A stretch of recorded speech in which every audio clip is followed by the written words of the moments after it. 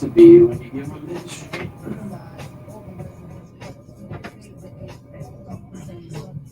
What up, everybody? It is 10 a.m. in the District of Columbia, points north, south, east, and west.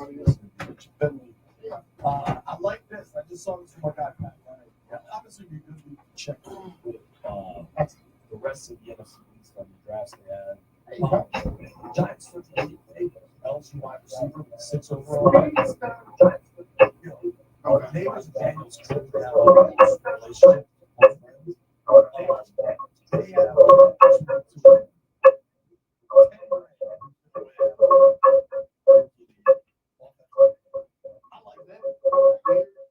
Yeah, I don't know what's going on with it, but it's terrible.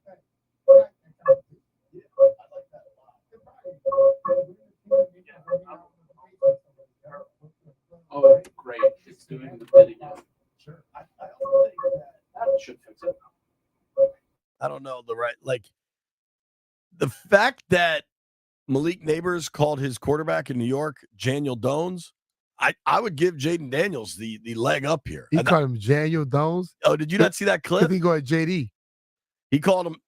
Now, I don't want to make it a thing in case he has sometimes I mix up numbers or people that sometimes mix up letters. Well, we know you mix up numbers a lot right, because you're normally wrong. I think it's like a mental thing. So I don't want to I'm not casting aspersions, but I think it's funny he called the starting quarterback Daniel Dones.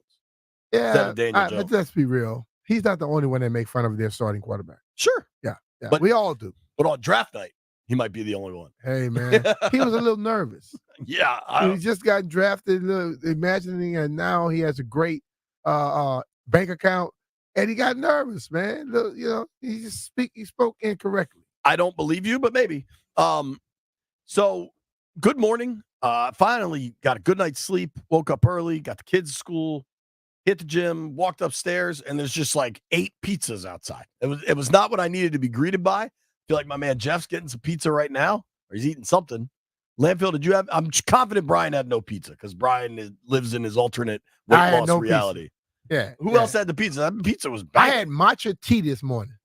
I saw Wendy walking around eating pizza at 9:45, and I was like, Wendy's kind of early for pizza. She's like, wait till you go back there. Wendy has no problem eating whatever she wants whenever she wants. Wendy could persist on nothing but Big Macs and stay the skinniest woman at the station.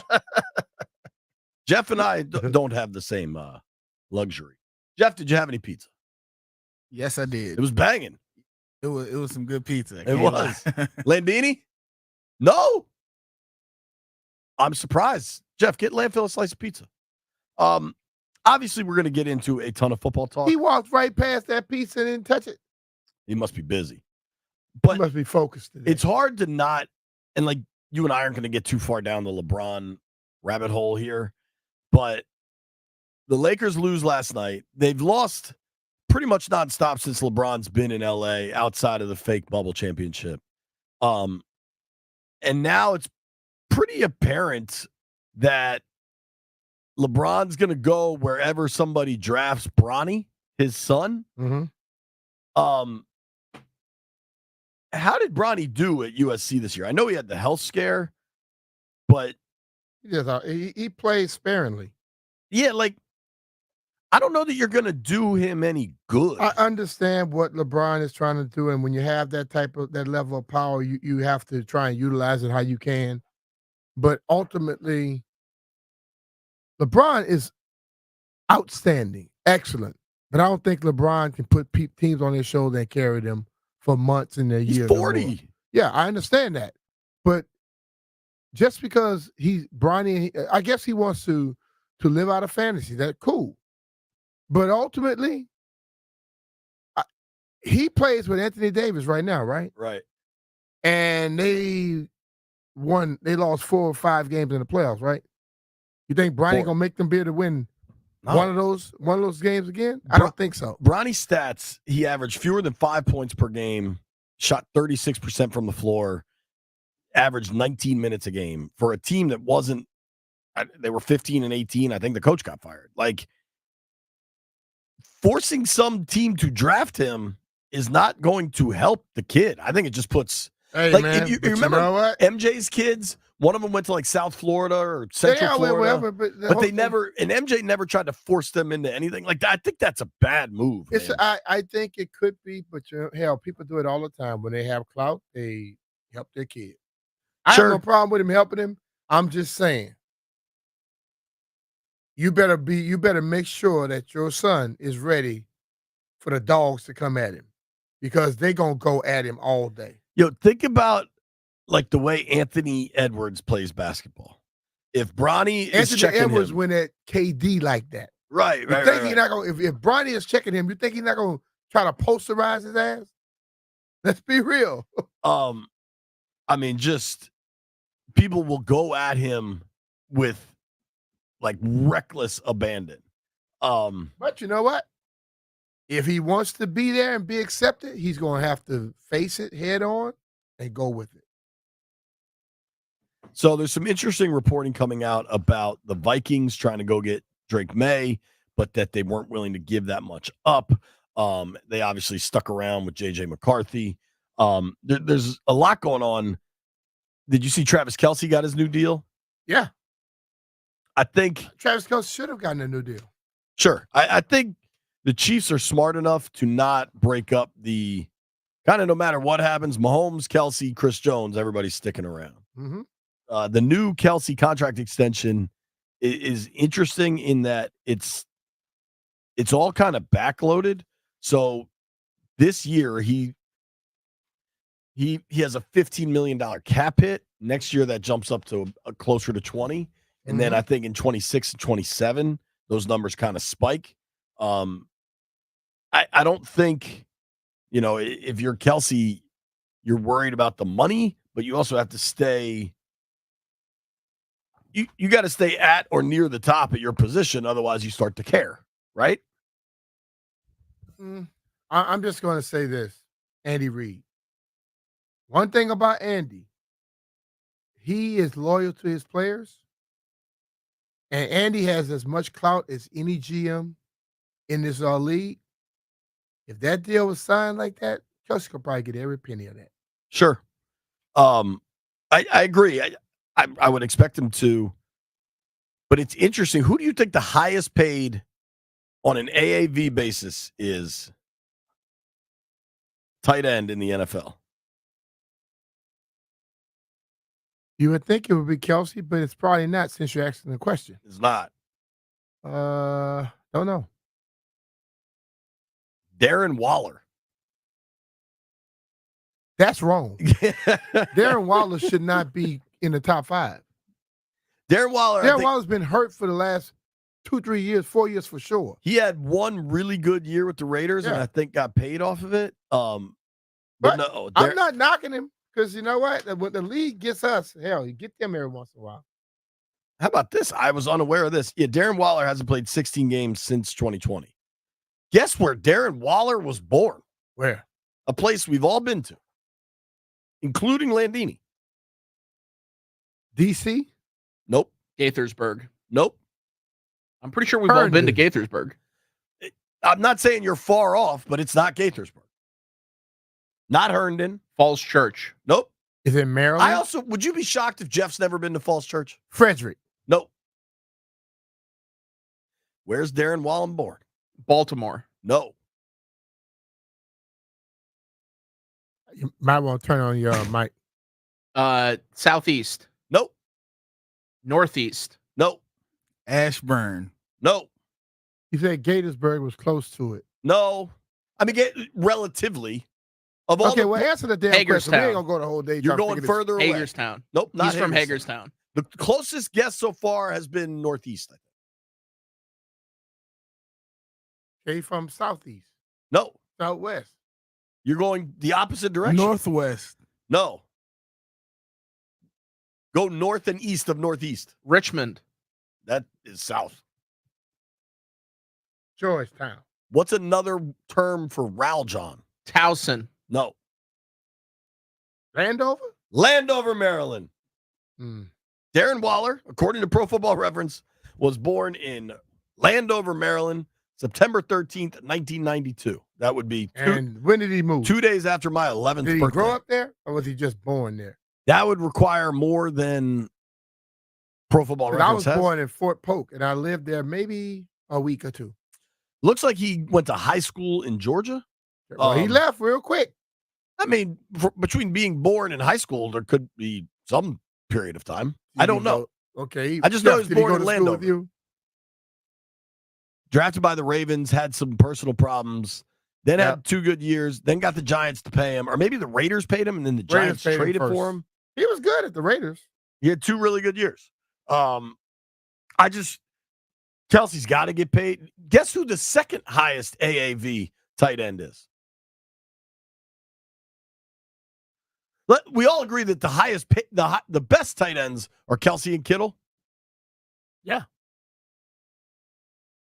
Neither of those two are the highest 2 paid. So Waller and I think Waller's more what's the egregious. guy that went to New England? He got Algie paid a bit. Crumpler. Algie Crumpler is not on the list. What's the guy? Who names their kid Algie? They must be They must be marine scientists or something. biologists. What's the dude that went to New England? Hunter Henry? Yeah. No. Not him? Hunter Henry's making some cash, but no. This guy was catching passes from Kirk Cousins. Hawkinson. Yeah, Jeff, get in there. Hawkinson, Darren Waller's AAV is 17 mil a year. Hawkinson, 16 and a half. Then you get Kittle at 15. It just lets Kelsey you know at you don't have 14. to be good to get paid no more. You just got to be free at the right time. Yeah, but Kelsey will go back to the top of the list where he belongs, frankly. To me, though, that's a total non-surprise that Kelsey gets a new deal. How about this? Breaking former kicker news. I don't know when he could have been signed. Who? The Jaguars have already released Joey Sly. When did they sign him? I don't remember.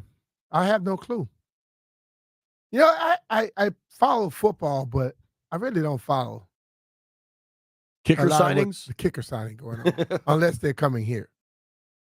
I mean, he left here. I don't think he's coming Yeah, back. I'm saying Although when they isn't come he here, from- I care about them. When they go somewhere else, I can give a damn. Isn't he from Northern Virginia? He's from Landfill? somewhere in Virginia. Wasn't there a I think period it's of more time where down they by could- Stafford, isn't he? From Stafford area. They could only sign kickers from Northern Virginia. That was a rule. Well, it's Stafford, so that's a little in between. Where is Stafford? Like down Going Sort of down towards towards Richmond? Fredericksburg. Yeah. Okay. Joey Sly is available. We have plenty to discuss today. We're going to talk to a reporter from Baton Rouge that has covered every throw, every practice of Jaden Daniels' college career. And pretty interesting when you talk to somebody from down there about what Washington is getting.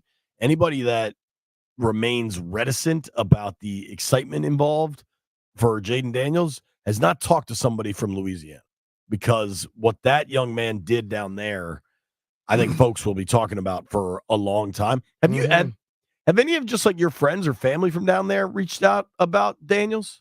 A lot of my boys. Yeah, like what do they say? Oh, same thing we talk about all the time. How good he was, the excitement that we're going to have. Like I told you, my boy that was a big Alabama fan called me and was like, man, that kid is special. You know, so it's a lot of excitement, but let's be real, bro. People don't care what you've done. They make their minds up already. They don't care how good you were. They like you, they like you. They don't, they don't. That's society. Yeah, it is remarkable how we get a little further out from the draft and like the same, I suppose, kind of commentary continues. I also, because I fear we may not make time for this later, you see the Nats are 500. We're almost to May 1st, and the Nats are a 500 team. Mm. Listen, we give them a lot of grief. Bees was right about that they were going to be a lot better than people expected. Yeah. I'm not predicting playoffs or anything silly like that, but through almost 30 games, they're 500. Same record as the Mets. The Marlins are god awful. The Marlins are 6-24. Mm. But the Nats, I think, was that a 4-game sweep, a 4-game series? Mm-hmm. You got to give some credit where it's due, man. Nats are playing way better baseball than I think most people expected. If you want to check them out, I saw this dude yesterday. I thought he was a day early. There was a guy walking where I park like a couple blocks over, decked out in Rangers gear, Texas Rangers, not New York Rangers, which kind of have made sense. Texas Rangers. Transient town, bro. Well, the Nats open a series against the defending World Series champions in Dallas or in, where the hell is that? Arlington. And he had to show his, His team his pride. fandom. Yeah. Yeah, I know y'all playing up there, but I'm still pulling for my team. Here's what I'd like to do. Maybe that guy is from the area and he just remained a fan of the team, the Senators, after they moved to Dallas. Could be. So what? The first Senators moved to Minnesota, right? And then the second batch of Senators moved to Dallas. Maybe. What year was that? 75? 70s, early 70s. No, I think Minnesota was early, and then I think Minnesota was the 60s. Oh, really? Yeah. Damn. Well, whatever. The Nats aren't going anywhere now. If anything, somebody else might be going to Nashville or something, right? Isn't that the new hot baseball moving story? Let's see. Texas Rangers. I'm not going to be able to find this before we have to go to break. Here's what I'd like to do. Yesterday, the Washington Commanders announced officially their 11-man undrafted free agent class. The Senators played, the Rangers version of the Senators played in D.C. from 61 to 71. Okay, so they left at 72 was in Dallas. All right, there you have it. And there was no baseball till what? 06? 05. 05, yeah. All right, that was your trip down baseball memory lane. That's why I would be the exact age group that would grow up an Orioles fan, because that's all we watched. Yesterday, Commanders announced 11-man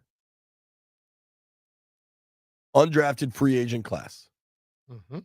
There are headliners as far as who will make the team. There are headliners as far as other roster moves I think it will create. And then there's a dude named Yankoff. Don't go anywhere. It's B. Mitch and Finley.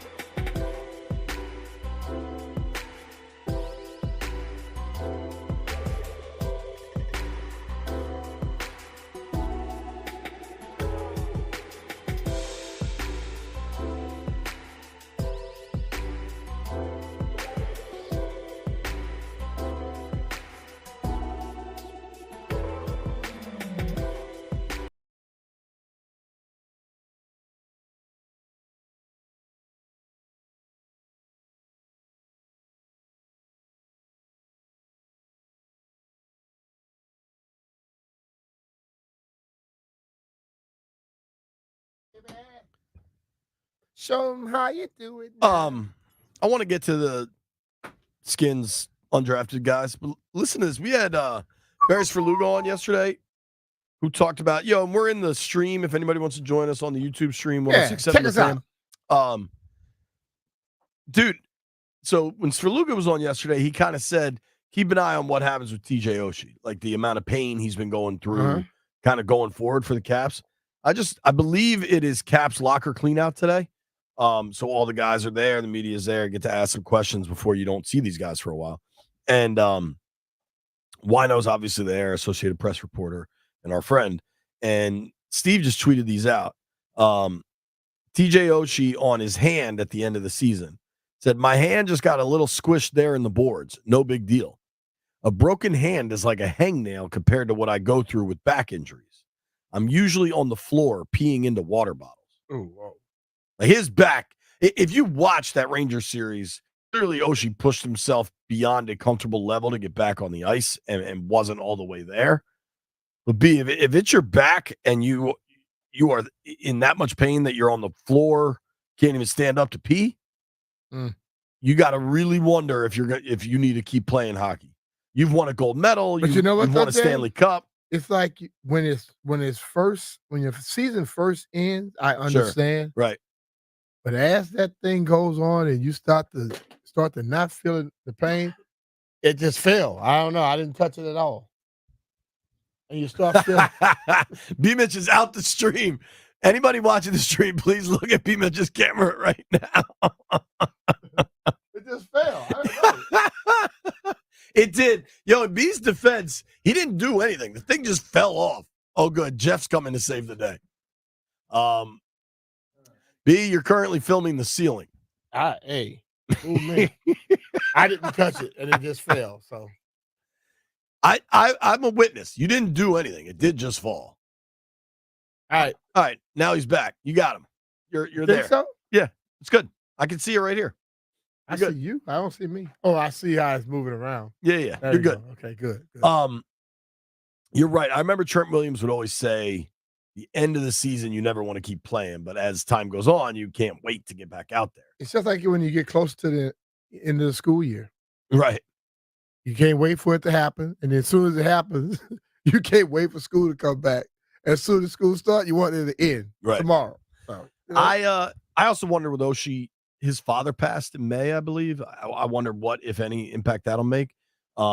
Whatever. I hope in the immediate he gets some relief. He gets some physical pain relief. Maybe he's able to get back into shape. All right.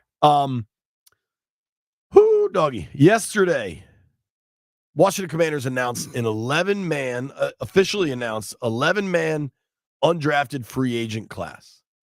We can start with the corner that they actually paid a good amount of cash to sign.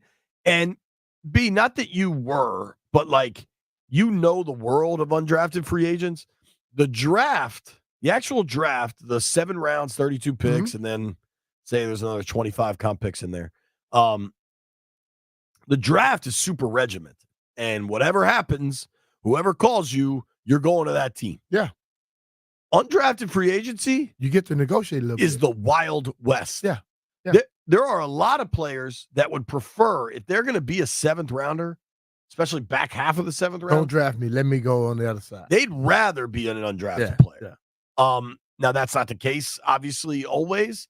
But, what happens is if 2 teams are calling you, you could play one off the other. Totally. And try to get more cash. We'll give you $15,000 to come to camp. Man, the Giants just offered me 25 when they offered you 17. Right. Now, like anything, sometimes you can overplay your hand. It can backfire, but that's the life we've chosen. That's the chances you take. Right, for sure.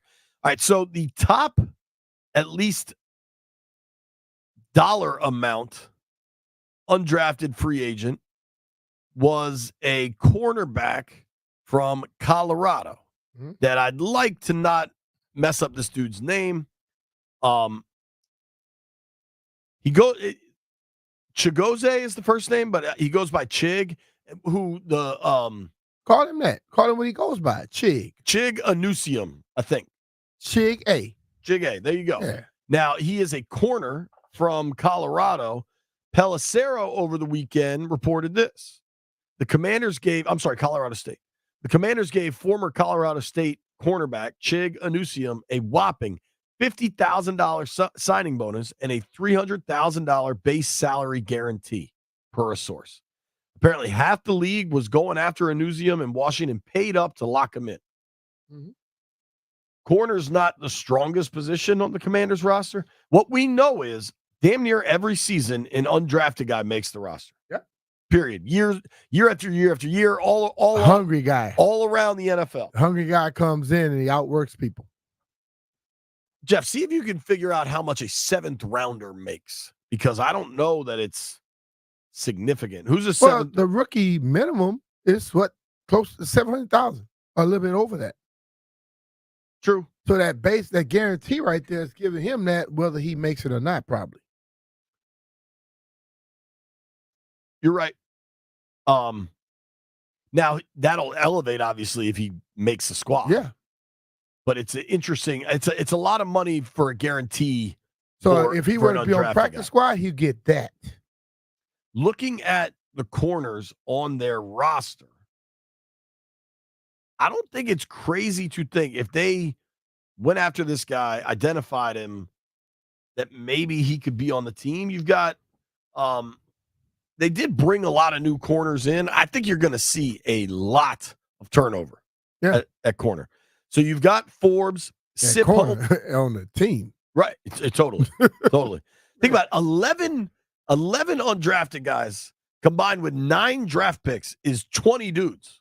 And they already signed how many people? 16. That is 36 new players. Yeah. Only 53 make the final roster. That's more than half.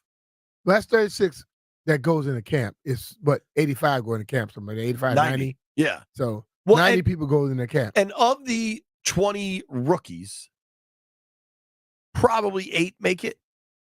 And then like 4 I'm thinking for sure squads. 6 will make it. Oh, I go 8. The people drafted before Thursday and Friday night are making it. Period. Now, somebody might get hurt, move to IR, like things happen.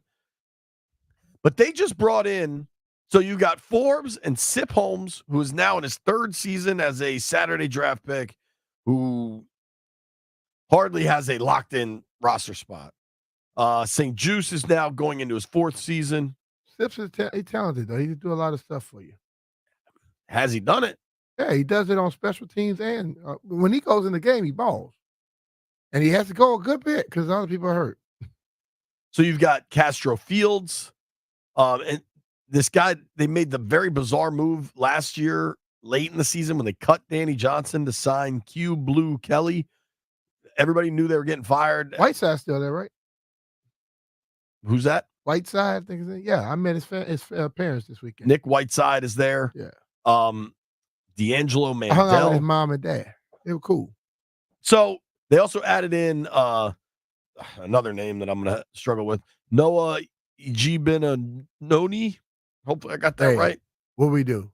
Initials. Noah E. Noah I. I. And Michael Davis. That's a good one. And Mike Sanistril, who they just drafted. I think your cornerback room, now you've lost Kendall Fuller, obviously. I think it's going to look wildly different. I'm not predicting something crazy like Forbes isn't on the roster, but I think there's going to be significant turnover there. Yeah. I think the young man Chig at least has a really good track to a practice squad spot. As our big bro would say, Doc Walker, they were 4-13 last year. Why wouldn't you expect change? 4-13 with no Pro Bowlers. Yeah. You're gonna turn a lot over. You should expect change. All right. This one I find really interesting, and not for the reason people want me to. Sam Hartman played some good quarterback at Wake Forest for a number of years, transferred to Notre Dame. It's pretty good at Notre Dame. Sam Hartman went undrafted. That's fine. That happens. I don't know that Sam Hartman is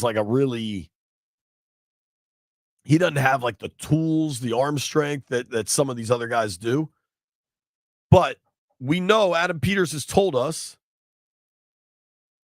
they want to have 4 arms in training camp. Sam Howell's gone. He's in Seattle.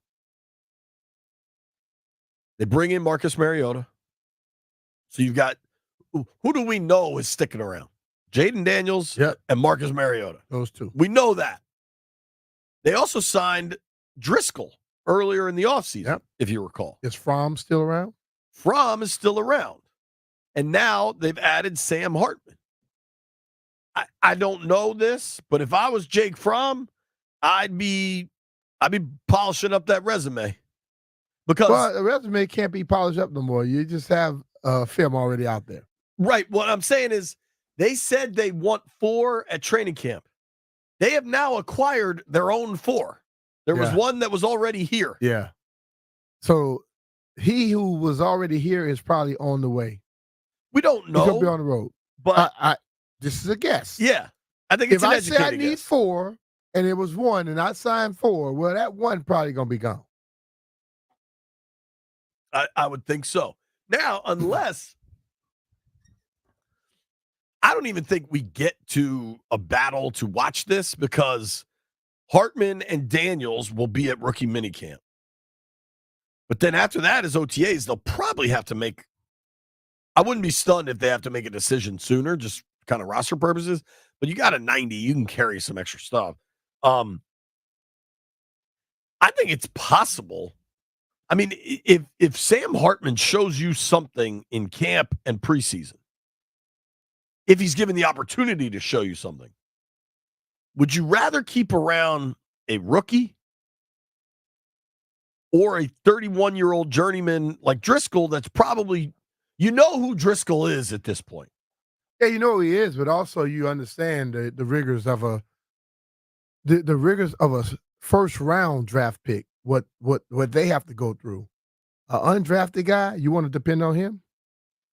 I don't think you're depending on him. He's but your I'm just third saying, stringer. if somebody gets hurt, then you have to be worried about that guy being the next one following up somebody. Well, and as much as we say Jeff Driscoll's kind of this veteran journeyman at 31, Sam Hartman's 24 and played 6 years of college football. I don't even care about that. The amount Listen, of football these guys are playing is just astonishing. I don't care if they're 31, 41, 20. If they can play football, put them on the field. That's all like. People get caught up in the age. I get caught up in performance. If you can perform, who cares? The idea is that neither Hartman nor Driscoll ever see the field in games that matter. You want it to be that way, but that's the mindset we have. But what if they have to? You want to make sure they can play. I'm not making any conclusions on anything, but if I was Jake Fromm, I'd at least be calling my agent. Be like, yo, don't worry, his agent called him. Is all our information up to date? As soon as they sign Hartman, the agent called him and said, hey, man, we got to start looking. Want to run through the rest of this list, including a fellow by the name of Yankoff and a running back that was with Cliff Kingsbury last year. Nobody go anywhere.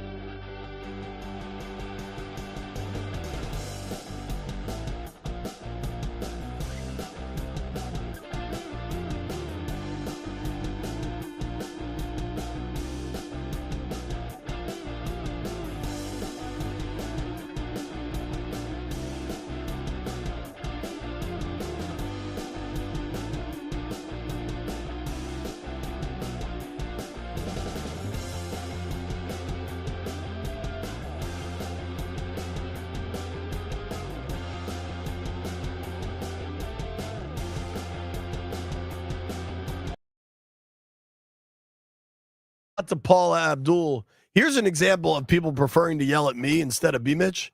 I'm literally sitting here when we come back, and Landfill yells at me, even though B-Mitch is standing with Landfill in the aquarium. Because I was getting some stuff done.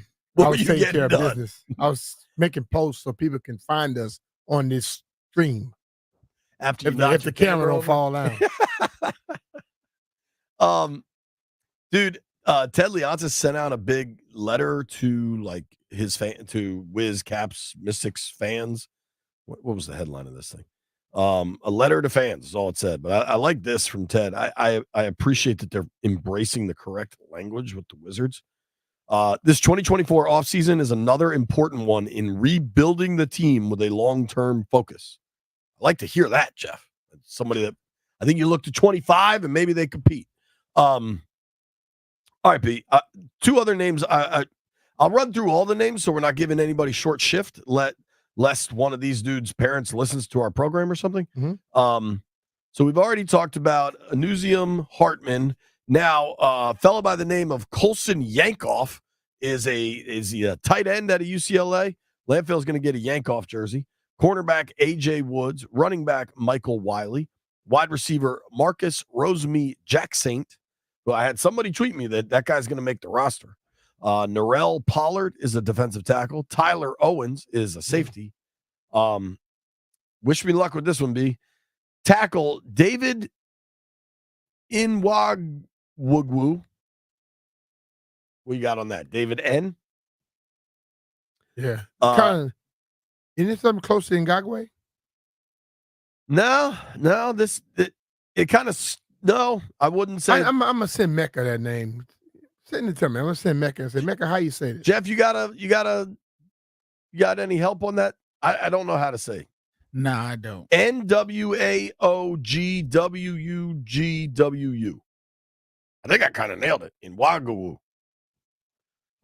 Ben Nickel is a safety. And then one name I at least wanted to take a moment with is Austin Jones. Why take a moment with Austin Jones? Well, last year he was playing his college football at USC. Huh. And who else was at USC last year? Kingsbury. Cliff Kingsbury. Yeah. I don't know. But At least Kingsbury knows. Is a big part of coaches getting players sometimes. Totally. Whether it's a young player that they see a lot in or an older player who's exemplified what they want and they know they can lead other players. You also, once a guy understands how you coach and what you do, like Bobby Wagner being here, that's a good way of having a guy who's a leader already come in and he can help that transition move along a little quicker. So these coaches understand what they're doing. Yeah, I find that one curious. Just so everybody's not from the same place at the same time, then I don't have a problem with it. Well, that was one big difference I would say with Ron is just about everybody came with him from Carolina. Mm-hmm. Whereas this staff, it is really kind of spread out. You've got a Dallas contingent, obviously, with Dan Quinn coming from Dallas. But, offensively, Kingsbury was out of the league, was a head coach prior to that. Anthony Lynn was with the Niners. It's quite spread out. Mm-hmm. Bobby Johnson was with the Giants. Brian Johnson was with the Eagles. David Rye, I think, was with the Cardinals. They're kind of all over the place. And some of these dudes have a tie back to Kingsbury, but some of them are just, we're casting a really wide net and trying to figure this out. Blau, I think, was in Detroit.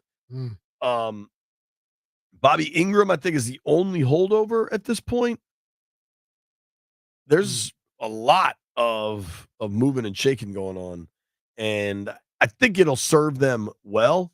You don't want to make too much out of undrafted guys, but they're going to get a real opportunity. That starts in 2 weeks. They're hosting rookie minicamp in Ashburn, and so they've got a 9-man draft class, 11-man undrafted class. So that's 20. They'll probably have to bring in 15-ish other guys, is my guess, so they can have functional practices. But those guys will get to make an opportunity, get to make an impression starting there. And seems like here's the money they gave Hartman.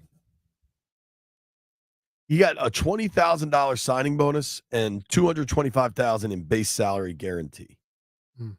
I could see Hartman maybe being the practice squad guy for Washington in 24, and Driscoll is the third stringer. We'll see. It's going to be kind of interesting to watch unfold. If what's called him has some talent, he could be your third guy. You ain't got to carry that fourth quarterback.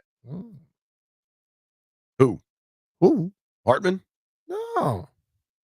McCaffrey? Yeah. I think you can listen, man. I saved the Washington Redskins a lot of money by being that third guy. Didn't they keep 3? Wasn't it Mark? He wasn't dressing out. Sure. So every week it was 2 quarterbacks and me. Same thing in Philly. Well, that's standard. But now if you have a guy who's more and more teams keep a third quarterback on the roster that's inactive on game day. Some of them have that third guy ready to go too on the sideline. Right. I think if consider everything that's happening I'm just trying to tell my man Luke, go get your money, Brad. Have your agent, hey, bring that in there. Extra negotiation tactic. I mean, he's slotted right now, but if it continues, you never know. Hey.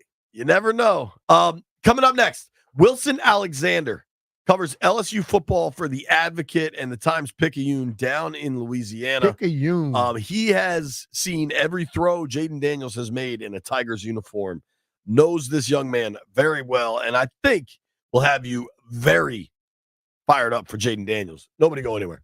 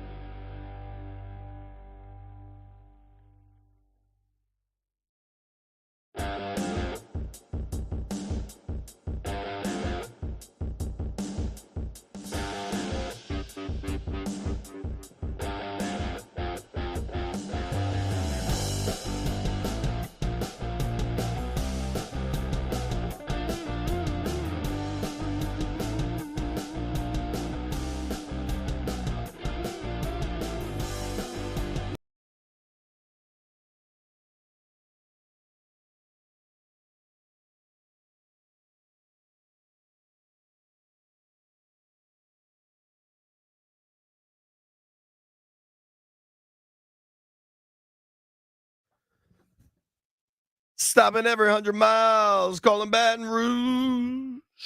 What a banger. Baton Rouge. Red Stick. We got to play it at least through one. A replay of last night's events rolled through my mind. No see, no do, just street wet wine. Shout out to the Boot down at Tulane, where when this song comes on, it goes bananas. Turn it up, Landfill. I know. I just said that to you. Tomlinson, that's B-Mitch laughing at the thing you sent us. Gotta send my love down to Baton Rouge. Won't you put her on the line? I gotta talk to my girl just one more time. Why you sound like you crying? I'm emotional. When you say you sound like you crying, dog. Our next guest, poor Wilson, is listening to me Wilson is sing. probably saying, I don't know if I want to talk to these guys because JP is killing my ears. Wilson Alexander covers LSU football for The Advocate and the Times-Picayune. You can follow him on social media at WH_Alexander. It kind of looks like Whale Alexander. Wilson, what up, man? Thanks for making time for us. Well, thanks for having me on, y'all. And, that song is pretty great when you listen to it, no matter, I think, where you're from. But imagine standing in Tiger Stadium, packed out, standing room only, and Garth Brooks is playing it live. They're losing that their was minds. An experience down here a couple of years ago. That was pretty cool. That'll scare the hell out of whoever you're playing, I tell you that. Well, he was playing a concert. Oh, okay. That would be awesome. But I assume they play that on game day, right? Oh, yeah. I think it's always right at the start of the fourth quarter in particular. They play that. That is a big part of the game day lineup down there. I gotta get down. I've been to Bama a bunch. I've never been to LSU. I gotta change that. It's just hard because we are pretty busy during football season, and that's football season. That's fair. So Wilson, let's talk, dude. You have seen every throw Jaden Daniels has ever made in the Tigers uniform. You've talked to him all the time. You've written countless stories about him. You know this dude as a player and as a person. Let's start with the person. What did Washington get in Jaden Daniels, the dude? They got somebody who is just calm, chill kind of guy. Someone who has been playing football pretty much his entire life. His dad was, a college football player. And, Jaden was someone who they put him kind of in flag football early on. And he always said he wanted to play quarterback. And his dad had been a DB, but Jaden wanted to play quarterback, wanted the ball in his hands, wanted to be able to sort of dictate the flow of the game from an early age. And his dad, he's always been this sort of chill kind of guy, even as a kid.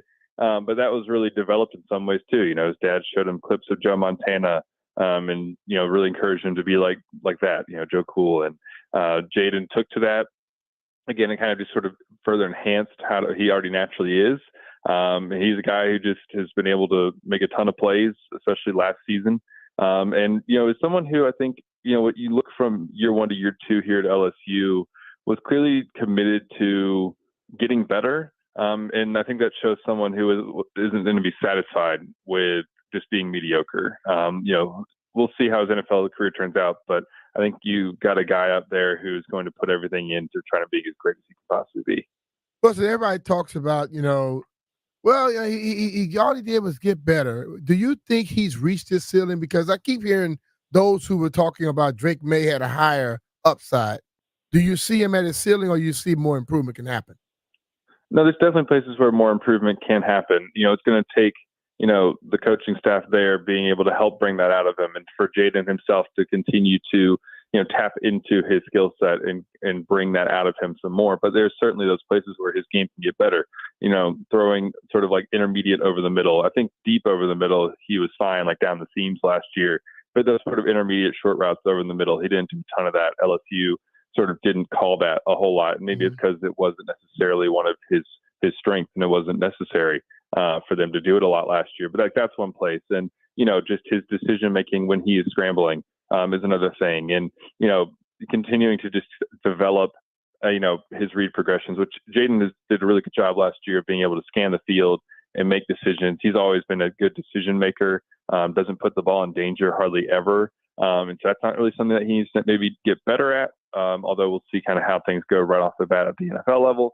But, there's definitely those little places in his game where he can continue to get better. I don't think he has necessarily reached his ceiling yet. Talking with Wilson Alexander here. You can give him a follow on X at WH_Alexander_.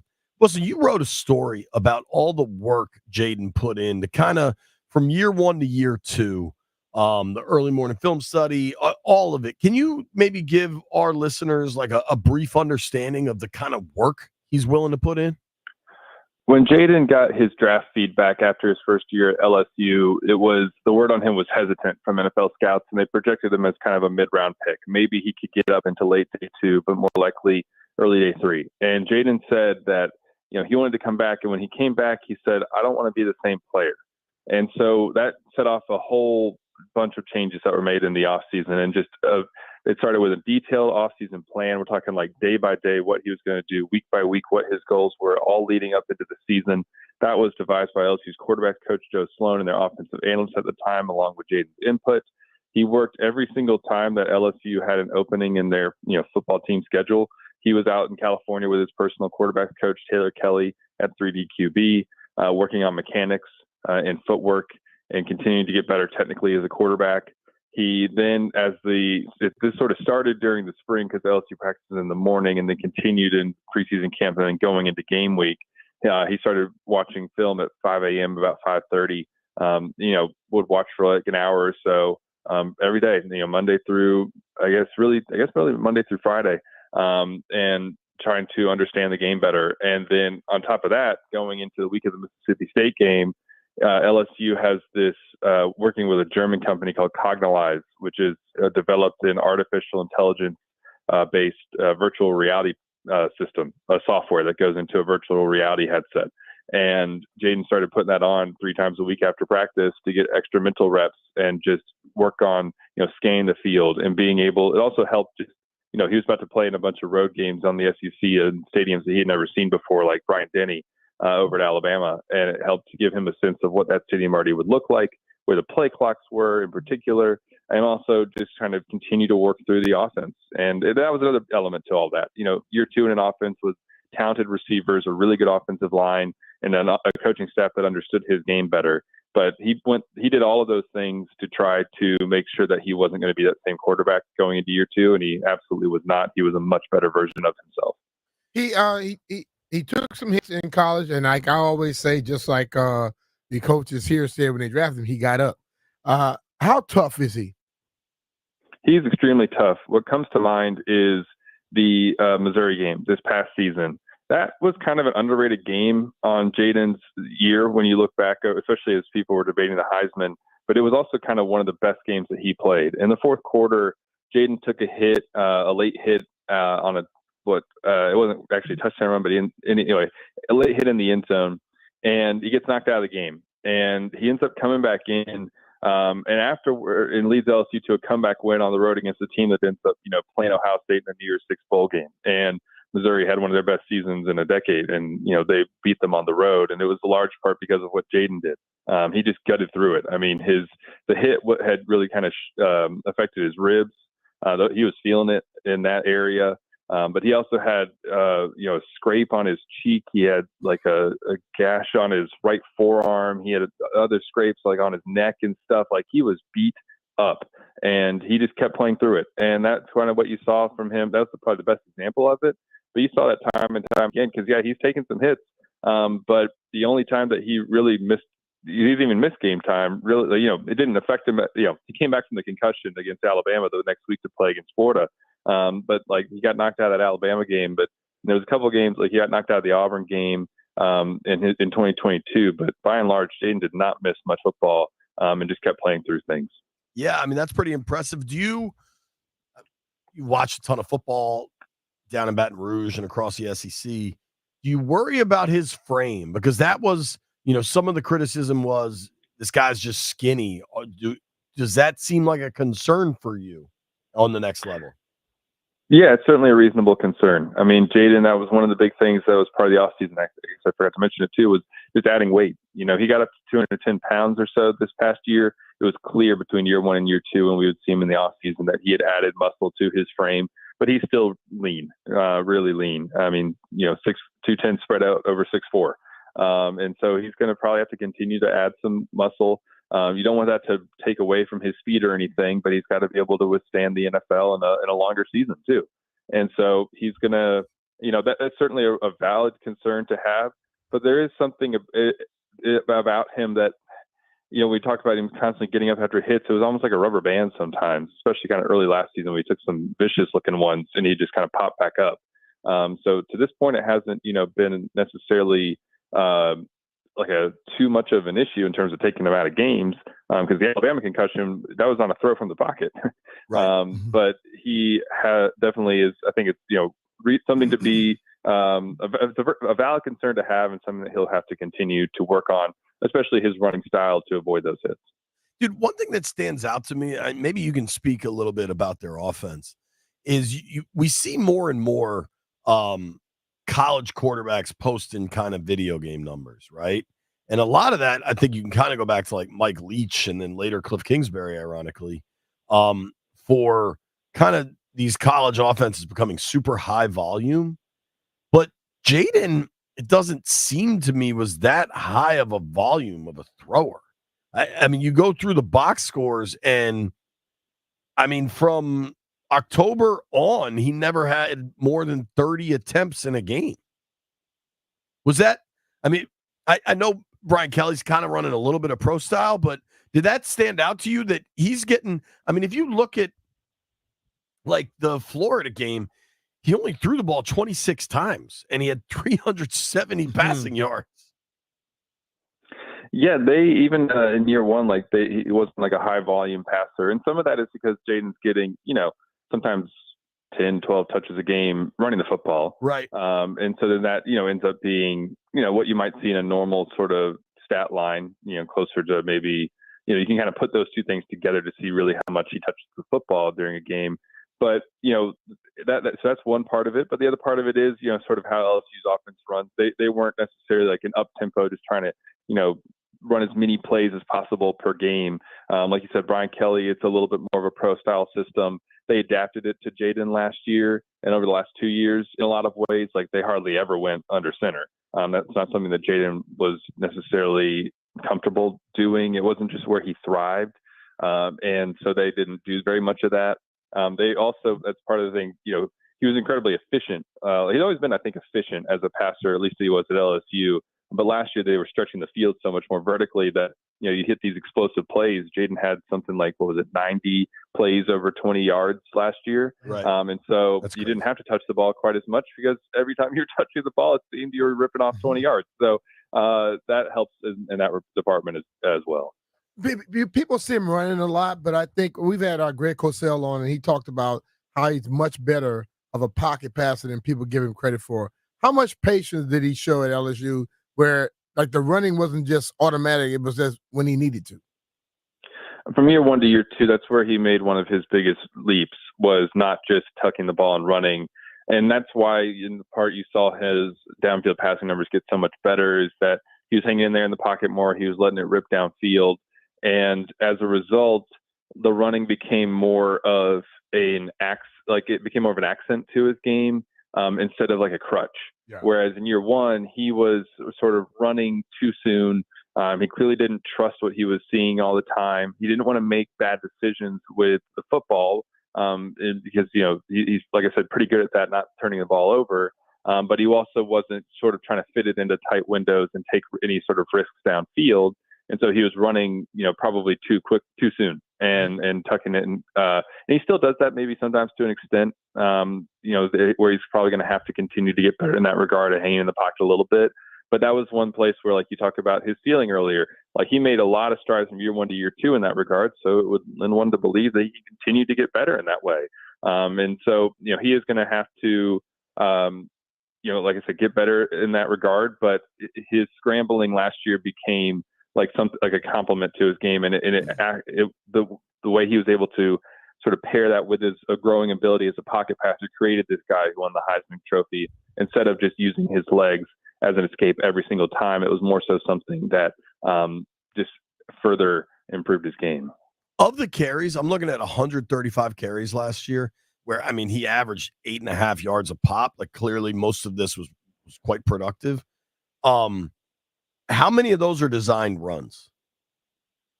Yeah, it was hard to say in LSU's offense because, they were running some RPOs and that kind of thing. And so obviously, like, he would have choices to make on certain plays.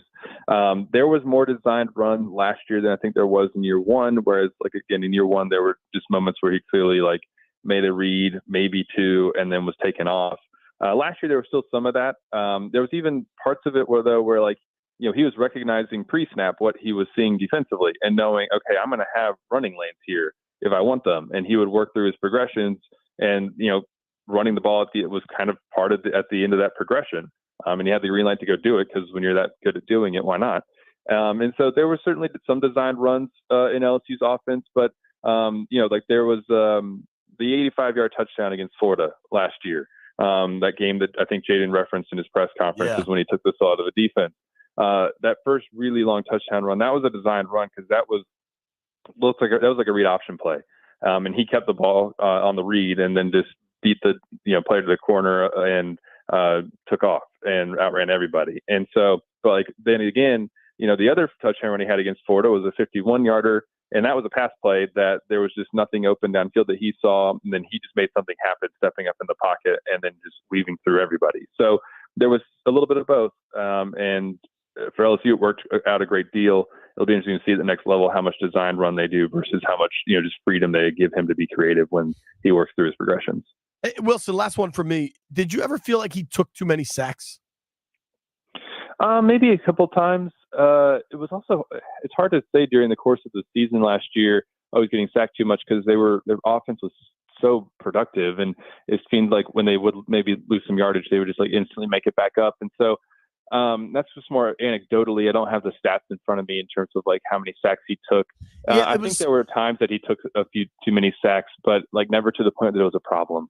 During the pre-draft process anyway, one metric that people, honestly, it seemed to be a way for people to support Drake May as a candidate was to try to tear down Daniels, frankly. But one stat that people would point to was Daniels had a poor performance in pressure to sack ratio. But like in all the stuff I watched, I never saw that be an issue. Yeah, like I don't remember it being an issue really for them at all. And maybe it was, and it's just, again, that they made up for it so easily on offense last year that it just never became a problem. But I don't know. It's hard for me to speak to. Yeah. That was kind of my experience with it, especially like this threshold has been created of a 20% number being the problem. And last year he was at like 20.2. I think if you look over the course of his career, the numbers stand out more, but like the dude has improved so much. I think you're getting the version that played last year, if not a better version. Yeah. Yeah, I mean, I would certainly say so. I mean, it's hard to, I think, everybody improves year over year over year. And while that last season stood out in some ways, it was also like kind of the culmination of a 4-year starter now going into his 5th season of college football. And that is one thing about, Jaden. I mean, part of the reason he attributed last year to being so successful was, year 2 in a system and having that comfortability with the coaching staff and with the players around him and trust. Trust is kind of a big thing for him, being able to trust the receivers and all the players around him so that he can just sort of play fast and free and not have to overthink things. Because that's when he's at his best. And when he's just not, overthinking, like I said, and he's able to just sort of go and react and play football. And so that'll be kind of a key, is some stability on that staff and within the roster to an extent, at least on the offensive side, to be able to kind of foster that. It might take a little bit of time. It might take, is it an off season? Is it a full season? Everyone, I guess, will have to kind of wait and see. But that is something that usually helped Jaden, is kind of that year 2 in the system was really big for him last year. I don't know if that doesn't really answer your sack question, but it came to mind. No, it's fair. How big of a production how big of a jump did the production in Wilson and Neighbors go when they got him there, when Jaden got there? Oh, a great deal. I mean, Malik had his first 1,000-yard season as a sophomore, and that was Jaden's first year. And they kind of just worked. It kind of just happened together in tandem, really. It wasn't necessarily a byproduct of just Jaden being the quarterback, but it certainly helped that he was, because he was a good downfield passer, and those two had a connection. They like to they're just good friends at this point. They like to spend time together off the field. And then obviously last year, Malik was probably the biggest beneficiary of Jaden's season and, having 1,500 yards and 14 touchdowns and leading the FBS in yards per game. Malik and Jaden, they knew where each other was going to be. They had worked a ton in the off season, getting in extra reps. And same thing with Brian Thomas. And that's, Brian Thomas made that year 3 jump finally for him after not having more than about 360 yards over his first 2 years. Each year had about 360 yards. He explodes last year and leads the FBS in touchdowns. And so, but it all kind of just happened together at the same time. It's not necessarily like Jaden was the reason that they had great seasons, or they were the reason that Jaden had great seasons. They all just sort of made that happen together to benefit all 3 of them and everybody else in the offense, but particularly those 3 now becoming first-round picks. All right. Wilson, thank you so Appreciate much, you, bro. man. Really appreciate it. Great information. We'll check back with you before the fall season and see what the Tigers got. All right, sounds good. Have a All good right, rest of your take day. care, Wilson. Thanks a lot. Wilson Alexander from The Advocate down in Baton Rouge. Give him a follow Baton Rouge. at WH_Alexander_. When we come back, get ready, Nateaholics. It's your time.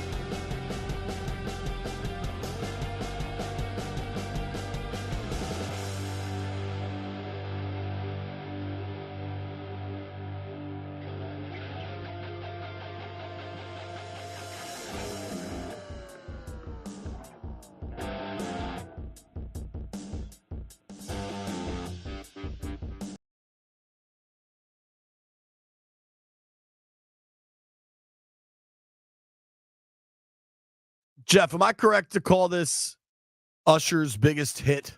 It's got to be. Yeah. You said Usher's biggest hit? Yeah. Ooh, I gotta think about that. Or is this considered who It's one owns of this them. song? It's one of That's them. one of them. I don't know if that's necessarily. Who I don't know. owns that song? Is it Usher's song? I don't with know. Luda and Little John? Who gets to claim that song? I think it's Usher's because it was on his album. Mm-hmm. Okay.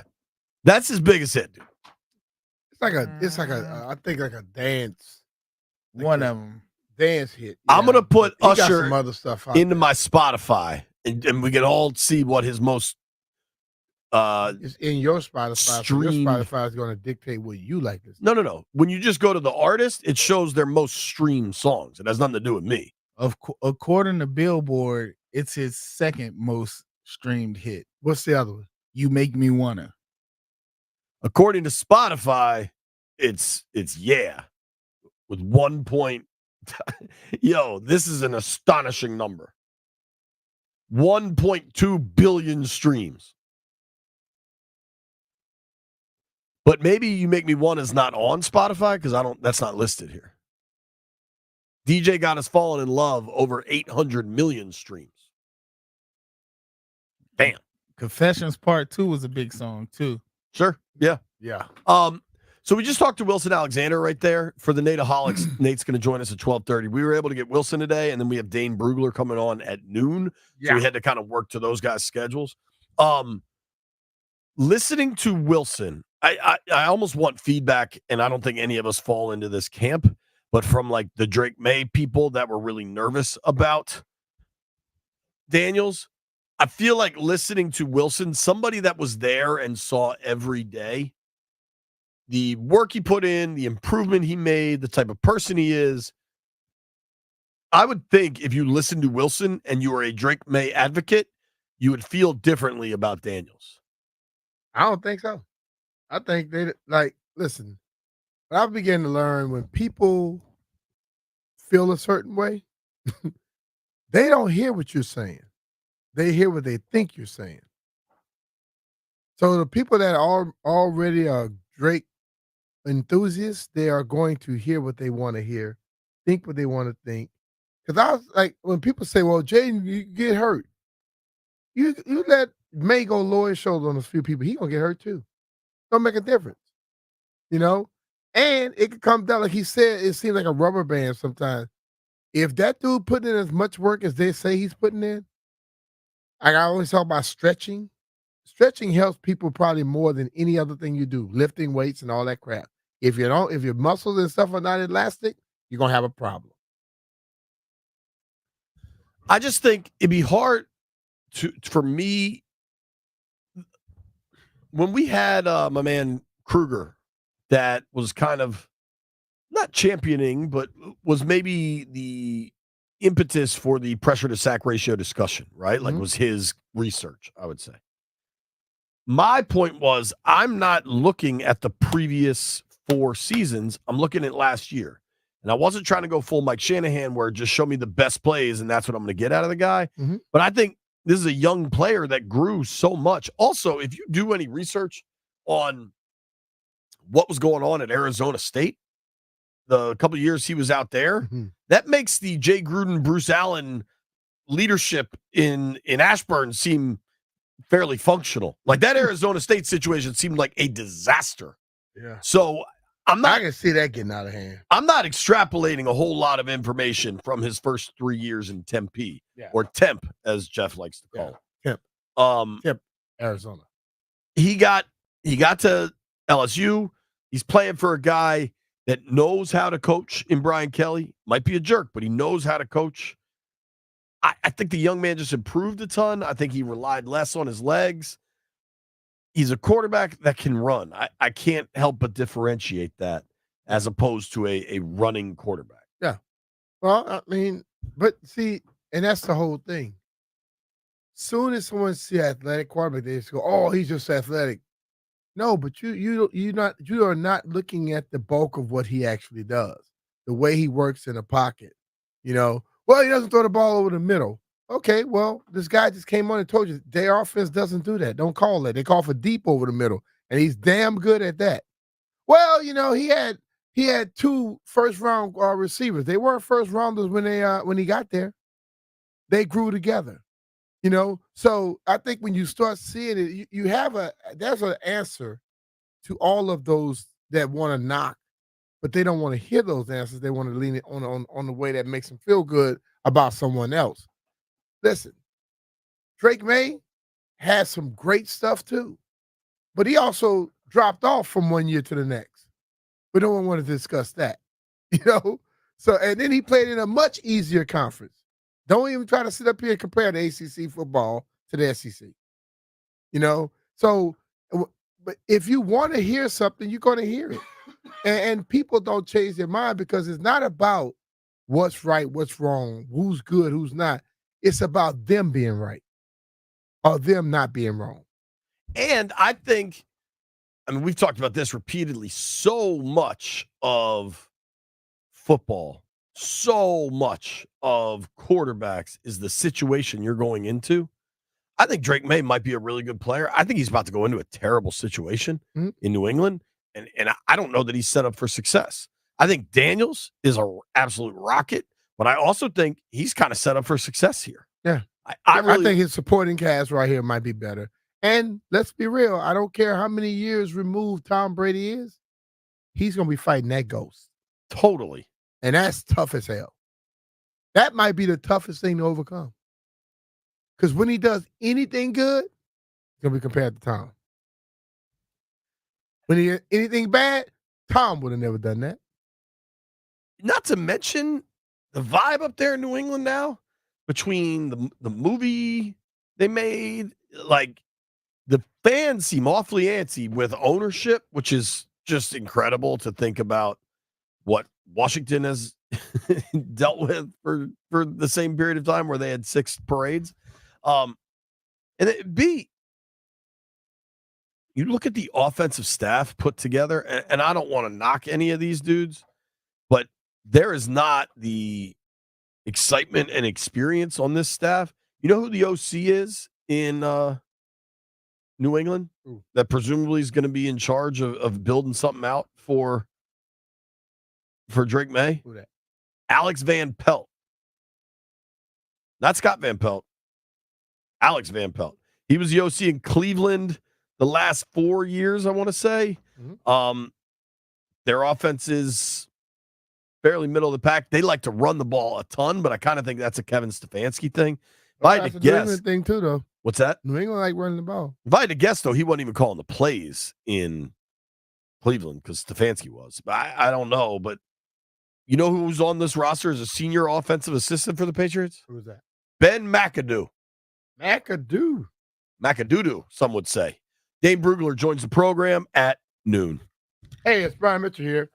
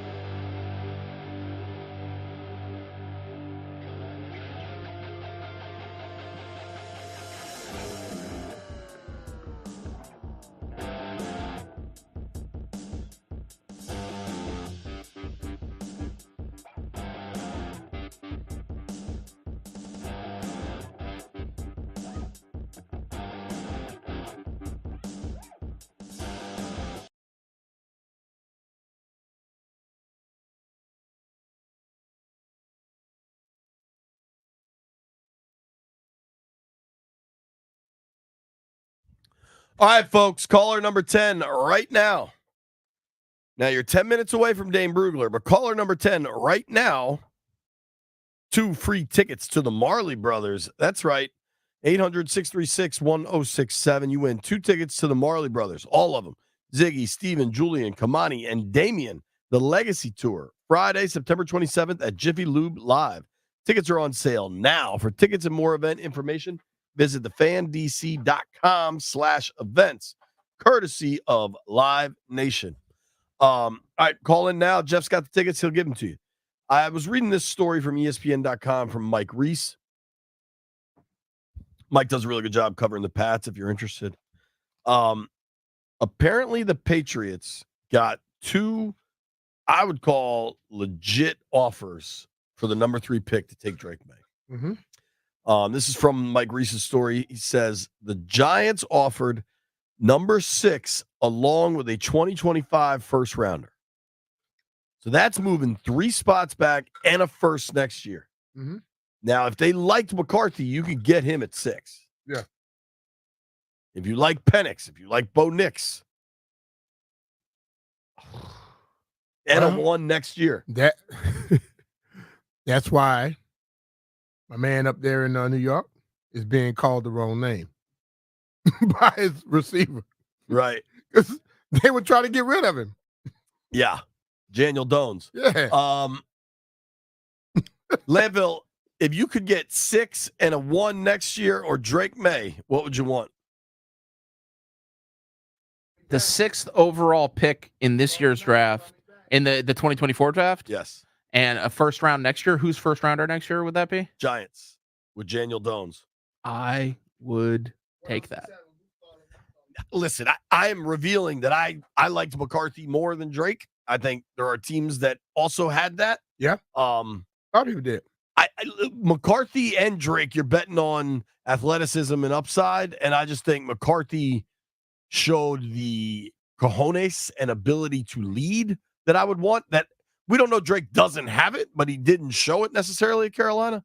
And that's not a knock on him. The team wasn't as good. They weren't in a position to maybe go as far. But dude, 6 and a 1 next year, and I can take McCarthy at 6, and they can have May. I would have done that deal. And it also tells you the Giants didn't identify it like that at all because they tried to trade up for Drake, couldn't get him, and then didn't take JJ, and they took Malik Neighbors. Yeah. So clearly their draft board looked very different. All the draft boards are going to be very different. Here's the other deal. I'm not sure I would have done this one, B. The Vikings offered New England 11, 23, and a 1 next year in exchange for the 3rd pick and they wanted New England to send them back 2 mid-rounds. So maybe a fourth and a Now, fifth, a if you third and leave a the fourth. mid rounds out, I would have taken it. But you wanted me to send you something back, I wouldn't do it. Yeah. You want number 3, then you're paying for number 3. Yeah, you want number 3? Come get it. It's like wanting a Ferrari, but you come in with some Beamer money. Yugo money. Yeah. I think I would have done the Giants deal and taken McCarthy. I would not have done the Vikings deal. Now, if it was 11-23 and a 1 next year, I think I'd do that. Done. Yeah. Done. As much as Washington went 4-13 last year and had no Pro Bowlers, I think New England is much farther behind in what they've got on that roster. So I would have liked to have 11-23 next year, have 2 1s also. Mm-hmm. And I mean, what did we learn from Minnesota? They were able to chill and get McCarthy. Yeah. They waited and everything worked out. Now they eventually Just traded. hope it worked out. They eventually traded up to 10. They traded up 1 spot just to lock it in. But the run of Penix at 8, McCarthy at 10, Bo Nix at 12 is going to be talked about. Like, I actually like what Atlanta did. I think they're looking long term, and it sets up to me similar to a Rodgers Jordan Love thing. It's amazing to me when I hear so many people talking about, okay, when something happens to one person, they say the NFL is a business. But when it happens to somebody they like Kirk Cousins, they go, man, they can't do that to Kirk. Why not? Kirk's not going to be playing forever. Kirk has a repaired Achilles. We don't know if that's going to hold up. And when you sign that 4-year, $100 and some $1 million deal, is it basically 2 years? 2 years. So after 2 years, what happens? They are trying to get someone. They have somebody already there. So could you have traded back? Maybe. Maybe, but the maybe fact not. that McCarthy went at 10 and Nix somebody went at might 12, have jumped on him. I don't think you could have traded much further back. Yeah. So I mean, but they probably has gone there and identified that is their guy. That's who we want. And they said we're gonna get him. Hell, Kirk can't be mad. He's gonna make $100 million in 2 years. Go home with your money. He has proven that, honestly, to leave Minnesota and go to Atlanta, he wanted to get paid. That cash was the top priority, and that's not a problem. But when that's but the don't top act priority, like it's something else. Dane Brugler joins us next.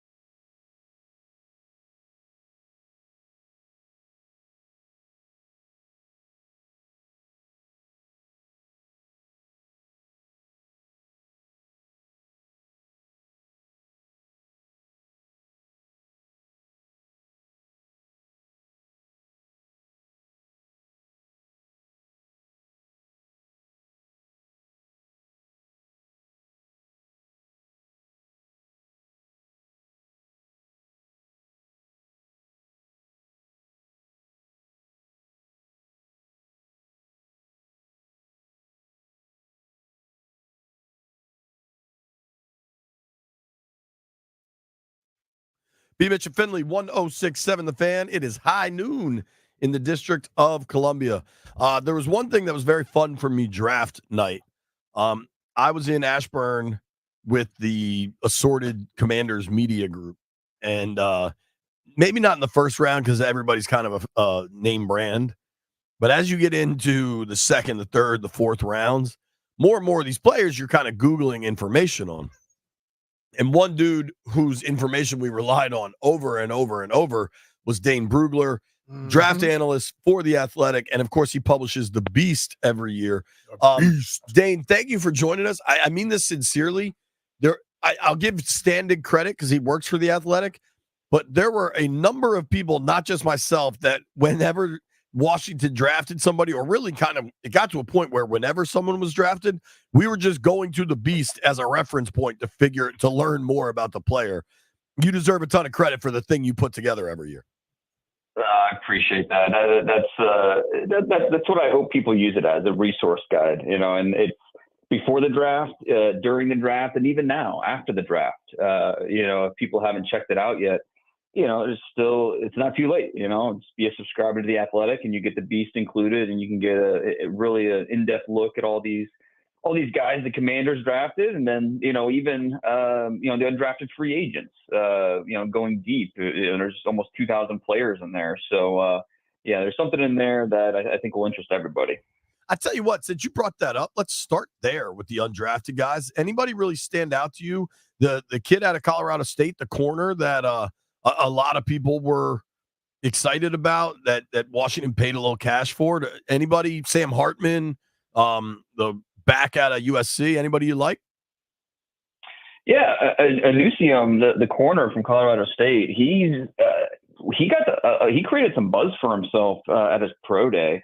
He had a good week at East West at the Shrine Bowl, and then he didn't get a combine invite. And then he goes at his pro day to be 6'1", 200 pounds, and then to run a 4.3. You jump 37.5. You have 7.06 3-cone. Like, he tests off the charts. I'm surprised he didn't get drafted, because after that, a lot of 30 visits, a lot of teams started, blowing him up. I thought he was going to go somewhere on day 3. It's just a matter of where.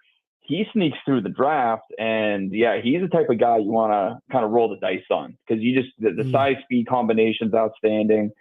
The ball production is underwhelming, and that's really why he wasn't drafted, is because once his back's turned to the ball, it's like, okay, it's not natural for him to turn, locate, make a play. But when you have that size speed combination, and you're able to, he's a smart guy. I enjoyed talking to him. He's got an interesting background, and there's a lot to like about him. It's just the lack of ball production was kind of something that was a turnoff. But as an undrafted free agent, you roll the dice on a kid like this. Sam Hartman, I think, he's the type of guy you want in your quarterback room. He has a cap, like he's never going to be more than a backup, but you could do worse for a number 2 or number 3 quarterback spot than Sam Hartman. Really smart guy. Toughness is off the charts. He's competitive. There's a lot to playing quarterback that, even though he doesn't have like high-end physical traits, there's a lot to playing quarterback that he has. And that's the type of guy you want help preparing game plan for next week. You want him in the quarterback room. He's going to make the rest of the room better. And so I like that addition for the Commanders. So they did. How did you feel that they fared in the draft? I like what they did. I mean, obviously, you have the number 2 overall pick. It gives you an advantage. But even with what they did on day 2, having multiple picks on day 2, I thought they maximized a lot of those picks. And I don't do draft grades, but I power rank 1 through 32, my favorite draft classes. And the Commanders they made my top 10, because I thought they let the board fall to them in the second round, especially to get a Johnny Newton at pick 36 is tremendous. And I don't think anybody would have pinpointed defensive tackle as a need for this team. But when we have a new regime in here, new owner, new general manager, new coach, and they want to make up this roster, with high impact guys. And Johnny Newton absolutely is that type of player.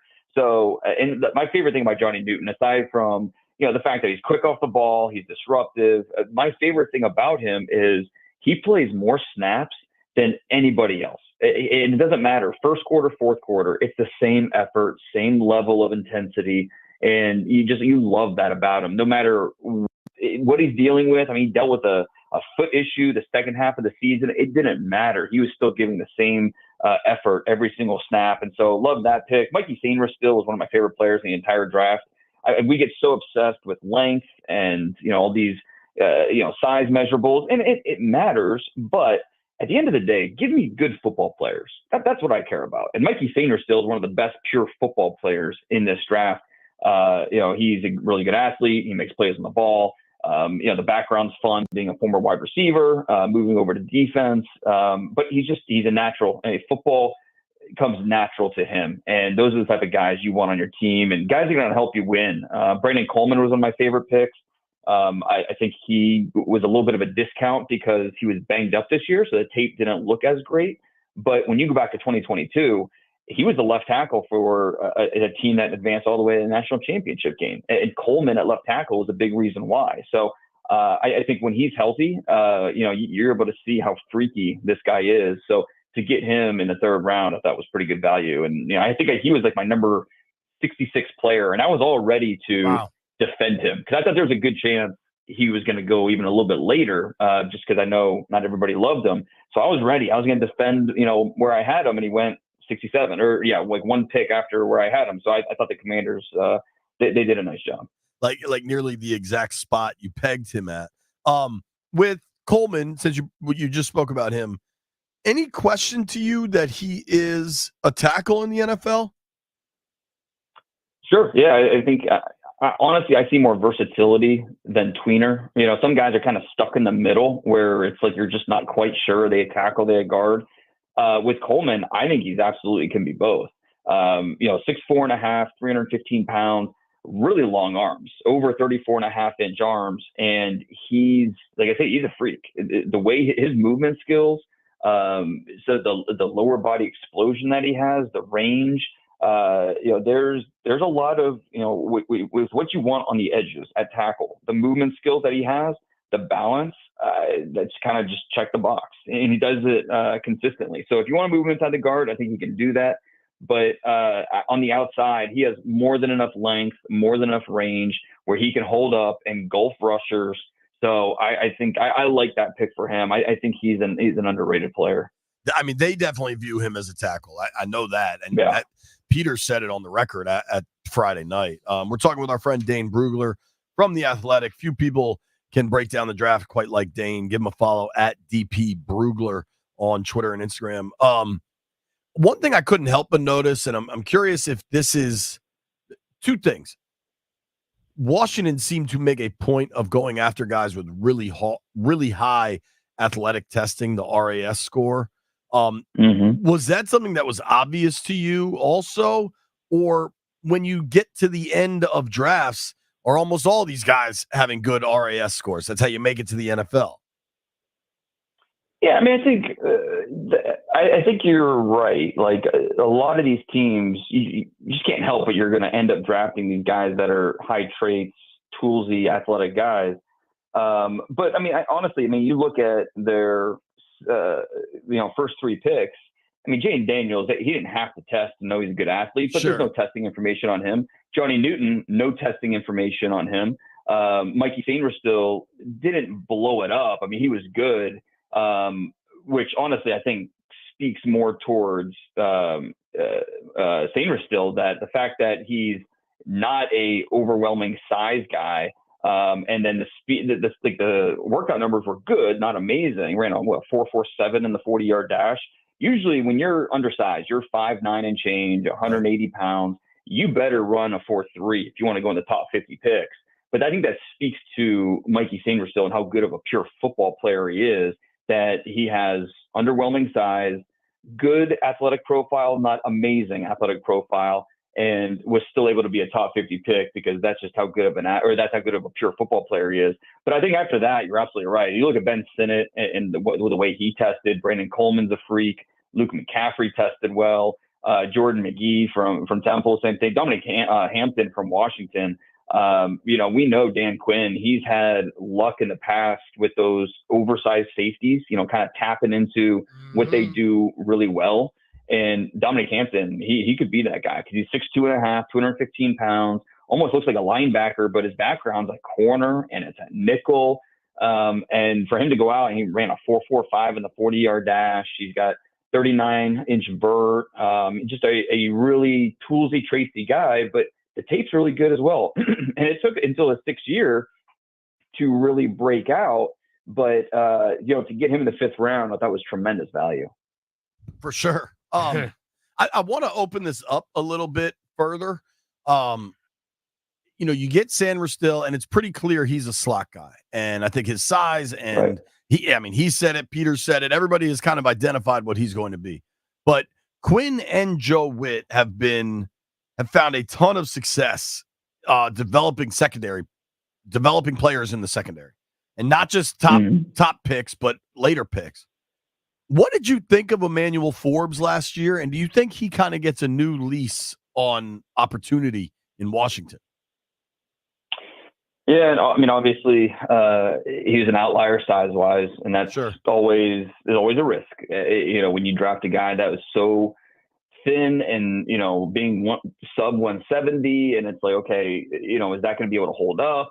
But it's easy to focus on that part of it. But when you focus on the fact that he had unreal ball production, it was like, going back to high school, his final 6 seasons, he had 30 total interceptions. He had 16 in high school, 14 at Mississippi State, just unreal ball production.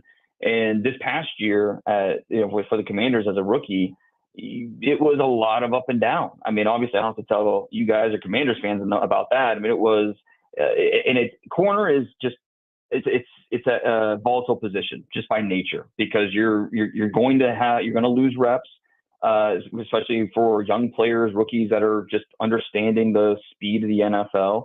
But I'm very eager to see how he does this year, because I think with a year under his belt, he's a confident kid. I don't think he's going to he's not going to be broken mentally. I think he can, rise to the occasion. But taking what he learned last year and, wanting to jump routes and go for the football, but also learning when to be conservative, just walking that fine line. I think he'll have a better sense for that this year. Now, obviously, new scheme, new coach, all that plays a part in all this. But obviously, they're not giving up on Emmanuel Forbes by any means. I mean, I think he's definitely a important part of their future as they build this thing. Well, if you look at what they've done the last 2 years with Joe Witt and also Quinn, they had one guy have 10 interceptions one year, another guy came back the next year with the same amount, or 9 interceptions, I think it was. Bland, yeah. He might want to get happy right now. No doubt, yeah. Oh, yeah. And that's the Cowboys the last 2 years with their ability to take the football away was tremendous.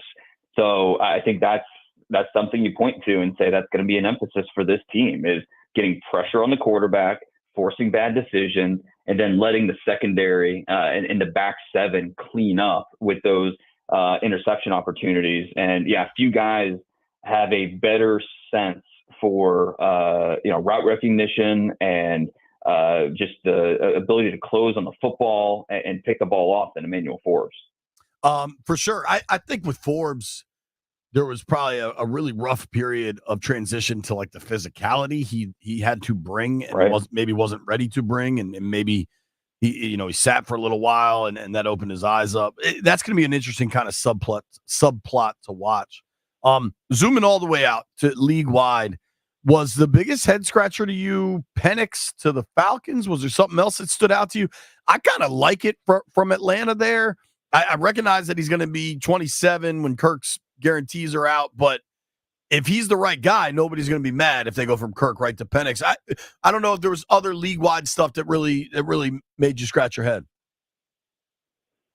If they drafted Penix in the second round, I would get it a lot more. But it's like you have a top 10 resource, and you're going to go to that locker room and look at everybody in that locker room and say, hey, we could have helped this team right now for 2024, 2025 with an impact pass rusher or a top flight corner or run with Dunze. I mean, we could have done so much with a top 8 pick. Instead, we went with a position that we hope doesn't get on the field for at least 2 years. That's hard to explain to the locker room. So not even just the fan base or everybody else, just explaining that to the guys in that locker room. That's tough to do. And I don't know. I don't understand the process. I don't like. On one hand, I get throwing as many resources as possible at the most important position in sports. Like on just the surface level, that makes sense. I just, with the opportunity cost and using a top 8 pick in a draft where you wanted to be picking top 10 this year. The amount of blue chip talent from offensive line to receivers to, across the board, you wanted a top 10 pick. And instead they chose a quarterback. And that's not even getting into the evaluation of Michael Penix. I mean, to me, Michael Penix was a 2nd round pick. And, I think in order to draft, and this goes for Bo Nix as well, in order to draft Bo Nix and Michael Penix in the 1st round in the 12, you're telling me that these guys are going to be top 12 to 14 quarterbacks in the NFL at some time in the next few years. And I have a hard time getting on board with that. I have a hard time believing they're both going to be there. And so it's going to be fascinating. I mean, watch it. Kirk will get hurt week 3. Penix come in, tear it up, and the Falcons look like geniuses. But yeah, they're hoping that Cousins leads them to the playoffs, and it becomes really something that we stop talking about because they keep winning. But it was certainly a head scratch. I'll put it this way: I mentioned that top, my favorite draft class is 1 through 32. 32, 1 was easy. Chicago Bears with the 1 and 9 picks, they knocked it out of the park. 32 wasn't hard either. The Falcons, they were my least favorite draft haul this year with what they did. It was an interesting move. I will have to follow up with you later in the month. Or I actually like it month. though, Dane. I mean, to be honest with you, I like it. Time will tell, right? I'm being honest with you. We don't know how that Achilles is going to hold up. And we can say what he wants because if he didn't have injuries, that dude would have been probably as high ranked as any of those other quarterbacks. He's the best passer in the draft. Hell of a season.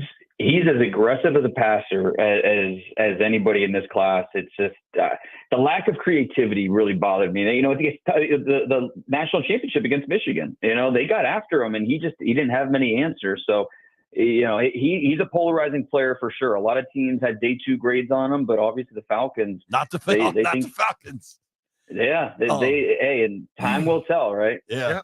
All right, we'll check back in with you soon because he's already got a 2025 mock. Wow. And your Washington Commanders taking, I got no idea how to say this, Tatara McMillan. Dane, we'll do that next month, dude. Thank you for the time. Looking forward to it. Thanks, guys. All right, man. Dane Brugler from The Athletic. I mean, nobody has the depth of draft coverage there. When we come back, our guy, Barstool Nate, joins the program.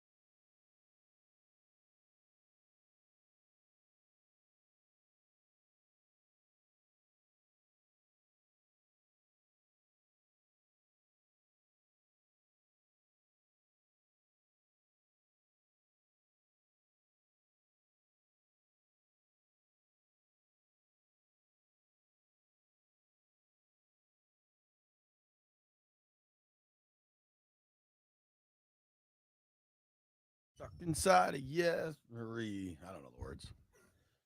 At least I'm in my chair. If you're watching the stream, just saying. Jeff just took the stream down. Oh, Nate Dogg offered to zoom in, Jeff. Do we have the technology to do that? Jeff says no. Is that an actual no, or you just don't know the answer? It's just not right now. I mean, I can get him on here for future streams, but just not right now. Nate, do you want to come on the stream with us? I don't know how Jeff's going to pull this off, but he claims he can. I believe in the year 2024, the technology does in fact exist that someone can zoom into a show and be a part of the video stream. What's your email? Now, Nate Dogg, the technology existing and the ability to, absolutely no question about it.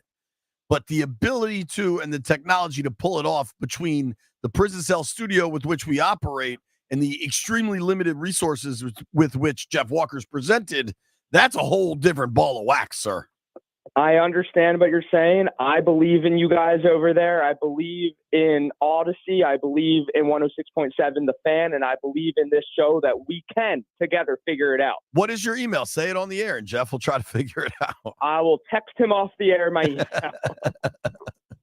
How are you, buddy? I had fun seeing you last week. The Caps kind of got boat raced in the time since. I think, there was that period of time where it was like, oh, this is so cool. They made the playoffs and it was fun. But now it's like, hey, Oshie's back hurts so bad he has to lay on the floor and urinating a cup. Yeah, and they're just bottle. And they seem to be an organization at a serious crossroads. I disagree with what you just said, JP. Let me tell you why. Well, the Oshie thing he said. No. I know that. I disagree with it being a bad thing that we made the playoffs or any sort of. I didn't say that. I didn't say that. I the connotation that it was like, we lost to the Rangers. They won the President's Trophy. They are a wagon of a team. Their special teams is outrageously good, power play and penalty kill. I thought we played very well 5-on-5 against them. But the second the Rangers went on the power play, it was over, and our penalty kill could not stop their power play. I believe they went 25 for 25 on the power play during the series. That aside, I think it's great that the young guys got playoff experience. I think it's great that this team believed in themselves all season, put everything together, and made the playoffs. It's like the power of friendship, the power of positivity, whatever you want to call it. I think a lot of positive things came out of this season. Carbs getting to the playoffs his first year as an NHL head coach. I think there were many, many good things despite being swept by the Rangers. It's as close to a moral victory as you will ever get. All the naysayers online, oh, that team didn't deserve to be there. If another team deserved to be in the playoffs, they would have been in the playoffs. I agree. Made the playoffs. Dude, somehow you've twisted what I said completely all the way around. Like last week, the conversation was how much value there was in this young team that sold. They did everything right? They sold off at the deadline. They have a bunch of picks coming on. They did that all correctly. But now I still think that we're at like an organizational crossroads when you hear these guys at locker cleanout talk about like how exhausted they are. And John Carlson, I think I read today, led the league in minutes. And I don't know if you want to just tell me how great it was that they got hot the last 6 weeks of the year. I agree with that. It was awesome. But I still think it's an organizational crossroads that we're witnessing. Well, I mean, the crossroads comes from the fact that, we sold at the deadline. The old nucleus that brought us to the cup is time's ticking on everybody just because of age. I mean, Oshie, it appears, is retiring, and we can talk about how I'm going to build him a statue. And I've written 2 blogs now about him, about how he's never the biggest goal scorer or this and that, but he's been the heartbeat of this team for the last 10 years. He's been the pulse of this team. He makes everybody better. He makes the community better. He makes Washington, D.C. better. And I really believe he should have a statue and his number retired by the Caps, first game next season. That being said, the crossroads, sure, this team is going to need a superstar to replace Ovi, and obviously that's impossible. But if you look at what the Rangers did, they got a bunch of guys, high draft picks, and not all of them panned out, but they all panned out in a way that provided depth. And that's what I see with the Caps, is we have a bunch of guys that we just saw maybe playing a line above where they should be slotted. But I like the depth that we have, how young all these guys are. And when we do get whoever this next superstar is, this young core that's developing right now will be ready. And so it is a crossroads, but I think we're ahead in the rebuild. And I really like what we saw. I think we have the right coach in place to lead this team. And I think 4 or 5 years from now, we're going to be right back in the mix hunting for a Stanley Cup if things go correctly. And I do believe that they will. I like Carbs a lot. Yeah. I like him a lot. Yes. I think He's a good coach. I think there's a lot to like, and you know what? Maybe you're right. If you want to say ahead of pace in the rebuild because they made the playoffs, that's true. We got used to a period of time of the Caps like really mattering, and the reality is they haven't won a playoff series since the Cup run. They still matter to Nate. Yeah, and we can talk about how maybe the complete rebuild is on a bit of a pause because of the OV goal chase, and I'm okay with that too. They weren't going to, Backstrom tried to play. We forget like this team made the playoffs without Backstrom, with Oshie constantly hurt, Carlson playing 30 minutes a game at his age. By the way, just an absolute beast of a player, John Carlson is. Totally. And, Ovi's 42 away, and they're not going to completely sell until Ovi breaks the record in a Cap sweater, and that just is what it is. He's going to buy this offseason, so I'm expecting 65 goals next year. And then whatever happens after that happens after that. I don't think Ovi will ever play for another team. He said this morning that Tom Wilson is the heir apparent to the captaincy in DC, which I think everybody agrees and loves. I think there's a lot to be optimistic about with this team. Maybe, we're not going to win the President's Trophy next year, but why not battle for a playoff spot again next year, And I like that. I like being the gritty team. I like being the hungry team. And I love watching young players develop. I think it's an exciting time to be a Caps fan. Nate, I love your positivity, and I am going to go on a limb, Brian, as we switch gears, talking to our friend, Mr. Barstool Nate. You can follow Little Nate X at Barstool Nate for all the Nateaholics out there. Brian, I'm going out on a limb, and I'm going to say Nate Dogg loves the draft. Nate, what'd you think of the Commanders draft? Real quick to the Nateaholics. Sorry again for the not being on at 11 a.m. My people are going to talk to JP's people and figure this out. Because I love that it's on me. Well, I will say you got thrown under the bus by the behind-the-scenes people, and I said, I know this isn't JP's fault, and they doubled and tripled down on it being your fault. So I'm now throwing them under the bus for throwing you under the bus. Mine too. Yeah, you got to get your squad together. Hell, you didn't even know you were coming on today. You told us. JP, B-Mitch, there's a lot of people throwing you guys under the bus. I'm just here for the good vibes and the positivity. All right. That's all I can say. Goodbye. Listen, you're our friend. You're our actual friend. So we wanted to get this dude on from LSU that was only able to come on at 11. We talk to you every week. Yeah. No, I'm fine with it. Yeah. Obviously, I'm cool with it. Wilson was more important today. Expect me at 11. We have to be clear and upfront with them. I will never lie. Shout out to the Nateaholics. What do you think of the draft? Shout out to both of them. The draft was fantastic. I mean, I'm usually like, you can't really judge a draft until the guys play, blah, blah, blah, blah, blah. On paper, we had an A-plus draft. Obviously, when you draft a quarterback number 2 overall, the entire draft and the entire franchise hinges on that quarterback panning out. But ceiling is sky high for this draft. I like that we really strengthened the defensive backfield and, got this guy from Kansas State at tight end that nobody's talking about, Ben Snott, who should be able to play immediately, and his strength is blocking, which we need with a rookie scrambling quarterback. I think Adam Peters has his mind together. He knew how to fill the depth that this team sorely lacks. Luke McCaffrey, anytime you can get a McCaffrey DNA on your team, you got to do it. It's exciting. As exciting as it is to be a Cats fan right now, it's doubly exciting to be a Commanders fan. From top down, this team is operating the way an NFL team should operate. There's no doubt about it. And, it's only going to get better. We're going to finally get a stadium deal at some point. And Jaden Daniels is going to pan out and be the Hall of Fame quarterback we've been waiting for.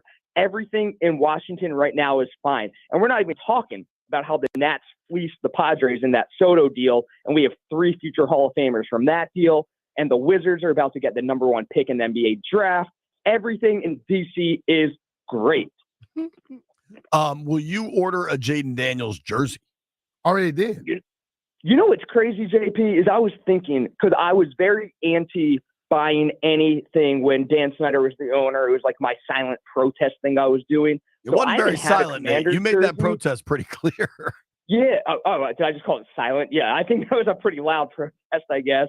Yeah, I haven't owned a jersey since, like, I don't even know. Heath Schuler, I can't even tell you. Michael Westbrook, I can't remember. Maybe I had Stephen Davis back in the day. But yeah, I think it's time to get a Jaden Daniels jersey. I truly do. I'm not a huge jersey wearing guy, but I own. When you an order OB and a that, Wilson. get those other 2 too. You know, if JP wears large, I wear X large. I mean, Beam it. You have private jet money. I've No, I fly in other so. people's private jets. I don't have private jet money. Just about Nate's silent protest against Dan. I did a brief Google search here where I did Barstool Nate Dan Snyder, and the first headline from your silent protest is "Bleep Dan Snyder forever." Then if you scroll down a little, it says nobody will buy Dan Snyder's haunted mansion. Keep going. For the love of God, sell the team, you stupid piece of. Dan Snyder does not care about winning. I'm not sure it was a silent protest, brother. Yeah, I just typed the name Dan Snyder into the Barstool Sports backend. It appears I have written 307 blogs about Dan Snyder. Wow. And that's just with his name in the title. So who knows how many more. Right. Yeah. All right, not buddy. So silent. What was your favorite draft pick? Outside of Jaden. Yeah, non-Jaden division. Yeah, I would say getting Benson out at 53, I think is huge. Everything I read about him is very optimistic.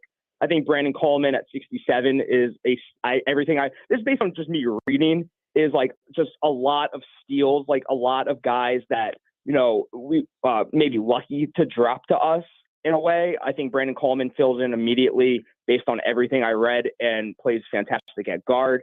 And as I said before, I like McCaffrey DNA. You get a McCaffrey on your team, you're immediately better. Also, I think maybe it was you, JP, said he's already our tallest wide receiver at 6'2", which I think is interesting. So yeah, McCaffrey, not, you know, bigger than your standard slot receiver, but he has hands, ability to get open, and he's only played wide receiver for a couple years, so he's a raw talent, but he has the side speed and hands that you like in a guy.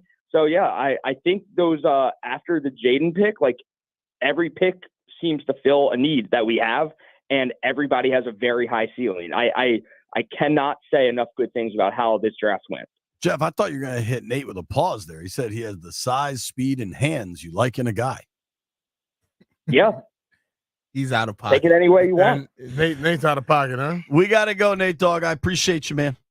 Hey, I love you guys. Love the Nateaholics. See you guys next week. All right. See you, buddy. Chris Russell's entered the building. There is free pizza. We'll explore next on The Fan.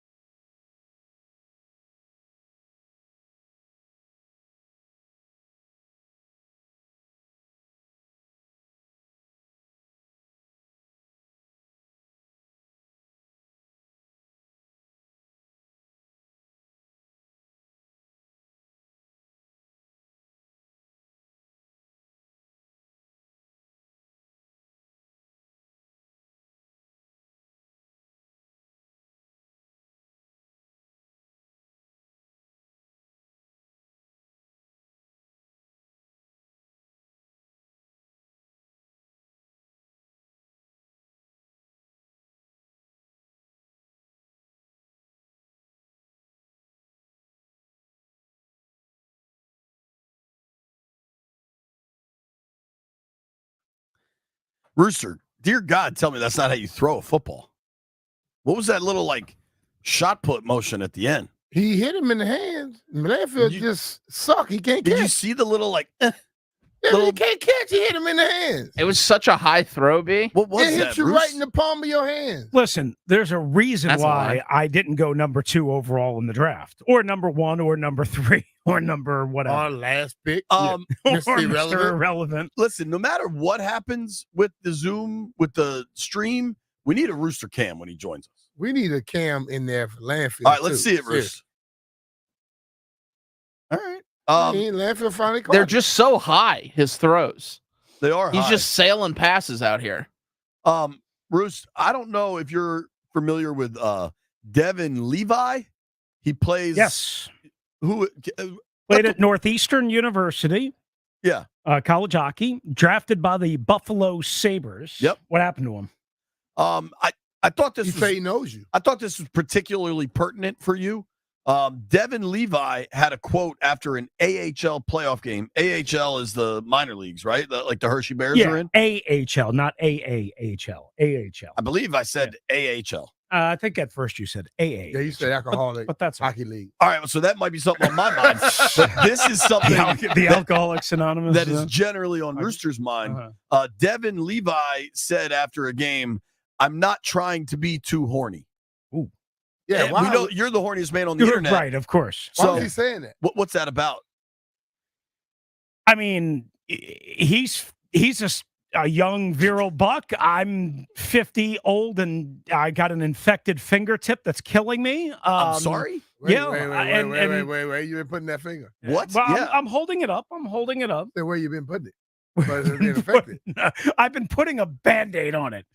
B. Mitch, come on. No, What'd you do to your I don't finger, know what Bruce? happened. I don't know. It just started You have a killing me. mysterious like Friday night. infected finger. You better go It's get that just checked, started killing man. me. I was at Commander's Park on Friday night, as were you, or were you at the Capitals I game? was I there. can't remember. No, I was there. Oh, right. Friday night you were there.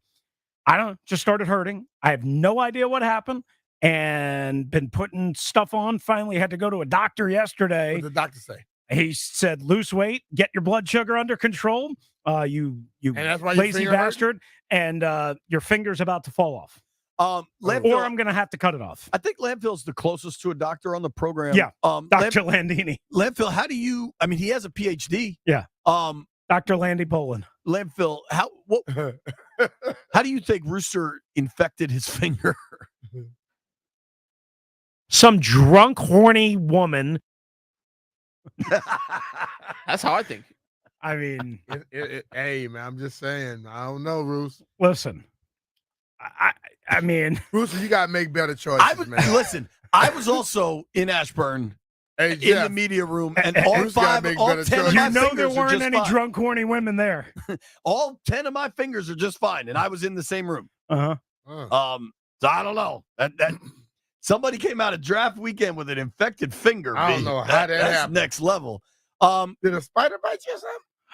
I don't know, B. I don't know how it happened. I mean, like sometimes you bite your fingernails or whatever, or the cuticles. Sure. Maybe No, it happened there. I don't would know. not know how you do that. Well, Please tell me how you do it. Rustizzle, should we tell the bubble story, or do you want to keep that one off the air the bubble story. from Thursday night? Don't worry about it. Just tell it. I don't even remember If what you don't you're remember talking what it is, tell it. So It was a long weekend. Thursday night was round one of the NFL draft. Yeah. We knew Rooster was coming out there, but it was that bubble story. it was 8:00, and the draft started at 8:00, and Bruce wasn't there yet. So So I knew he was on his way. So I sent him a text. I said, "You good, man? You coming out here?" And I started from a sincere place because it was packed out there. I don't know if you've seen it. They changed the media room so there's fewer seats. Mm. We were trying to see if we needed Shocker. to save him a seat, right? And he said, "Yeah, I'm on my way. I'm 7 minutes out." Yeah. And at that point, I decided to have a little fun. And I said, "Cool, man. They've got a setup in the bubble. There's also pizza." Oh, So the rest of the story goes like this, B. I think it's odd and curious that they told us, no, you're in the annex, not anything about the bubble. There was no update. There was no change. There was no nothing.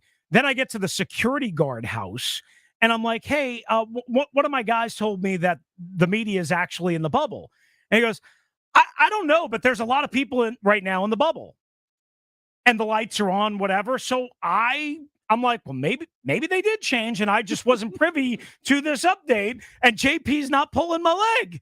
Well, it turns out there was absolutely nobody in the bubble, and not even any pizza. Wait. Did you have the security guard on the? No. Wow. No, he was not in on it. The guy said, I don't know, but there's a lot of people in the bubble right now. There was nobody and no pizza and no TVs. And that's security.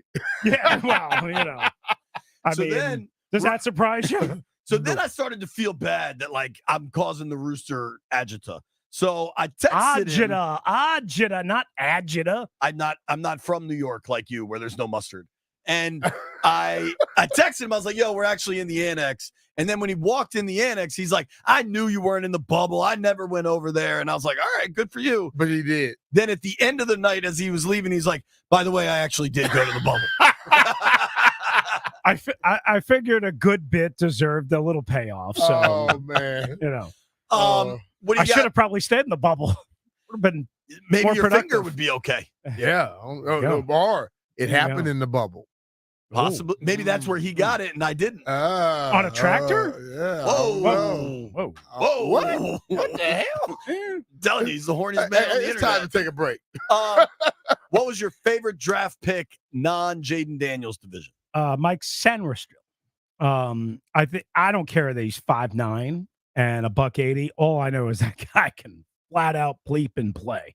I mean, he slot corner, turnover machine, physical, can get after it, good hands, good eyes, good anticipation. I think you worry a little bit that he's 5'9", for God's sakes. I mean, would it be better if he was 5'11"? Was 5'9". He's in the damn Hall of Fame. I know. You worry a little bit, but I think to me, that's my favorite pick. Hey, big boy. I worry more about guys that can't play than I worry about. I agree. Now, Roos, there's a whole bunch of pizza. Have you had any? I have not. Are you going to? I got a tongue lashing and then some from my doctor last night. He said, "You make out with your doctor."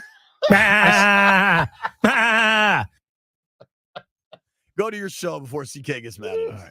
Thank you, boys. That's Chris Russell. You can listen to his show starting at 2:00 on the Team 980. When we come back, North Carolina, Nikki Jabala joins us.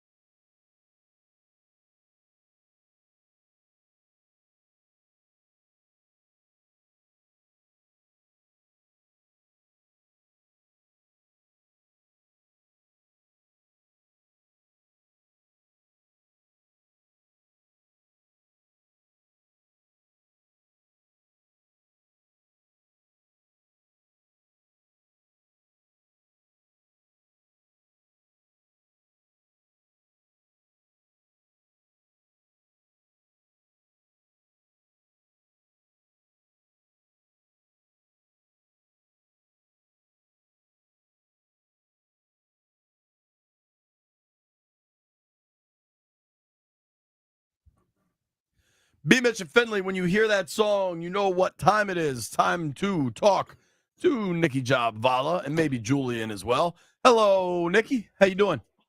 I'm good. How are you guys? We're good. We're good. Have you caught up on sleep from the draft, and is the little one letting you sleep? He's been pretty good. I'm not gonna lie. Like he's slept through the night a couple nights now, and he's Wow. only a month old. So I feel lucky. I hope I That's didn't awesome. just jinx it, but you know. yeah. Get ready for the night. Yeah, Get ready for the exactly. night. Yeah, exactly. All right, so we were all out in Ashburn all weekend going through the draft. 9 picks over 3 days. I think there was, I'd say, a lot to like, maybe some questions. What is your impression of Adam Peters' first draft as GM? Yeah, I thought it was pretty good. You know, I'm always the type that I kind of want to see how they look on the field, how they play before I give out grades. But I like the types of players they went after. I like the qualities of players they thought. A lot of these guys were captains on their teams. A lot of guys that play with versatility. And I realize as I'm saying these, this is a lot of the same traits that we praised Rivera's picks for. But, you know, I really like that they went after positions of need, but also guys that they know are just darn good football players like Johnny Newton. Yes, they have 2 solid guys on the interior there with John Allen, Deron Payne, but I really like, I mean, I think many teams had a first round grade on them. But yeah, I think the biggest question for me, and probably the same for others, is, you know, how are they going to fill that hole at left tackle? Because it's such an important position, especially with, you know, a young quarterback coming in, a quarterback who has taken a fair number of hits in college. How are they going to really protect him? And it, you know, I don't fault them for how they went about this draft. It would have been too costly to try to trade back in and get one in the first round, and there weren't, you know, a number of obvious good answers there in the second. So it's just kind of where they're at. You know, they plugged the holes that they thought they could in this draft, and, you know, we'll have to keep working to rebuild this team. I think when you look at them, though, Nick, that doesn't seem like they had like a game plan. And we hear people every year say, well, we got the guy that was on our board. But when you really look at them, they seem to have gone down and they got the type of people that they wanted.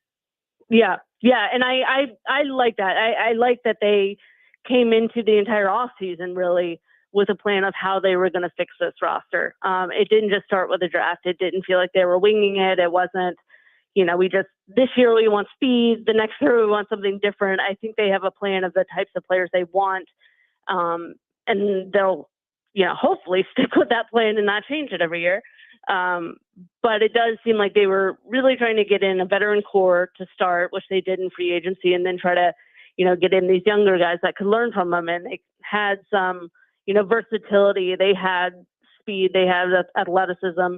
But they also have like proven track records. I thought one of the really interesting themes that I noticed with a lot of these picks is, you know, guys that have, you know, really been forced to prove themselves in their college careers. Like Jaden, you know, is obviously an incredible player, but year over year, his improvement, I thought, said a lot about him as a player, as a person. Luke McCaffrey changing positions, you know, was drafted or committed to Nebraska as a quarterback, and then became a receiver. Mike Sainristil was a receiver who converted to DB, really proved himself in only 2 seasons. I like that because that, to me, shows the player's willing to be coached, it can work, and has the talent to play multiple spots on the field. So that was one of the things that really stuck out to me. I agree with you there. You mentioned something about the left tackle position. Do you think the plan is not to go with Brandon Coleman at left tackle? Or are you concerned of his ability to kind of take it over? It seems like they are convinced Coleman can be the guy. Yeah, and I mean, I don't know enough about Brandon Coleman to really say one way or the other, to be frank with you. I would imagine they have him come in and compete with Cornelius Lucas, and, you know, eventually they you know, maybe the young kid will win out. I also think they'll probably look at the waiver wire and, you know, late additions for veteran guys. I mean, that's how Leno got on the roster a few years ago. So that could be the route this year. And if, you know, if Coleman shows out this year, great. problem solved. If not, that'll be like the emphasis next year, just like quarterback was this year. But it's a situation where, I know we all want to solve every problem in this year, but this thing is not one where they're building it to just be for this year and next year. It's something that they're trying to change up with all the stink that's been going on. So it may go into next year and they may have to find somebody. Right. Yeah. Right. And I think sorry, Jillian says hi. I just think there was so much coming into this offseason that maybe even more than they expected, more work to be done about, just the needs of the team, the roster holes, that they just can't do it all in one offseason. It's just not feasible for anybody. But I think they've done a lot of great work to really, sort of lay that foundation for what they want to do. So, I think they're in a good place. We'll see how it looks on the field. Yeah. But on paper, it looks pretty good. Yeah, I'm with you. Hey, I mean this seriously. If you need to go. We're good here. You need to go? I mean, he's pretty upset. I don't know what's going on. Go do your thing. He's basically showing you that the smallest rules. Yeah, exactly. I feel like every first time parent, I don't know what's going on. I don't know what to do. What am I doing? He's good now. Yeah. All right. Cool. Now. All right. Yeah. Good. So going forward, do you think kind of one interesting thing we talked about earlier this morning was the Sam Hartman signing? My guess is Jake Fromm probably on the way out, considering the new group has now acquired 4 quarterbacks. Yeah, that was kind of what I read in that. Because they did give Sam Hartman a pretty sizable guarantee for an undrafted player, one of the biggest in the, of all undrafted players in the league. So they see something there. At very least, maybe the practice squad quarterback. But yeah, I kind of read that the same way that you did, that, Jake Fromm could be the odd one out. Having 5 quarterbacks. I mean, maybe they go into camp with all 5. I would kind of be surprised. I would think the roster shuffles, a few more times before camp, again, with either, just a late veteran additions or even after rosters are formed once, the waiver wire comes out. Was there any, we're talking with our friend Nikki Jabala here from the Washington Post. You can follow her on X and Instagram at Nikki Jabala, NICKIJHABVALA. Was there any pick that really surprised you where you thought they'd go? I mean, even the Johnny Newton going with a D tackle that early, it's easy to understand why they did it, but it still, in the immediate moment was a bit of a surprise. Was there anything that stood out? The one surprise I had was trading back with Philly. I kind of wanted them to grab Cooper DeJean there. But again, I really like Mike Sanderson. I think he's a really intriguing prospect. I'm really curious how they see him. I mean, I know they said they see him as, sort of that star position, that nickel role, but how does he fit in with the rest of the guys in the DB's room, and how do they see that secondary playing out? I think he's a good pick. I like the pick. I thought the move at first to trade back, especially with a division rival, was interesting. But that was really it. I mean, I was trying to think if there were others that really were like, I don't know about that. What it showed me is they have total confidence in what they're doing, and they don't care about what the other people are doing. Yeah. When they traded with Philly. Yeah. Yeah. I respect that. And Adam did say that Philly gave the best offer. So, okay then. Yeah, and I think twice they were willing to trade out of taking DeJean, who was kind of the consensus pick there. Yeah.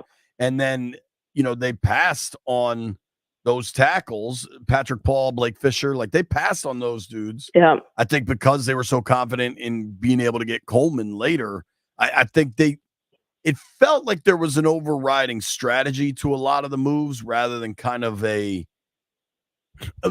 one criticism that I think is pretty easy to make during the Rivera era is there never seemed to be one guiding principle. Right. It was like, all right, we're going to go this way. We're going to try this. First, they were building around a quarterback. Then the guiding principle was Carolina. Right. Yeah. Right. Well, then it became the Chiefs and it became the Bills. It changed year to year too. Right. And I think now, I think Peters, frankly, is building for 25. I still think this. Yeah, I do too. But I do too. They're clearly identifying what they want between the athletes and the type of players and building through the draft. I thought trading out with Philly was about volume more than anything else.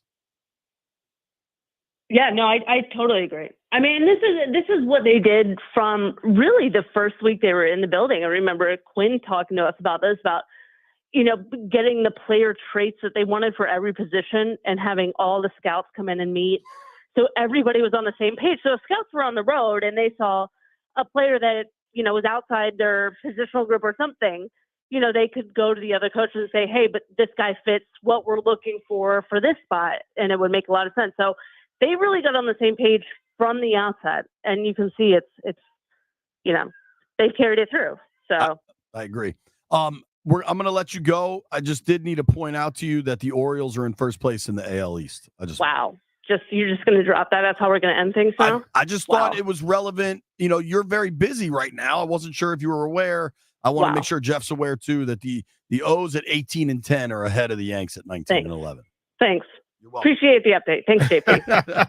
Thank you for the time, as always. Nikki, take care. All right, see you guys. All right. All right, bye. Shout out to Julian making his appearance very well known. Yo, Jeff, relax, dog. Relax. I'm just pointing out facts, all right? Just the facts, man. Sounded like Julian was getting hungry or something. Don't you think there? Julian is saying, look, you're not going to talk to those two dudes and I'm sitting right here? The hell? I'm jealous. I agree with that. So if you want to check us out on the YouTube stream, we are here. 1067 The Fan YouTube page. People are laughing at me.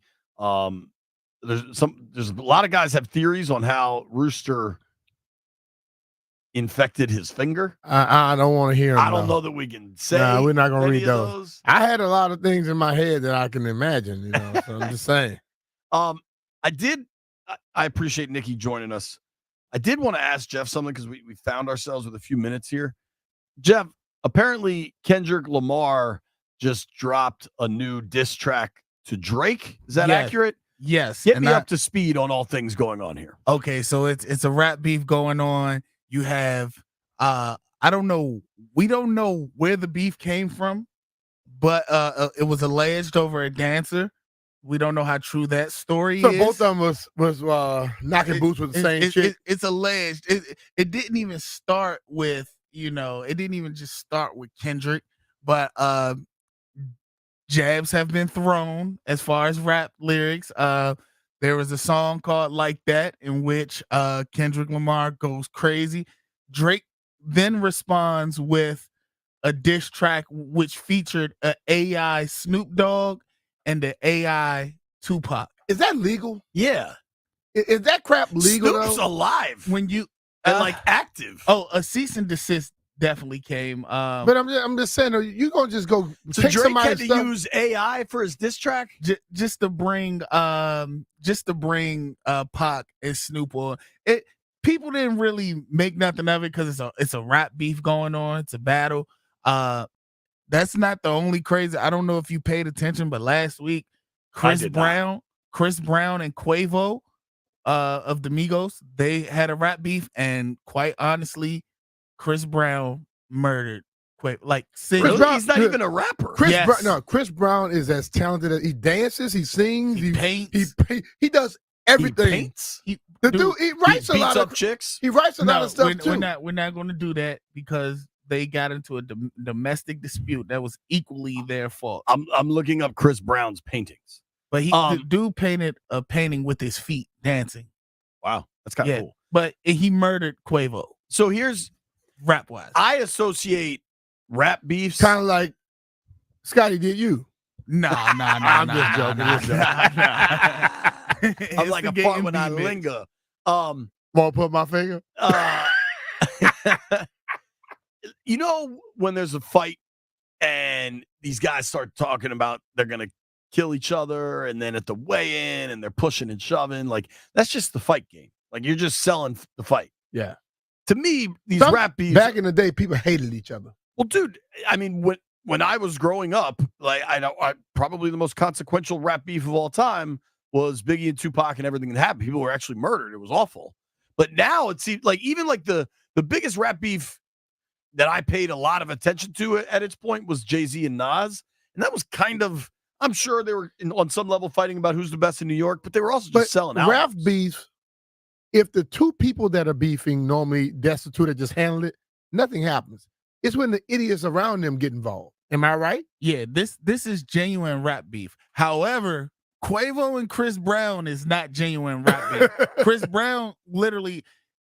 Brown's diss was equivalent to Ether. He called that man out. He told him, I want it. The next time I see you, it's going to be hands put on you. That's the most entertaining beef going on now in rap. Jeffrey got to send me that. I got you. All right.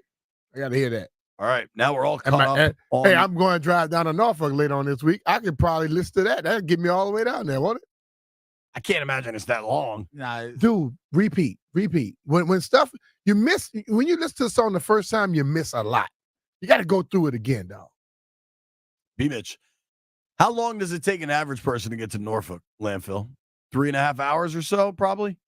Brian, how long do you think it'll take you to get to Norfolk? 3.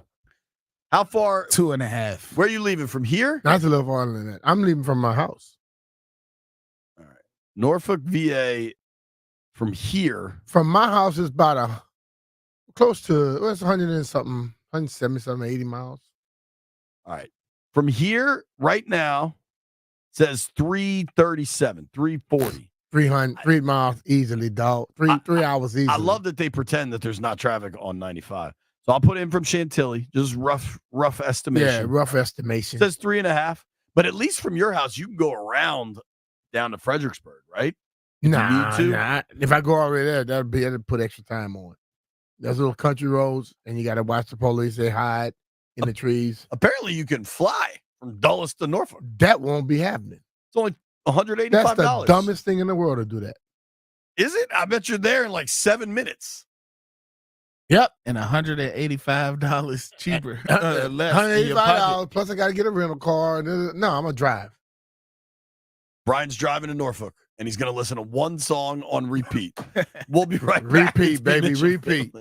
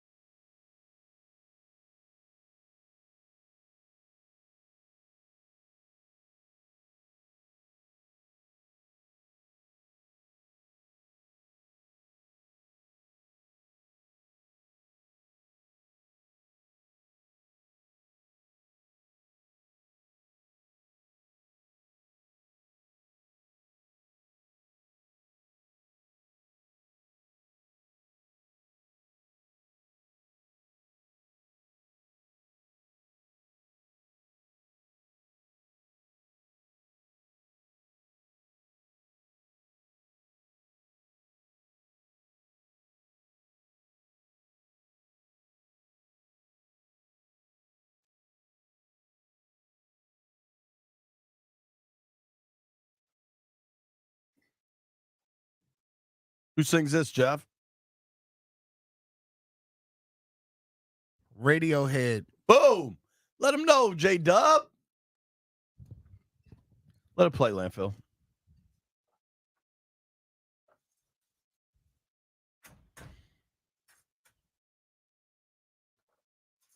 It sounds like he's feeling real good. So very special. There's a serious radio edit right there. Yeah. But I'm a creep. That dude over there in the Junkie Studio looked like he's seen this song. What am I doing? With that hair, man, hair all the way down to his butt. I think the Radiohead singer has short hair. He does. I think he shaved his head. Normally, when you hear these type of little John, That's fair. Yeah. Jeff, what do you laugh about? There's a lot of weird commenting going on the stream. I don't know. I don't know what's going on. We good? Somebody's offering us gabagool. I was highlighting this comment. It said, "I welcome this new distraction to my workday." Big B from DC. Let him know. Yeah, we are here. Give us a better word to distraction, though, Big Brian. There's no way, unless you are Rick on the route and your job is to drive around. Like, if you sit at a desk, we are a distraction. Let's be real. We distract each other while we're trying to get this thing done. Be honest with you, half of the people listening, they're not distracted. They don't work anyway. That's true. Lord knows they we go to distract work Chris Russell to just get away his from own home. show. They don't do anything. I hadn't seen this on the show sheet until this morning, so I don't know if you had it on there yesterday, Landfill, and we blew through it or what. Right. I haven't heard this audio, but I saw the 130. Yes. I saw Bickle's tweet about it. No. And I was curious what your reaction was going to be about it. Do you want to do this topic?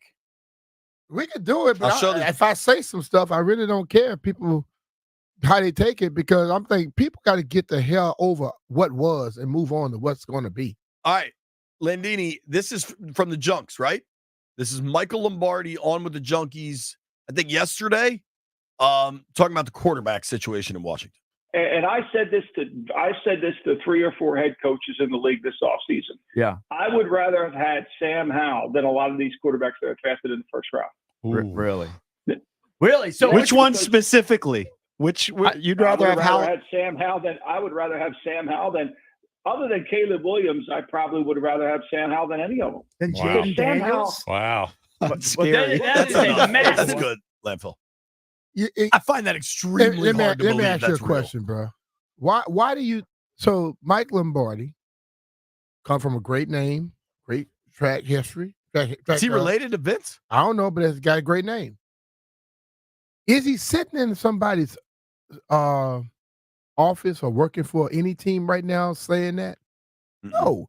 I said this last week. I addressed that last week. I'll address it again. People get in front of a camera and on a microphone and say some of the dumbest S in the world. Okay? If he was in somebody's building, there's no damn way he would rather that. He won't. Because most people don't want Sam over May. You know, so I don't get that. And listen, man, just getting on radio and saying stuff sometimes, and you get a rise out of certain people, it's okay, but it's stupid. You gonna tell me Sam Howell, who we saw play last year, you want him over the prospects of all these dudes in the draft this year, other than Caleb Williams? That's that bullish right there. I like Sam. I liked Sam. I thought the building was broken last year on 100 different levels. I don't know that he will find success, but I don't think he was going to find it last year. I like Sam. Frankly, I think Sam's better than Mariota. I think you'd be better off with Sam as your backup than what we've seen from Marcus. I understand why they wanted to make a move, why they wanted to start fresh. I understand it. I wrap my mind around it. I've moved forward.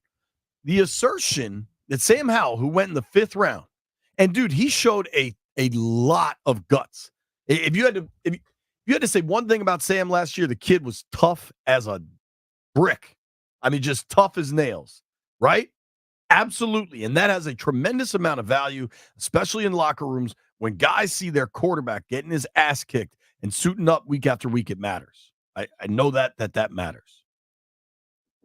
I am a Sam Howell fan, but the assertion that you would want him over First of all, Drake May or Jaden Daniels is asinine. why does anyone in this town at this point cares about a statement like that? That's also fair. Why would they want to even be thinking about moving backwards?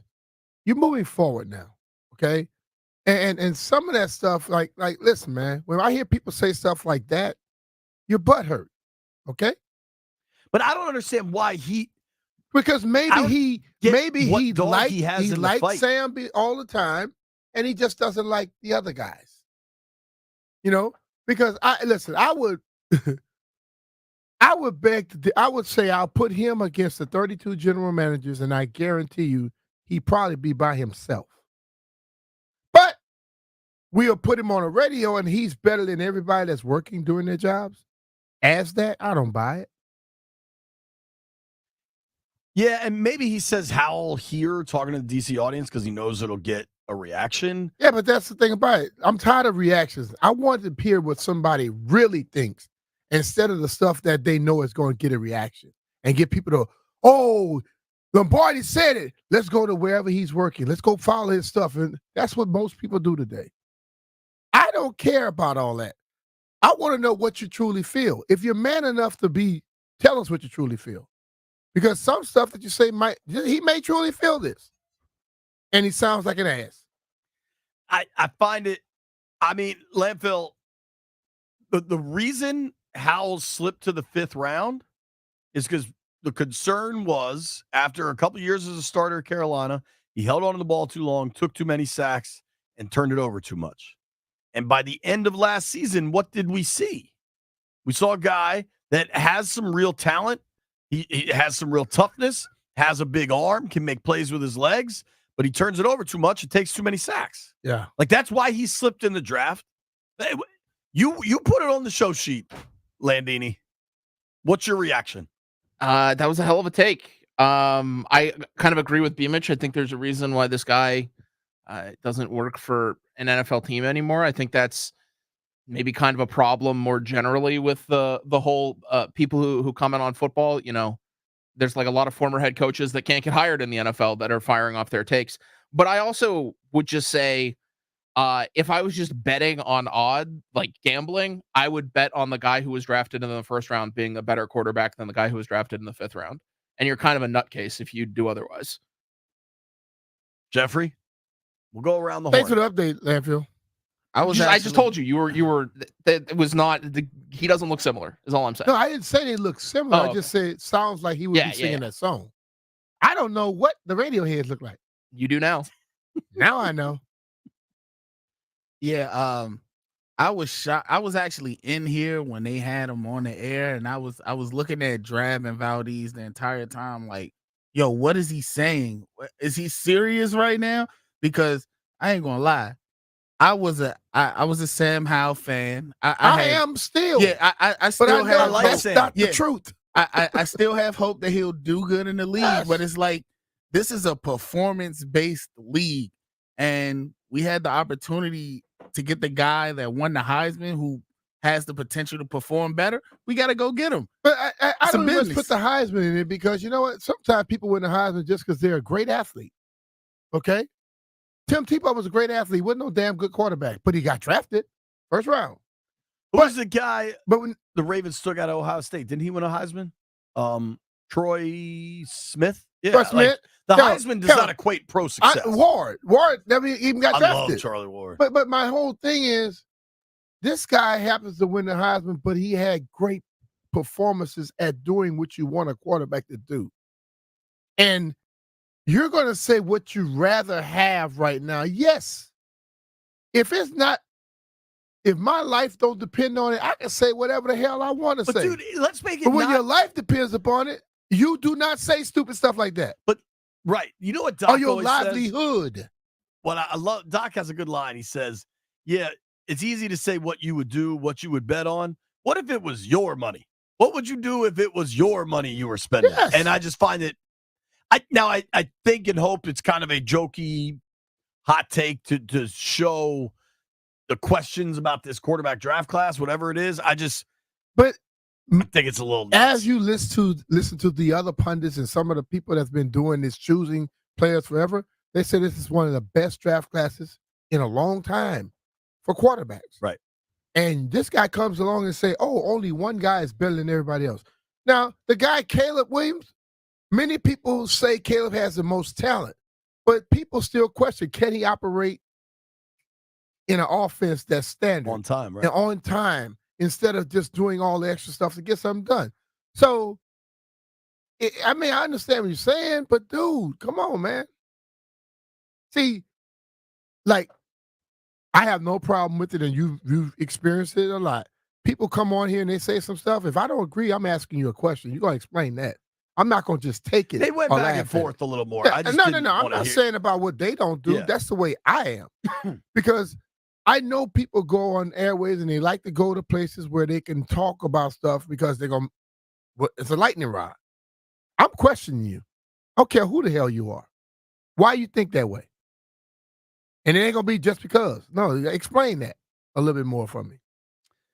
Shout out to Deborah Bell on the stream. She says we're enhancing her workday, not distracting. Thank you, Deborah. Enhancing. Thank you. Thank you, Deborah. We're going to come back and make some bets. Don't go Yes. anywhere.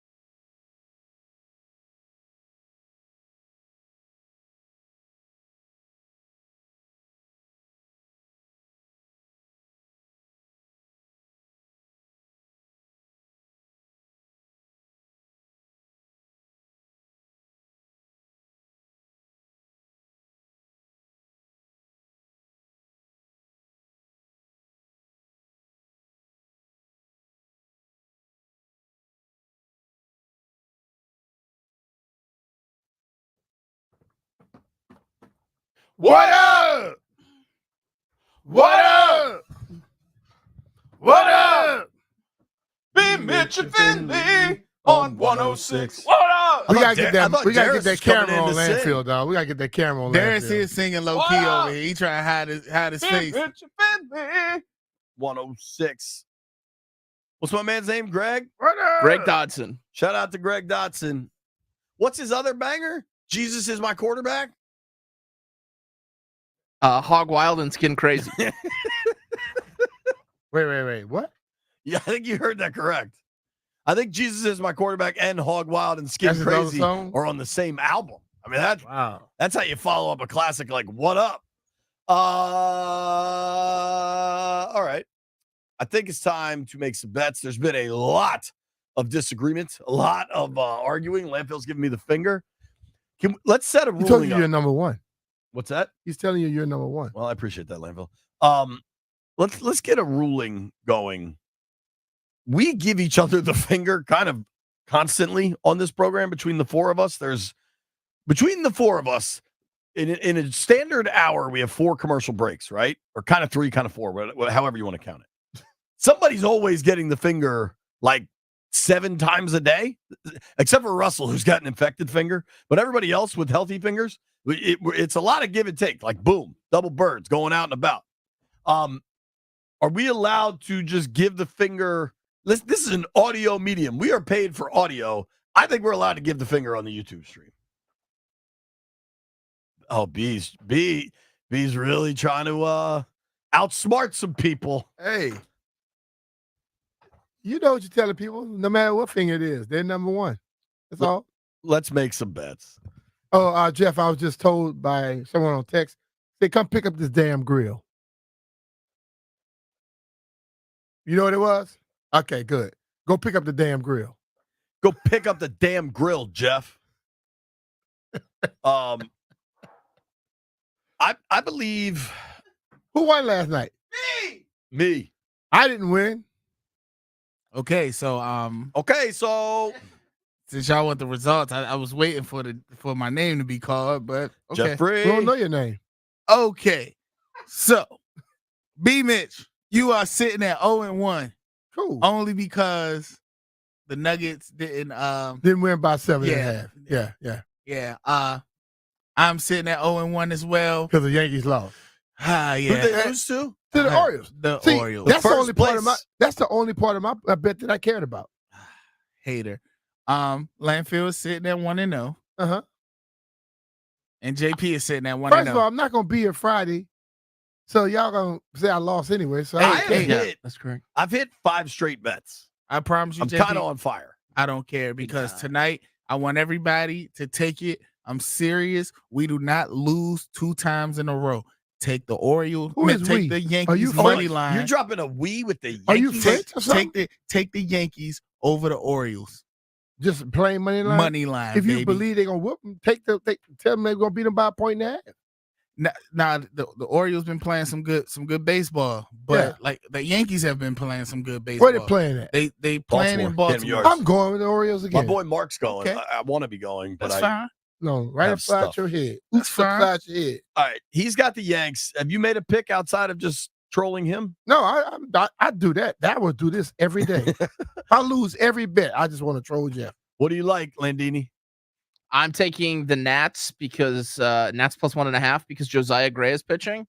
I think if Jeff can't Is hit this him, his first game back from the when he on IL? sure. I think if Jeff can't hit him, then the Rangers won't be able to either.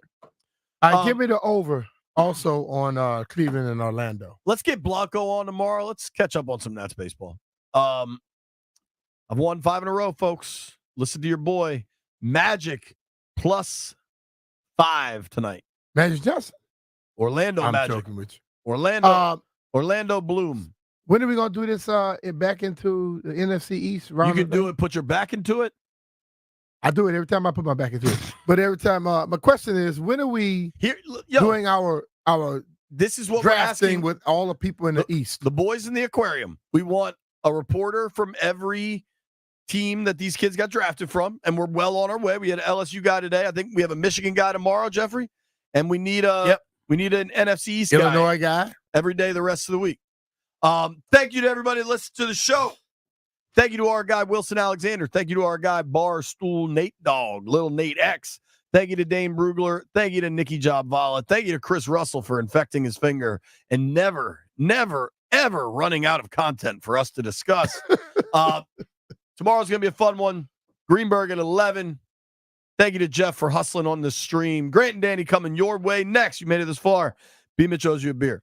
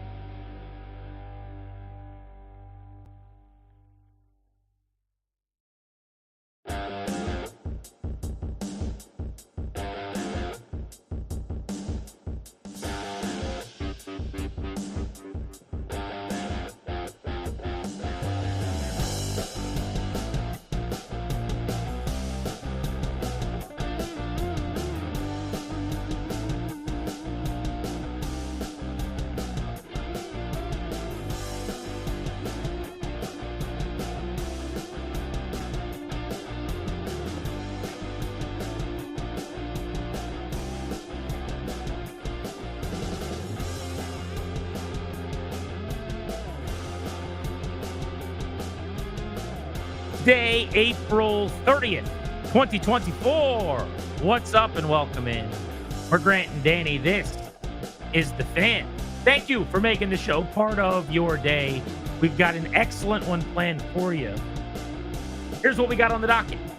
7th round pick from Notre Dame, Javante John Baptiste, joins us at 2:45. We'll ask him about hearing his name called by the Commanders on Saturday. Trevor Sikkema, PFF draft expert and analyst, one of our good buddies, stops by at 3:30. We'll get his thoughts on Washington's roster as they approach minicamp.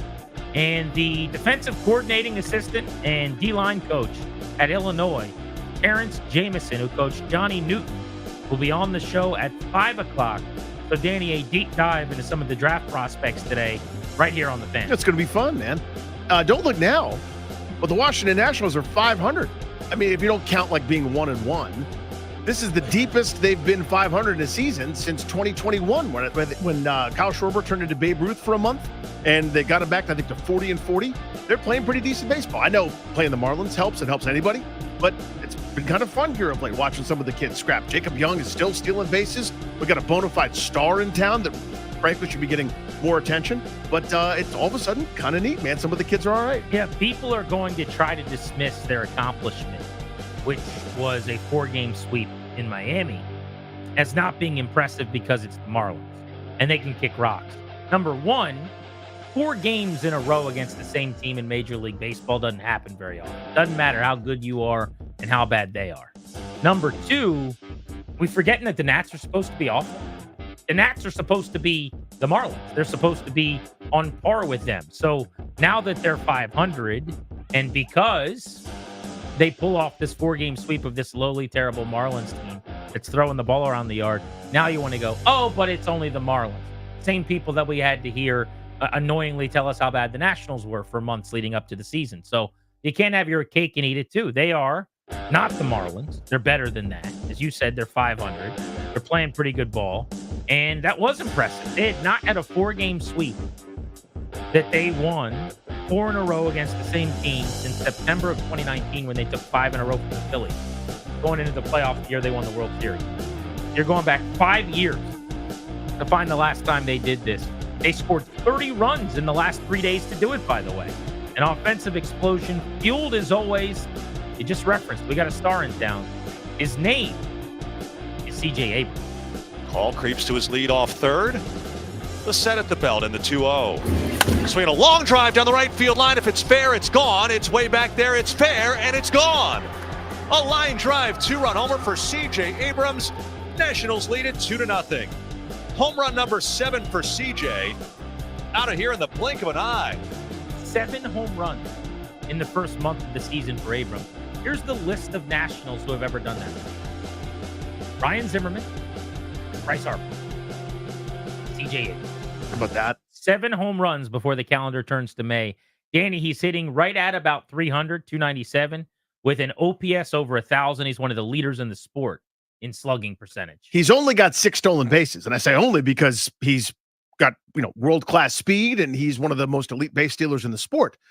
The issue he's running into, it's so frustrating. He has too many extra base hits, too many doubles, too many triples, too many bombs. I'll take it. No worries. He's playing a good shortstop too, by the way, an underrated part here. He improved, became more consistent defensively. This is a star. This isn't just, this is nice. The skill set is rounding into form.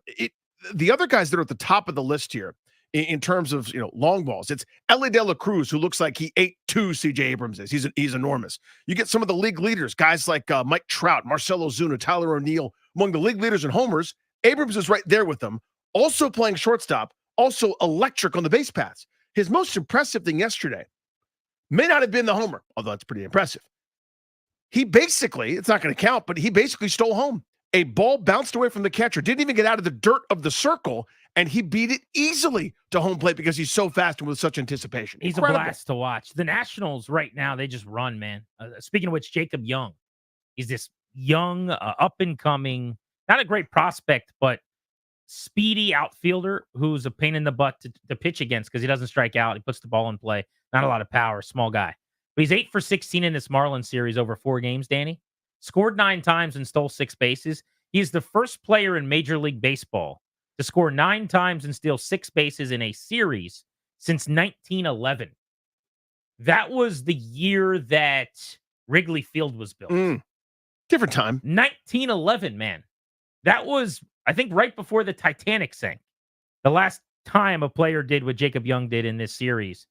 So you can join the Jacob Young bandwagon. You got to sit behind me. There's a couple seats back there, though, if you want to hop aboard. But the Nats, 4-game sweep in Miami. Congrats to them. Attaboy to Davey Martinez and company. Let's get into the Commanders on the heels of the NFL draft, though. Here's where I wanted to start the show today. We got some calls as we asked you for feedback on their draft class yesterday. And there were enough of you who felt this way that I thought it would be worth clicking a little further into today on, did they do enough to help Jaden Daniels after they drafted him number 2 overall? They went and got him a tight end in Ben Sinnott, who could end up being one of his most utilized weapons over the next couple of seasons. They even drafted him a wide receiver who we had on the show yesterday, who, by the way, was fantastic. If you missed Luke McCaffrey here on Grant and Danny, please do yourself a favor when we're done tonight and go podcast that conversation. He was really, really good. So it's hard to say they didn't do anything because they got him the 2 pass catchers. Maybe you wanted a different tight end than Sinnott. Perhaps you thought they reached on McCaffrey. You could pick your nits. They didn't get him a true left tackle, but they also checked the box. If you're just looking for offensive linemen they think will start at left tackle by the end of the year, enter Brandon Coleman, who they bring in from Texas Christian. So while a lot of people say, I just wish they would have done something different at left tackle, or they waited a little longer than I thought at wide receiver. I know that was your take. Or maybe they didn't take the tight end I want. It did seem like there was a little frustration with the supporting cast for Daniels in what was a pretty impressive defensive class that they put together. Right. And to me, the priority, if you feel like I do, which is there's nothing wrong with Johnny Newton. There's nothing wrong with Mike Sainristil. But it's not their fault that they're not offensive players. To me, philosophically, that should have been the focus. And I know sometimes it happens when you're in the draft room and you're going, these guys are too highly graded for us to pass on them, right? We have a first round grade. We have let's call him, we got the guy that's 17th on our board is available at 36. You can't not take him, which I understand. So in each individual moment, I'm not upset necessarily with the given pick, but to me, the instant I go, I'm turning everything that I'm going to be evaluated by and judged by over the next handful of years really hinges on whether this quarterback hits or not. I just couldn't live with myself unless I did everything I possibly could to ensure his success. And if he sinks or he swims, it's going to be based on that. It's not going to be because I didn't give him enough or not going to do enough. Think of all the quarterbacks that have failed in every other place where they just go, where it's like going to New England right now. Hey man, good luck. See what you can do, Drake. See if you can fix all of this of a decade, basically, of bad personnel decisions. I don't want to do that. So to me, to end up without a left tackle that's bona fide, they're hoping one guy as a project maybe morphs into a left tackle when he's got some guard in his background in Coleman. And I like Luke McCaffrey plenty, a glorified 4th-round pick because it was a compensatory pick at the end of round 3. To me, where the strength of this draft was, they didn't get into the tackle market and they didn't get into the receiver market. And that's one of the things that I felt like you had to do coming into this year. And look what Chicago did, right? Whether it was a Dunze or otherwise, they went, we can spend a 2nd-round pick and get our young pass catcher to be one of the most dependable receivers in the sport in Keenan Allen. Yes, please. Check that box. So now Caleb Williams is walking into maybe the best situation a rookie quarterback has walked into, maybe since Andrew Luck taking over that Colts team for Peyton Manning. And maybe it's even a better situation than that with all the weapons and how good that defense could be. Well, so my answer is no. I think Caleb Williams is walking into the greatest situation any quarterback's ever had. So there you go. And that to me, I'm not saying that's the standard, but let's try to get there. And this is where you and I have disagreed a lot.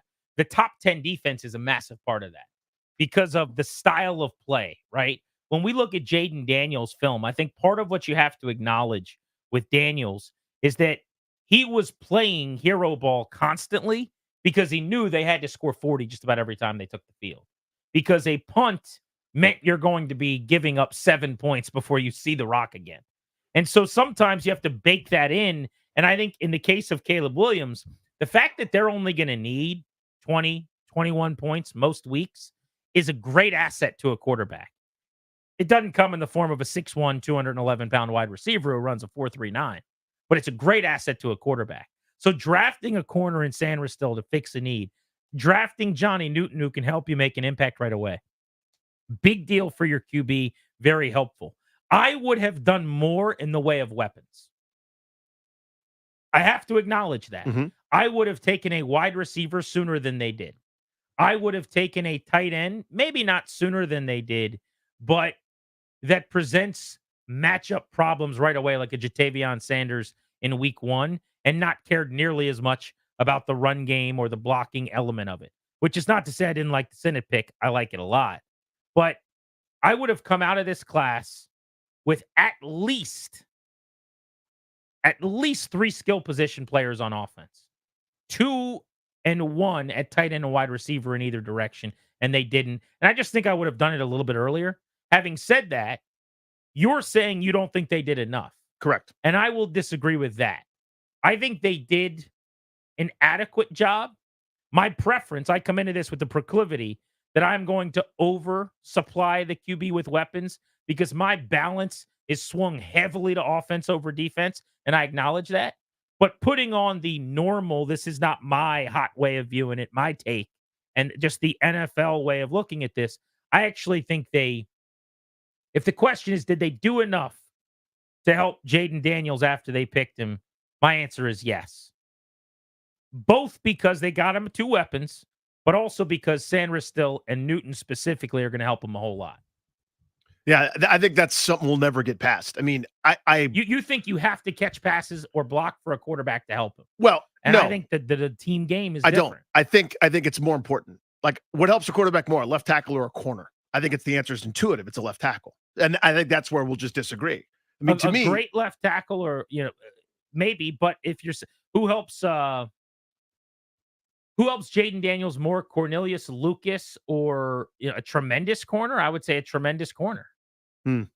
Yeah, fundamentally, I just can't get there. To me, the guy that he's playing offense with, that he interacts with every day, that prevents him from getting hit, et cetera, is more critical to his development. It's more direct for sure. Yeah, and that's my point, is the direct relationship. So to me, that's where this whole thing was. They left work for themselves to do. Their offseason, by the way, and it sounds like I'm ripping them. I'm not at all. To me, a tremendous success when taken in its totality, right? They didn't overcommit salaries to aging players in the twilight of their career, like early free agency, Dan Snyder. Their signings are cultural. Their signings are smart. Their signings are to upgrade the talent pool here in the immediate to help their number 2 overall quarterback. And that guy's good. I'm excited about that pick. They've influxed a lot of things. I like 90-some% of what they've done. To me, though, the work that you left was left tackle, and I argue another receiver. Now, where they could push back on me is I'm now Danny Peters. Dude, our evaluation, Jahan Dotson was misused. This was a bad year. You watch and see. Watch what he does under Cliff Kingsbury, and now with Jaden Daniels. Austin Eckler is going to take some pressure off him. You wait and see. We actually have 2 really good wide receivers. Just you wait. If that's the case, I'll eat my words. I'll be dead wrong, and this offense will be fun. To me, this was a great opportunity to make him more of a 2A, kind of a slot guy, maybe a little bit more gadget, maybe what he excels at, and find someone opposite Terry McLaurin to really put pressure on defenses. There's no bona fide number 1. It's like a 1A. 2 1As makes it difficult for the defense to stop. McCaffrey is going to play a lot in 11 personnel immediately. So they did do that. I mean, they went and got a wide receiver that when they go to 11 is going to be on the football field. That's Luke McCaffrey. Now, maybe you wanted A.D. Mitchell. That's an example of one. I mean, that's fine. Like, you can disagree with their evaluation on the player, but they did at least get a wide receiver not at like the 5th round, right? They did it in the top 100 who was going to be on the field. They also brought in Olamide Zaccheaus, who has played a ton both in Atlanta and Philadelphia as a depth wide receiver. And they still have De'Ami Brown, who's a former 3rd-round pick, who flashed at times last season. Now, do I think he's a stud? Absolutely not. But you basically need him to be a 4th wide receiver right now, depending on where Zaccheaus is on the depth chart. There's a lot of groups in the league that are worse than Washington's. Could they have done more? Sure. You've got McLaurin, Dotson, a rookie draft pick in the top 100 if he's any good, and then De'Ami Brown and Olamide Zaccheaus. So basically 5 wideouts, which isn't even to talk about Jamison Crowder is probably going to be active on game days. And then any of the projects that they still have, right? Last year's preseason favorite, Mitchell Tinsley, Kaz Allen, who was a special teams threat. But to me, and we talked about it all offseason, I'm not breaking news. You know how I feel. Yes, I wanted to go get an X. Like, I wanted an explosive stud and move Jahan into the slot, have Terry McLaurin as a Z on the other side. They didn't end up getting there. But while it's not how I would have done it, I still think Jaden Daniels has plenty. You got Austin Eckler out of the backfield. You've got Ertz, who's put together an all-pro kind of era here. You draft Sinnott at tight end. Like, it would be easier to knock them, in my opinion, if they came out of the draft without a wide receiver, or if they came out of the draft without a tight end. With their top 4 picks, 2 of those picks were used on those positions.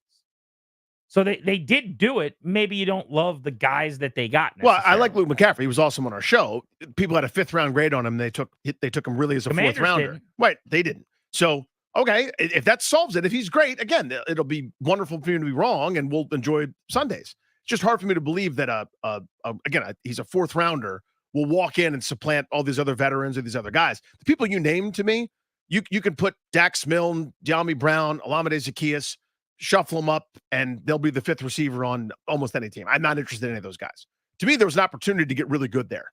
And that's what I would do. The rest of the depth chart. No, I understand. I'm not ripping you. Good. I'm saying this was a great opportunity to be excellent at a spot that directly benefits your young quarterback. And philosophically, I would do that. If I had a veteran quarterback that's been doing this for a while, and I'm going, dude, I can't try to win 40-39 every week. By all means, let's add some depth to our defensive line. Let's add a nickel cornerback. Let's improve that other side of the ball, because I got a guy that is proven a bona fide that's going to carry us.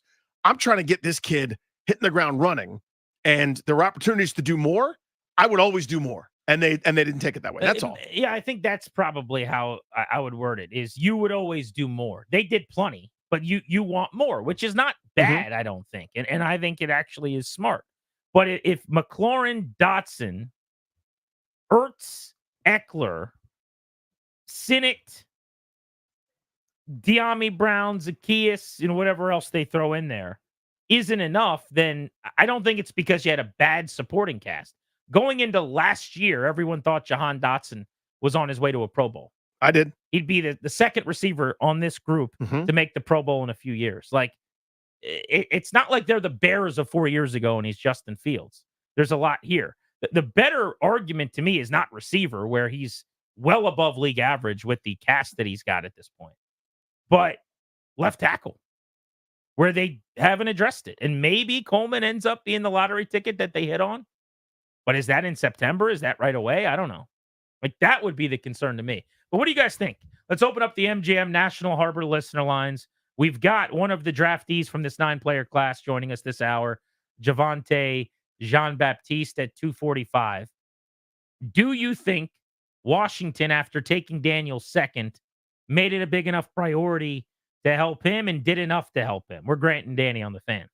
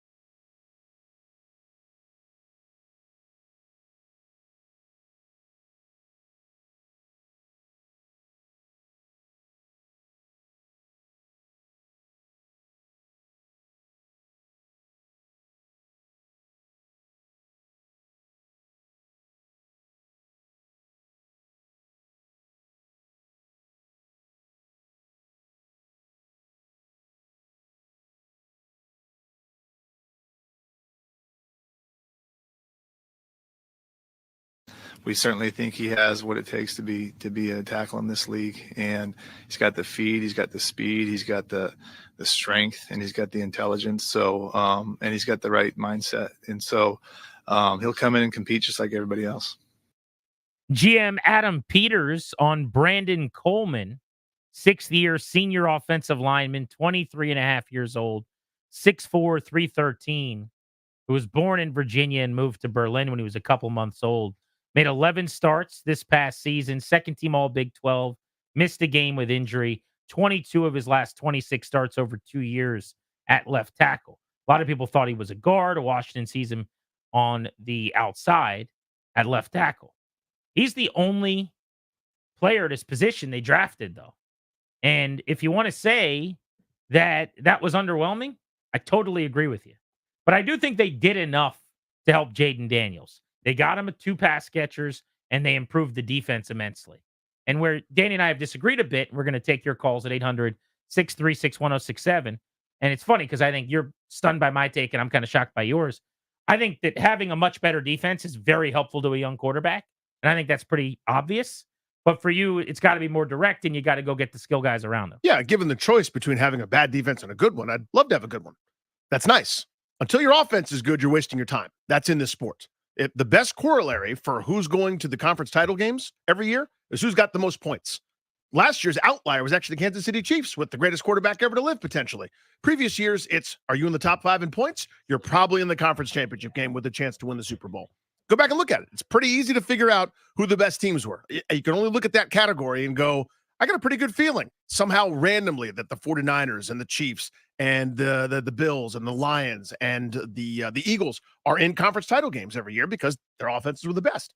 Do that first. Terrific defenses on 3 of those 4, too. The top couple of teams there. Sure, that's nice. But having said that, we're in agreement. There's no reason to argue about offense is important. Nobody's saying it isn't. Offense is having the more weapons is better.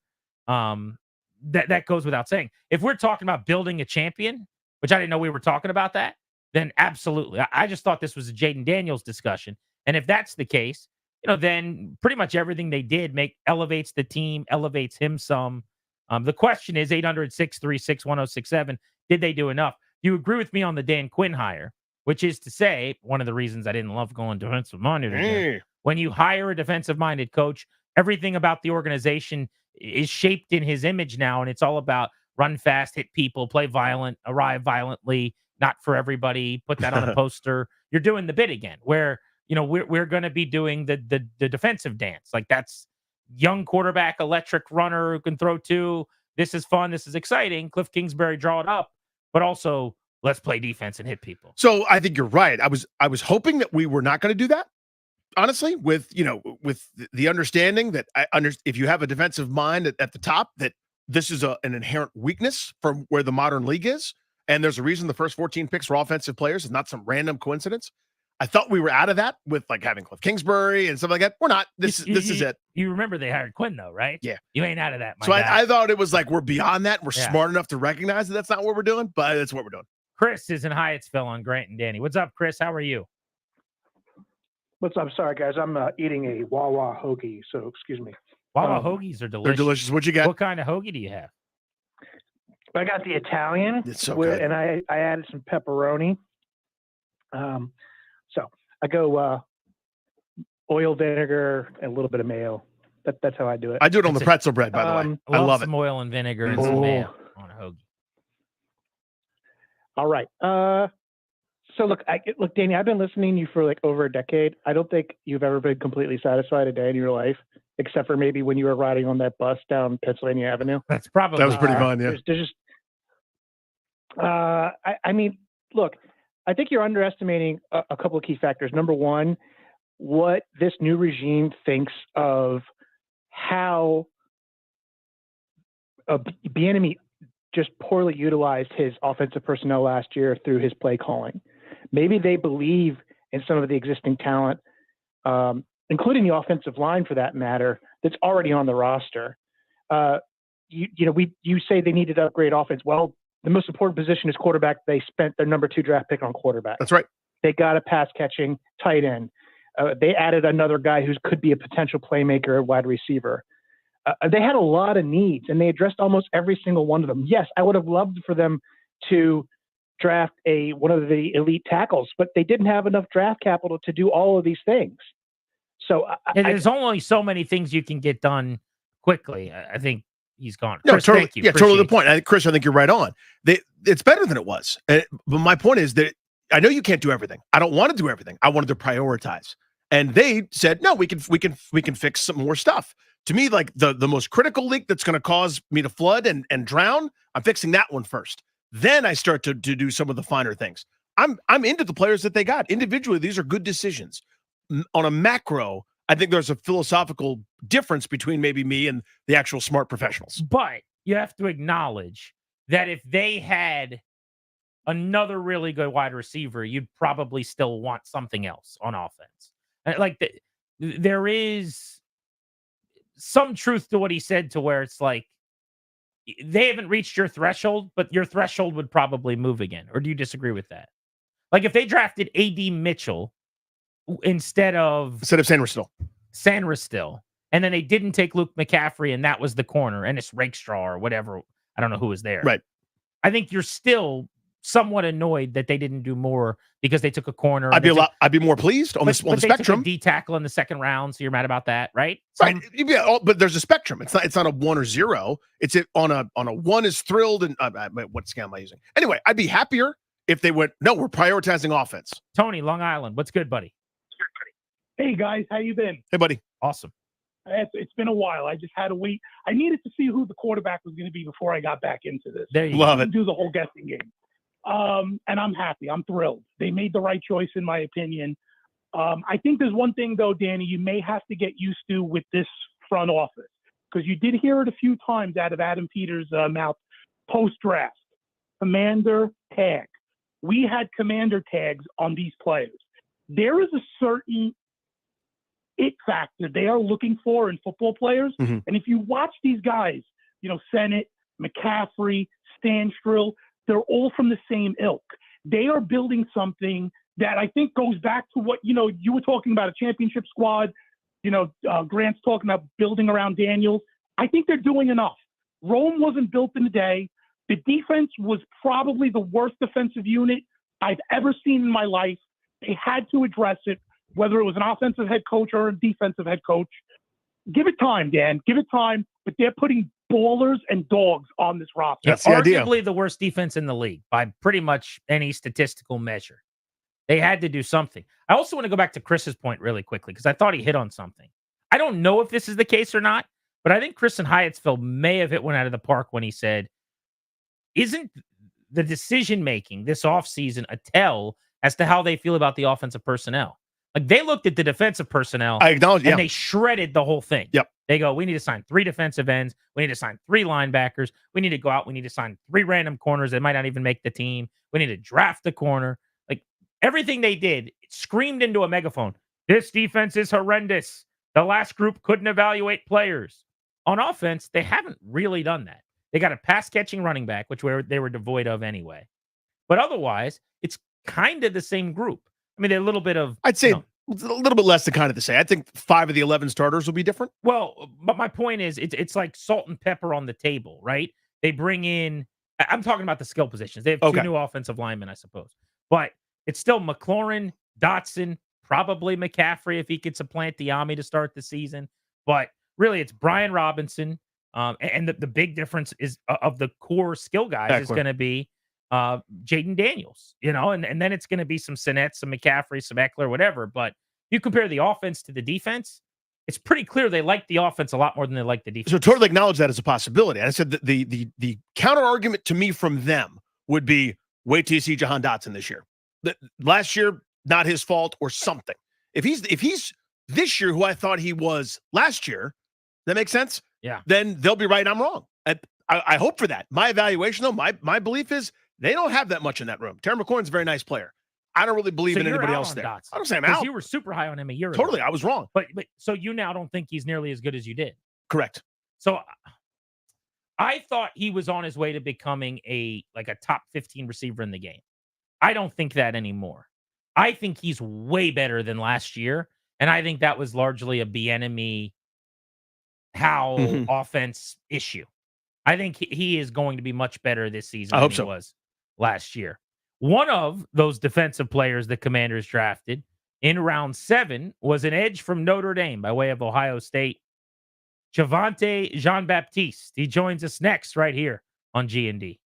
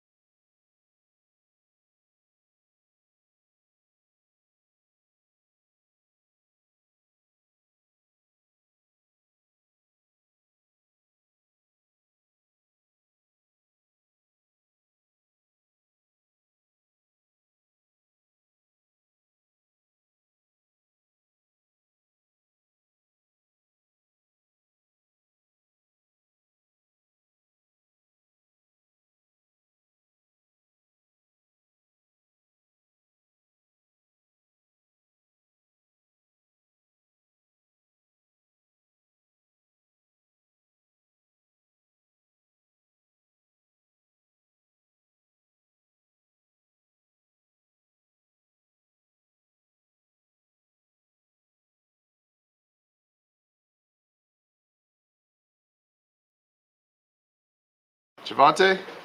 Yep. What's up, man? It's Adam Peters and Dan Quinn from the Commanders. How you doing?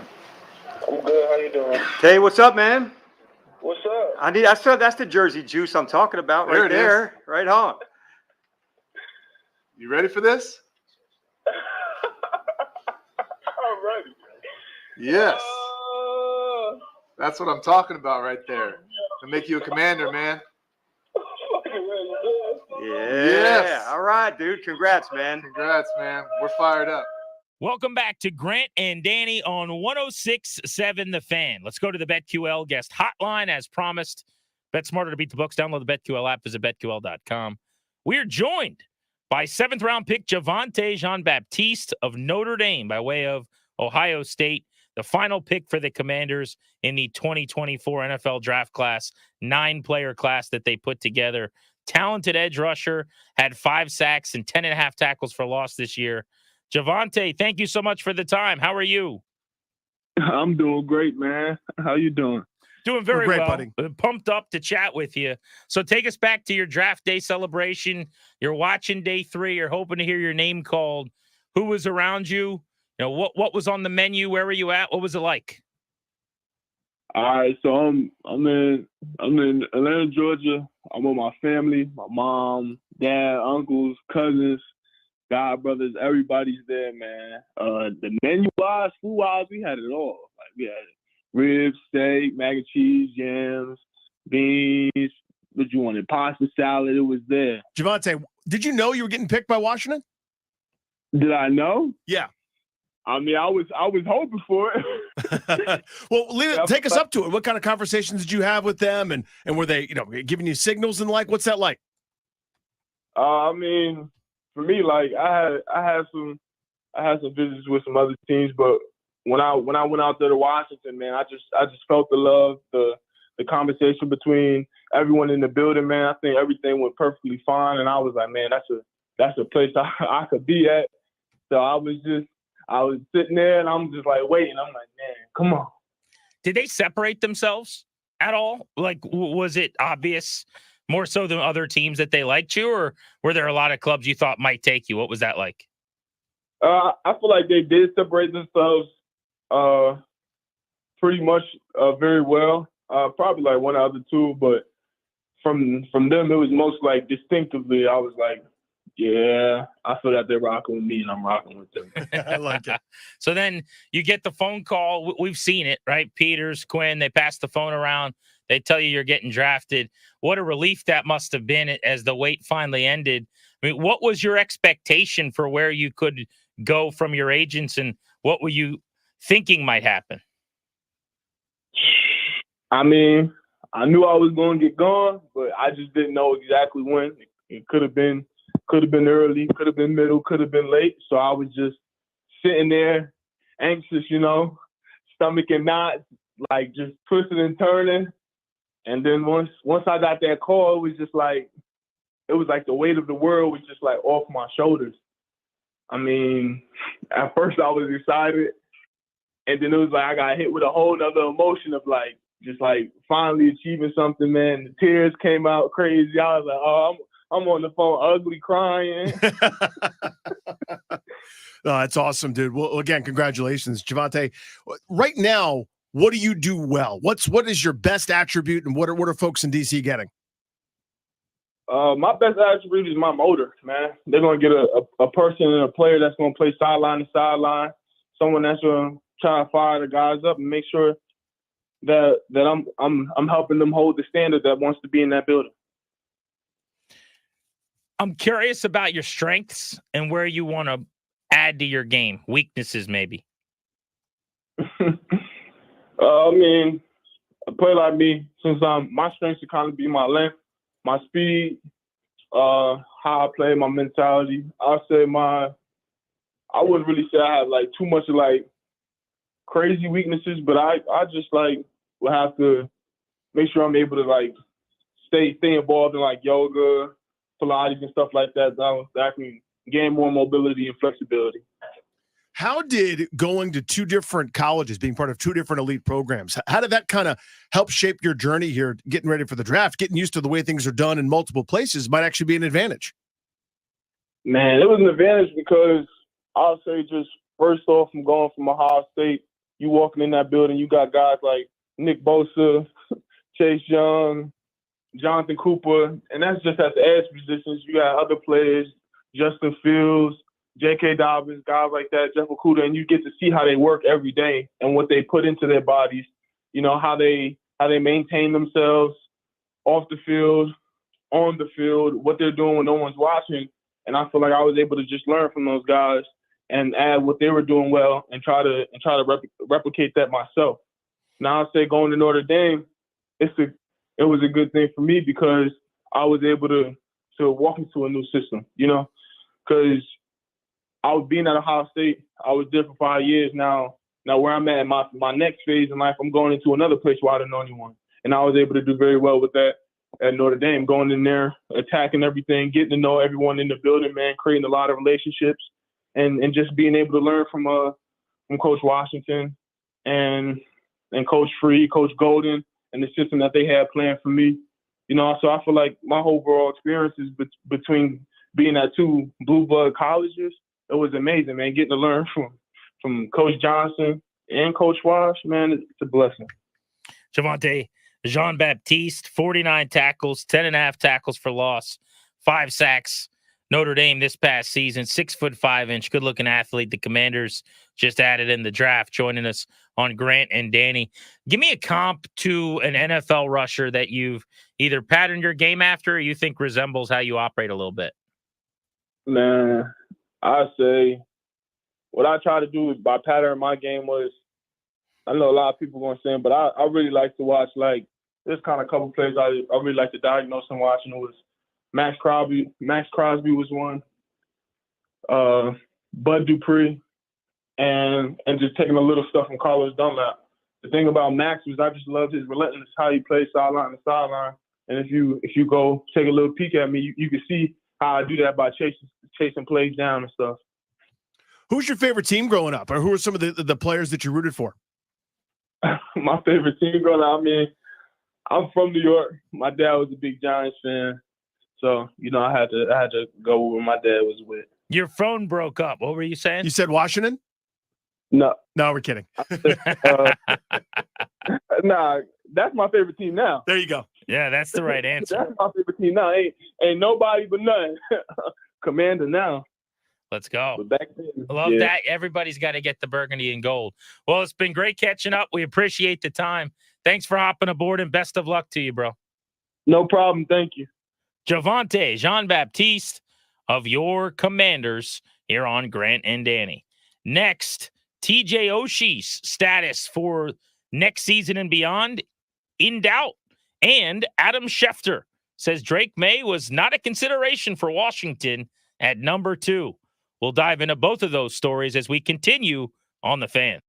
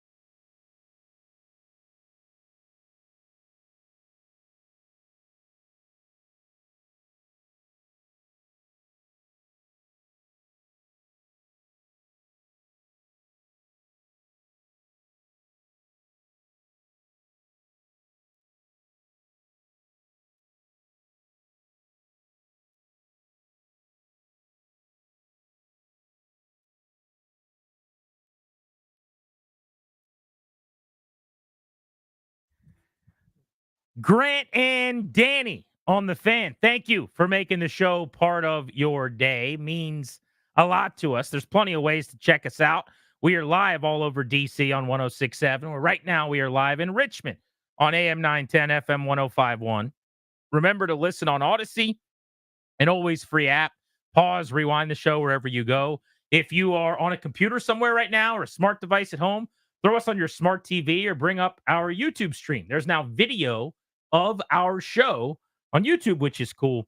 And remember that this is all made possible by our exclusive sponsor, the law firm of Condori and Moran. They will guide you and your family in the right direction, help you draft a will, set up a trust, create a medical power of attorney, schedule a free consultation with them and their crew at kmlawyers.com.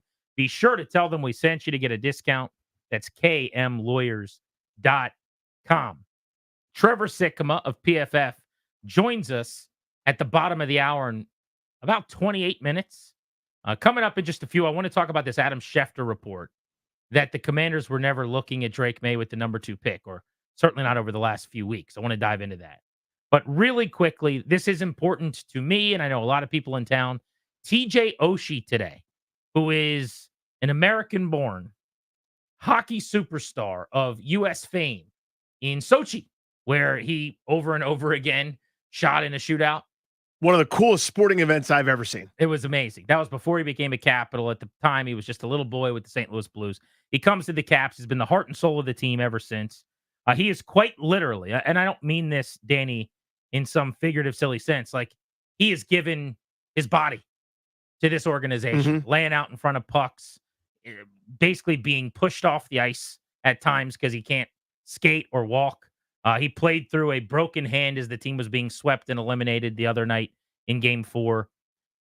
His back locks up on him so badly that he can't move. He can't lift up his kids. He can't get up to go to the bathroom. He's going in bottles. And it happened a few times this year where he would be out of the lineup for weeks on end, and he would get basically fixed by a doctor or someone who would, get his back right, and then it would lock up again, or he'd take a hit and it would be bad again.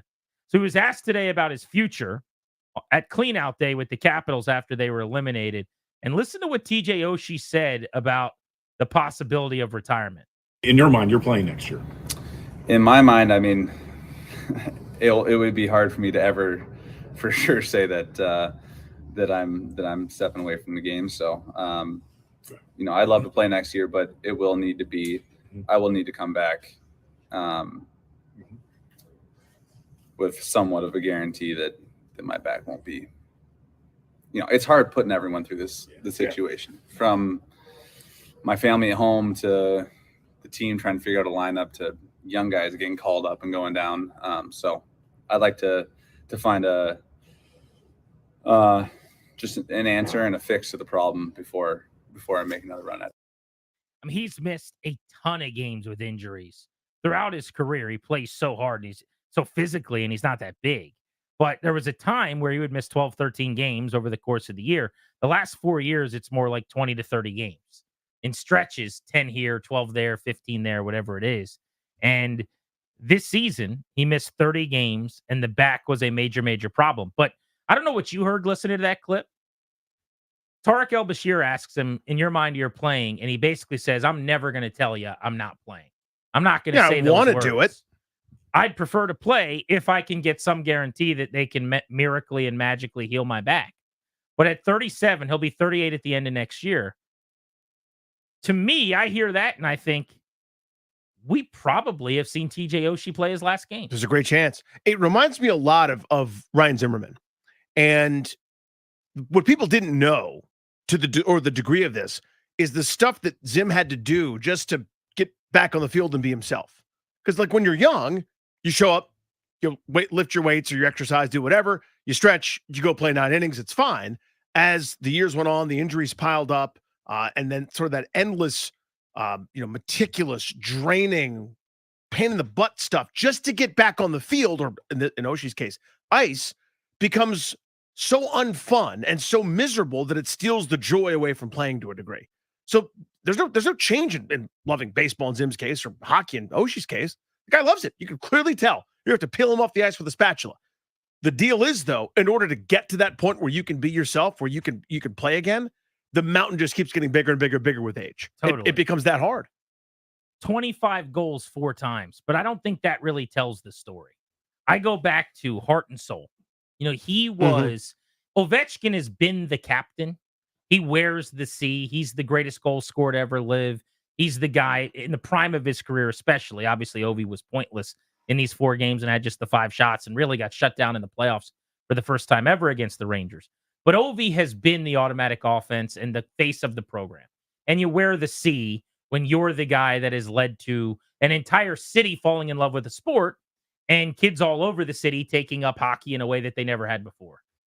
TJ Oshie is the catalyst, the spark plug, the guy that, to use a hockey parlance, I guess, is dragging the boys into battle over and over and over again. And the way he plays, my mom watches every Caps game, is a huge Caps fan. She loves TJ Oshie. I don't think my mom's going to go scouting defensemen in Canada anytime soon and can point out who is better on their edges and skates well and whatever. Mm-hmm. But she points to TJ Oshie and goes, that guy gives you everything he's got.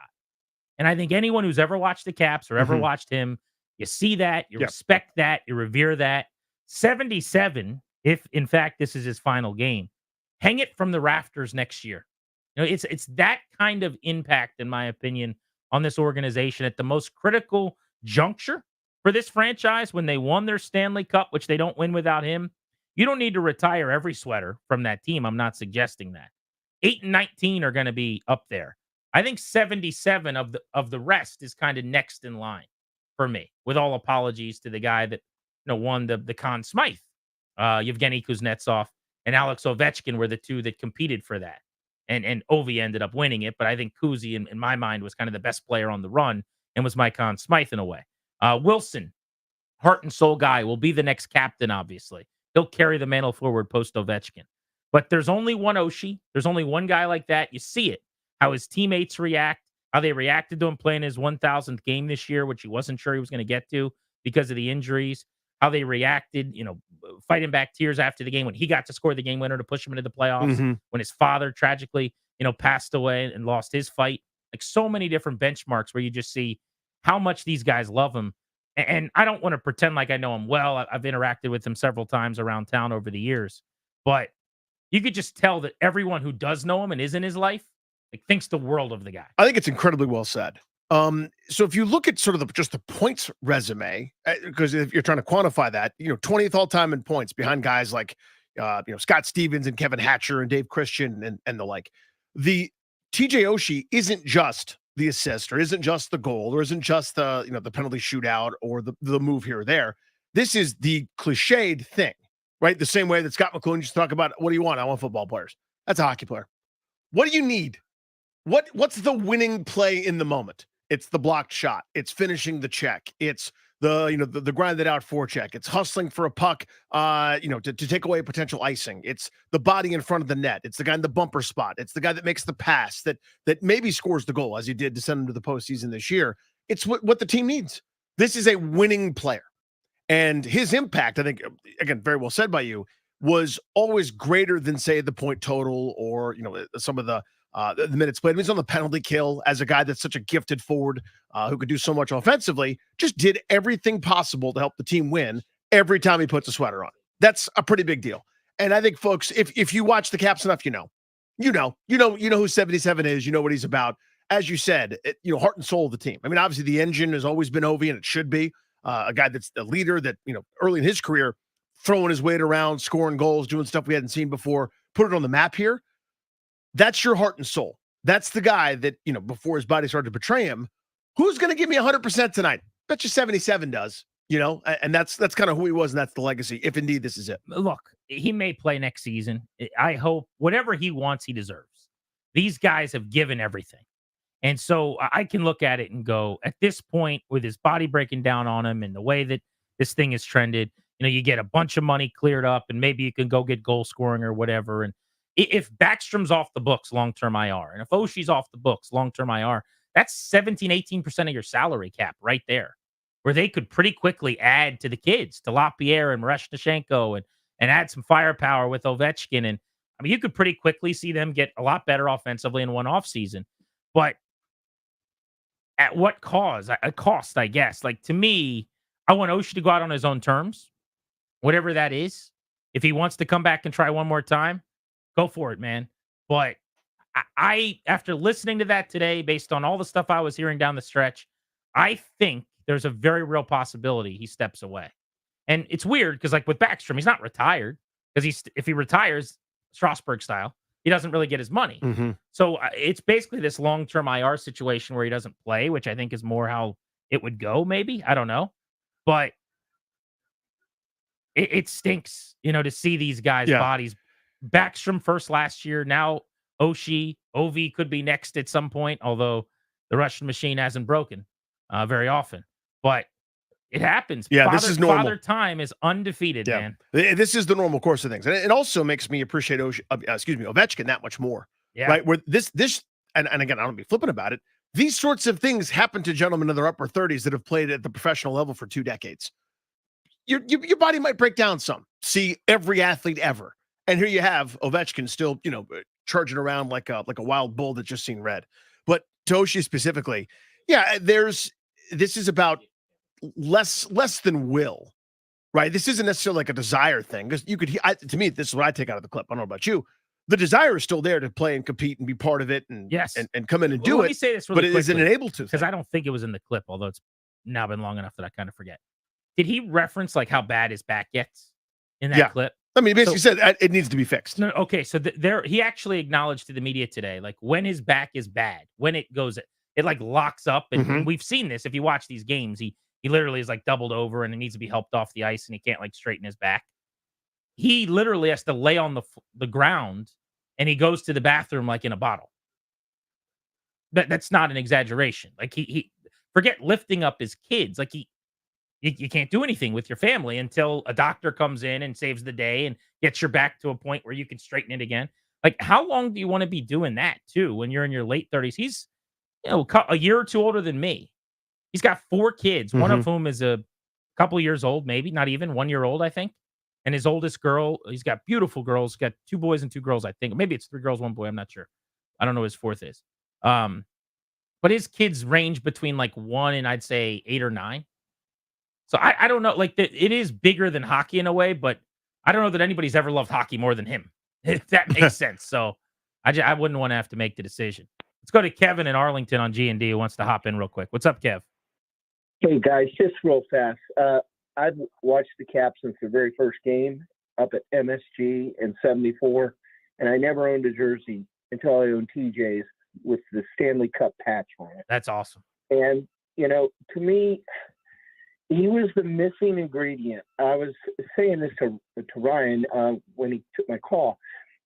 You guys are probably too young to remember, but the Bullets were a hell of a team in the 70s, and they get to the finals, but they couldn't get over the top. They had Unseld, they had Hayes, but they were missing one guy, and that was Bobby Dandridge, who became the beloved figure, the clutch guy who, like TJ, drew his teammates into the fight. Dandridge did the same thing. They're very rare. And in all of my years of watching team sports in Washington, which is over 50 years now, there's 2 guys that came and eventually they brought the championship. One was Bobby Dandridge and the other was TJ Oshie. And I feel for him.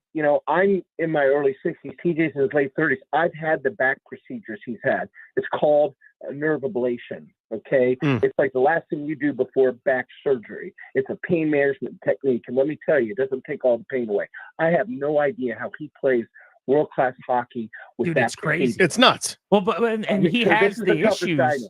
And then for weeks, like, he's trying to figure it back out. How do I move? How do I get up? How do I stand? How do I go to the bathroom? And 2 weeks later, he's out there, checking Artemi Panarin into the boards and scoring a game winner to send the Caps to the playoffs. So it is crazy and impressive. And I think that was perfect. He was the missing ingredient. They needed a couple more of those glue guys, those do everything, gritty type players.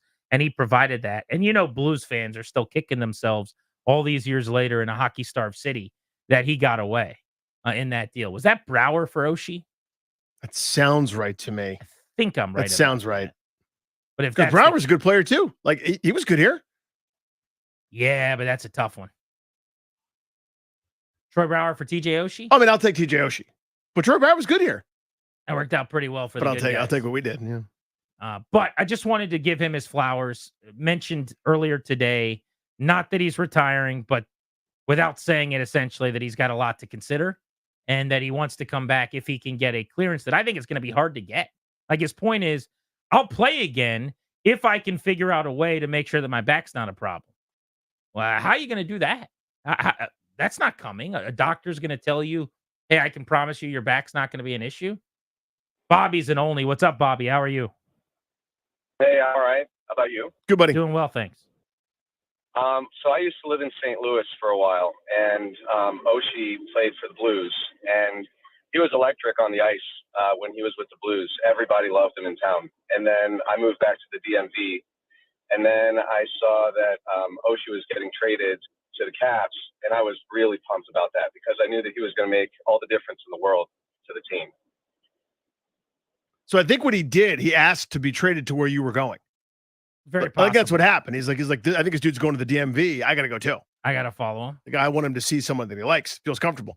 No, I mean, it's they immediately though kind of morphed more into his style of playing that way.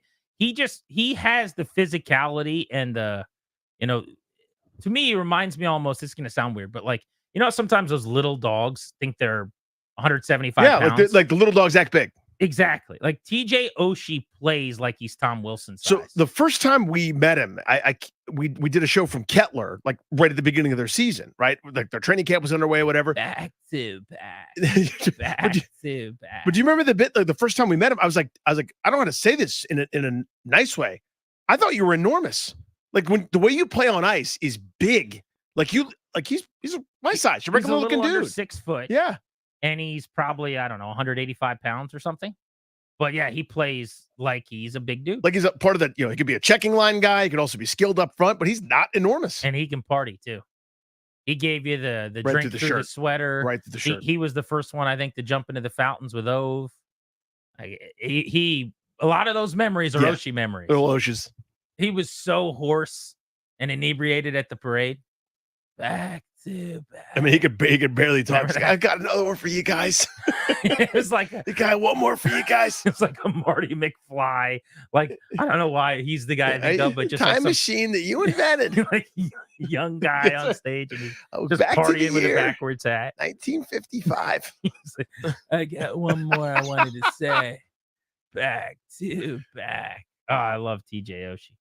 So hopefully we get to see him again. But if not, just wanted to give him his flowers today. We did not get into the Schefter comments. We got a lot of time to do that. We'll do it. We are here until 6:30 tonight. Next, though, let's talk about this 9-player draft class with our pal Trevor Sikkema of PFF on G&D.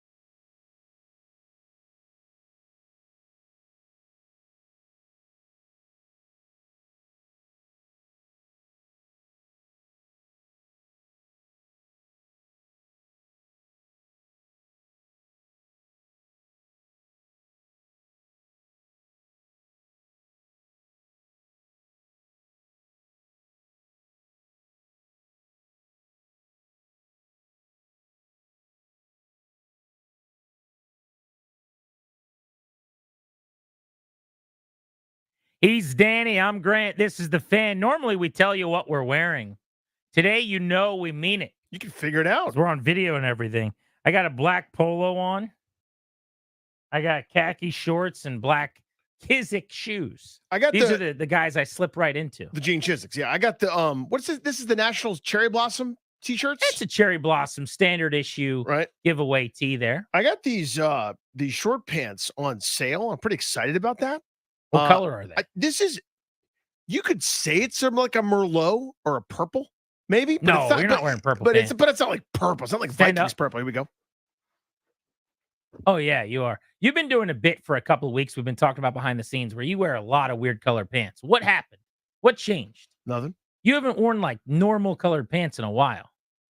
So I don't know, man. You've done like 9 different colors recently. Well, what happened, the week that you're over talking about, if I can be frank, is the week that I tore a hole in one pair of jeans and the other two, one got soaking wet because of the rain and the one was just dirty. I wore through them. But you're so there was a laundry no-selling me a little situation. bit. Acknowledge that you've worn a lot of weird colored pants. No, first of all, it's not weird. Very reasonable. But what happened was I wore like pants, like slacks to work a couple different times because I didn't have, it was cold. Yeah. And I had to wear pants.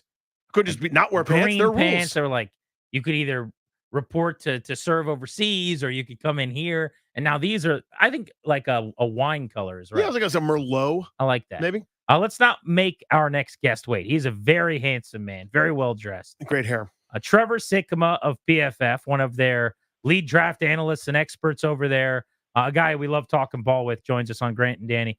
Trevor, hope you've been well, man. And I know it was a busy week for you, so thanks for making a couple minutes for us. How are you? Yeah, guys, I appreciate you having me on, as always. You got it. Why don't we start with Daniels? I think when we had you on, it's been several weeks back, you were with me. You were a May guy, right? Yes. Yeah, So- I did have Drake May as QB2 in this class. I did. So, A, what do you make of the fact that they weren't even considering him, according to Schefter, that it was basically Daniels for weeks, and if they didn't take him for whatever reason, they would have taken McCarthy? And then B, what do you make of the landing spot for him with Kingsbury and company? Yeah, obviously, I don't agree with not considering May. You know, if you would have said, well, was Jaden Daniels or Caleb Williams or bust for them at number 2, I would have gone, okay, well, you got a little bit of added mobility, maybe operating a Cliff Kingsbury offense a little bit better. It's kind of streamlined for the style that those two guys have. But to throw McCarthy in there and not consider May is head-scratching to me. It's obviously not how I would have seen things. But with Daniels being the pick here, even though I like May more and I would have picked May at 2, the styles do make sense with him and offensive coordinator Cliff Kingsbury. Now, you don't want to get too carried away with pairing a draft pick with a coordinator, especially an offensive coordinator, right? Because we've seen what happens in the NFL. If you have one good season as a play caller, you're going to get hired as a head coach. So you don't want like everything to be in on that pairing. But now that it is going to happen for the 2024 season, I do like it. I mean, you look at what Jaden Daniels did this past year and why it was successful. The offense that LSU had, it was a lot of deep vertical passing concepts outside the numbers. Well, I went back and I looked at it. And when you look at Cliff Kingsbury's head coaching tenure from 2019 to 2022 for the Arizona Cardinals, they were 23rd in the NFL in throws over the intermediate middle of the field, where Daniels does not have a lot of experience. He only had 30 attempts last year over the intermediate middle, which is 10 to 20 yards down the field in between the numbers. Some offenses are really predicated towards attacking that area of the field. Others are much more to the sideline. And with Kingsbury's data over that 4-year span, it was just obvious that he would rather prefer setting up offenses and setting up space to attack vertically to the outside. It's exactly what Daniels does well. I think he has to continue to evolve to attack over the middle to really keep defenses honest. But in terms of a stylistic pairing, I get it. And with that being said, even though I would have had him rated below May, this was one of the better landing spots for Jaden Daniels, in my opinion. So I can't be, disappointed or upset that this has happened, because instead I'm just really excited to see a talented player go to a good spot that I think is going to maximize what he does. So, Trevor, let's workshop this thing then. So, right, obviously, you've already said that's not how you would have evaluated it, not considering Drake May there too. What does it tell you in your mind? Like, kind of put yourself in their brain space where they go, we're deciding between Daniels and McCarthy. What does that mean they were looking for? Because obviously they both play quarterback, but there aren't a ton of commonalities in their games right there. What do you think they were looking for that they maybe saw in those guys and then didn't see in May? Put your thinking cap on. Yeah, well, no, well, I can tell you exactly what they were thinking, because the common denominator to me between Jaden Daniels and J.J. McCarthy separating themselves from these other quarterbacks, specifically Drake May, is fundamentals. And when I look at Drake May, you talk about some of the frustrating misses that he has on tape. A lot of times that can deal with the fact that, he's got happy feet in the pocket. He's obviously been a quarterback who throughout high school and his time at UNC, he's had the athletic ability to be able to escape when pressure is there. And you can see him bouncing on his feet. And obviously being light on your feet is a good thing, but sometimes it can get a little bit erratic. And sometimes I'm watching Drake May and the footwork, it's almost like he's bouncing a little too much, like he's shifting back and forth. And it's like, okay, hold on now. You set your base. You want to be light on your feet, but you also want to be able to set your base and be able to start your throwing motion from your feet all the way up, and you want it to be repeatable. That is exactly what Jaden Daniels and J.J. McCarthy brought to the table first and foremost, right? You look at fundamentals before almost anything else, because before you can see exactly where the ball is going or exactly how fast it's getting out of your hand, you're noticing, where are the feet? Are they pointed the right direction? Are the shoulders lined up with it? Is it a fluid motion? Are you throwing with more of your top half or your bottom half? And what does it look like for you stylistically and for your fundamentals of kind of what you've clearly been coached? And so when I look at Daniels to me had the best fundamentals of any quarterback in the class.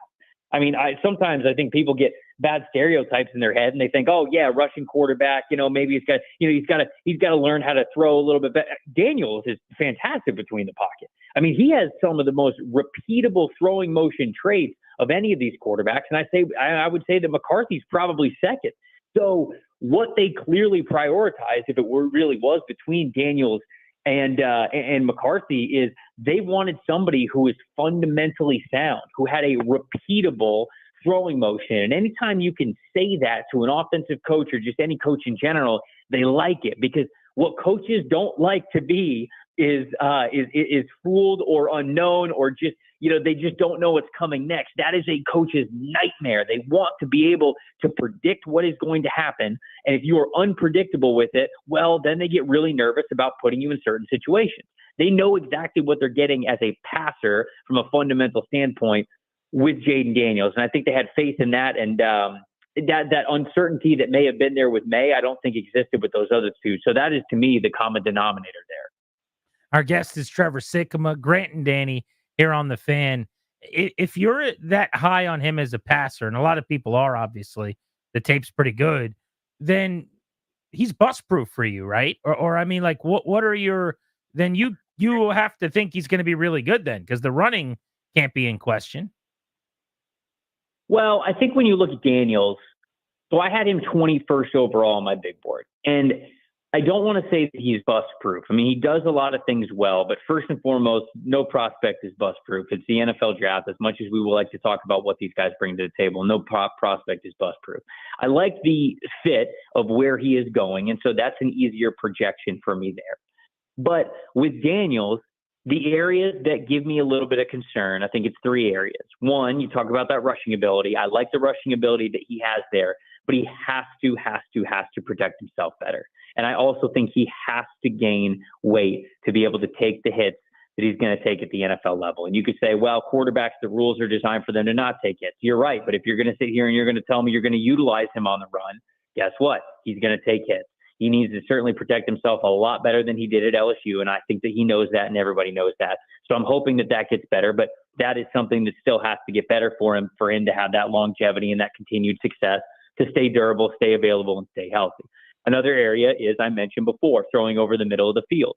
Even though Cliff Kingsbury's offense is predicated off of throws outside the numbers, which I think you will see a lot of, at the NFL level, if you cannot be a threat over the middle of the field, specifically, again, between that 10 to 20-yard range, you allow defenses to really start to crowd the sideline. And the sideline is, as they say, an extra defender in and of itself. So you make things a lot tougher on yourself when you allow safeties and linebackers to creep towards the sideline and not have to stay honest over the middle. To me, in order to really unlock what he can be and the threat he could be to defenses, you have to be able to do those things. And then the last thing from Daniels is, and this is a big reason why I had May rated ahead of him, is I think Daniels has an adequate arm for the NFL level. But I do think that his near perfect throwing motion and fundamentals, maximize his arm talent. Now, I'm not trying to say that that's a bad thing, but at the NFL, there are those split-second throws where you got to try to zip it in between two defenders in a football-sized window. And I think that Daniels can do that somewhat, but I think that there are a lot of other quarterbacks at the NFL level who have more arm talent than he does, especially from a velocity standpoint. And when you don't have that superior arm talent, sometimes it's those split-second throws and those split-second decisions that can you really push the ball the way you need to. I think he's got an adequate arm, but I don't think it's on the level of a Caleb Williams, a Drake May, a J.J. McCarthy, a Michael Penix. I think it's a lot closer to more Bo Nix in that next tier of quarterbacks when you talk about guys in this class. So those are the three areas that if I were to say, okay, give me the reasons why Jaden wouldn't have success, it would be those three things that worry me from with him becoming that all-pro type of player that you draft at number 2 for him to become. Trevor Second with us here on G&D. Let's go to their other picks. Johnny Newton, why didn't he go in the first round, and what did you make of that selection there at 36? I mean, nitpicking, honestly, man. I think Johnny Newton's awesome. I don't think there's any way that he should have been available in the second round, and great on Washington to take a chance on him. You know, I know he had the foot injury, and people talked about that going into the draft, but you know, there's a Jones fracture in his foot, and you know, as far as I'm not a doctor, obviously, but as far as I've researched and everything, hey, you get the surgery, you rehab, you're good to go. And when I watch Johnny Newton and what he's been able to do on the field over the last 2 years, shoot, if they even said, hey, this guy was playing with this injury this past season, well, look what he was doing this past season. He was still a great football player, maybe not as impactful as he was the past year, but the injury kind of speaks to maybe why that was not the case. So I think you got an absolute stud in Johnny Newton. I think you got a long-term answer at interior defensive tackle, no matter what happens in the, let's say, 3-4 year future with John Allen, with Deron Payne. This is somebody who can really impact your defensive line for the better, and he should not have been available in the second round. So Washington got a steal, in my opinion. Trevor, are you buying what the Falcons are selling on Michael Penix as a stashed quarterback? No, I'm not. And look, I'm not saying that there is no reality where this can work out. There is a reality where it can. But the number of realities, if you will, where it does not work out for you are far more numerous. Because, you know, you could sit here and say to yourself, well, look at what the Packers did. To me, it's different. Daniel Jeremiah made this point on NFL Network, and I completely agree with him. When they drafted Aaron Rodgers, it still had Brett Favre had the equity within the franchise. He was a franchise legend. So if Brett Favre struggled a little bit, they weren't clamoring for Aaron Rodgers right off the bat. The same thing when Rodgers had Jordan Love, right? He had equity in the franchise as a franchise legend. So he could fail. He could, you know, go through the ups and downs of a season and not get criticized for his job every turn. Kirk Cousins is coming into a brand new team, a brand new coaching staff, brand new everything. The second that Cousins has 2 bad games, guess what everybody's going to do? They're going to tell you to put Michael Penix out there, especially because you drafted him at number 8 overall. Not in the 20s, you drafted him at 8. So you're going to get fans already that are pissed that you took that quarterback at number 8 that are going to be the first ones to say, hey, you drafted him in the top 10. Kirk Cousins has 2 bad games in a row. What are you doing? The season's on the line. Put the kid in. And I think that's incredibly unfair to Michael Penix. I think it's very unfair to Kirk Cousins. You can sit here and say all you want. Oh, my, come on. They got to toughen up. They're here to play the game. They get millions of dollars. I'm just letting you know what the situation is. You might not be wrong by saying that, but I'm just telling you the way that things are. And the Falcons cannot, I don't think, just stick their head in the sand about all of that. So instead, I look at a situation with Atlanta where by signing Cousins, you had the opportunity to really take that division by the horns, if you will. I know that Tampa brought a lot of guys back and they just won the division, but it's not like they ran away with the division last year. You just signed Kirk Cousins. You just poured all sorts of money in throughout the rest of the team. You got a new coaching staff everywhere. You're excited about it. This number 8 overall pick could have been a very useful player for you over the next 2 to 3 years. And Terry Fontenot said himself, hey, best case scenario, Michael Penix doesn't play for 4 or 5 years. Dude, you got to get more out of the number 8 overall pick than not playing in 4 to 5 years. And I think, again, it's just a dangerous game to play. The quarterback position, no question about it, is the most valuable one in sports, and there is a reality where it can be a home run for him. But unfortunately, there are too many other realities that are basically more plausible that this ends up playing out to be for the Falcons. So, no, I understand why they did it, but it's not the path that I would have chosen. Trevor, good to catch up as always, man. Have a great rest of your week. Appreciate it, guys. Anytime. See you, dude. Great having you on. Trevor Sikkema of PFF on G and D. Got a double play coming your way next. And then at the top of the hour, we will go blitzing. Remember, the coach at Illinois on the defensive side of the ball, D-line, assistant defensive coordinator, Terrence Jameson, who worked with Johnny Newton, is going to join us at 5 o'clock today right here on The Fan.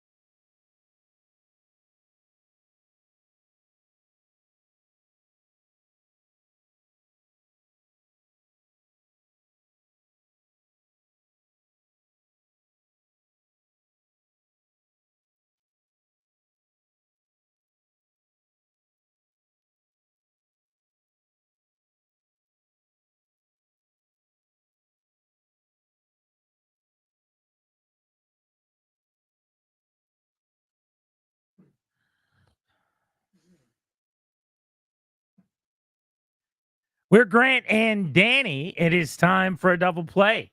Driven to you by your local Washington area Honda dealers.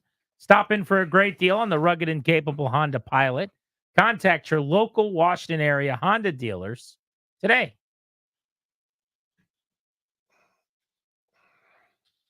The D-line coach and co-D coordinator at Illinois, Terrence Jameson, who coached Johnny Newton, joins us at 5. Coming up at about 4:25. Got some audio from Micah Parsons about Dan Quinn's proclivities for dual threat quarterbacks that I think is really interesting. GP, The Jinx. Do you remember it? HBO documentary about Robert Durst. Do you have a file? I do not. It's about 10 years old. The Jinx Part 2 has just come out. This is jaw-dropping, oh my God, television. So they do a great job of this very slow burn, kind of building things up. If you don't know the story, allegedly, that's all. I just want to make sure nobody gets mad about anything.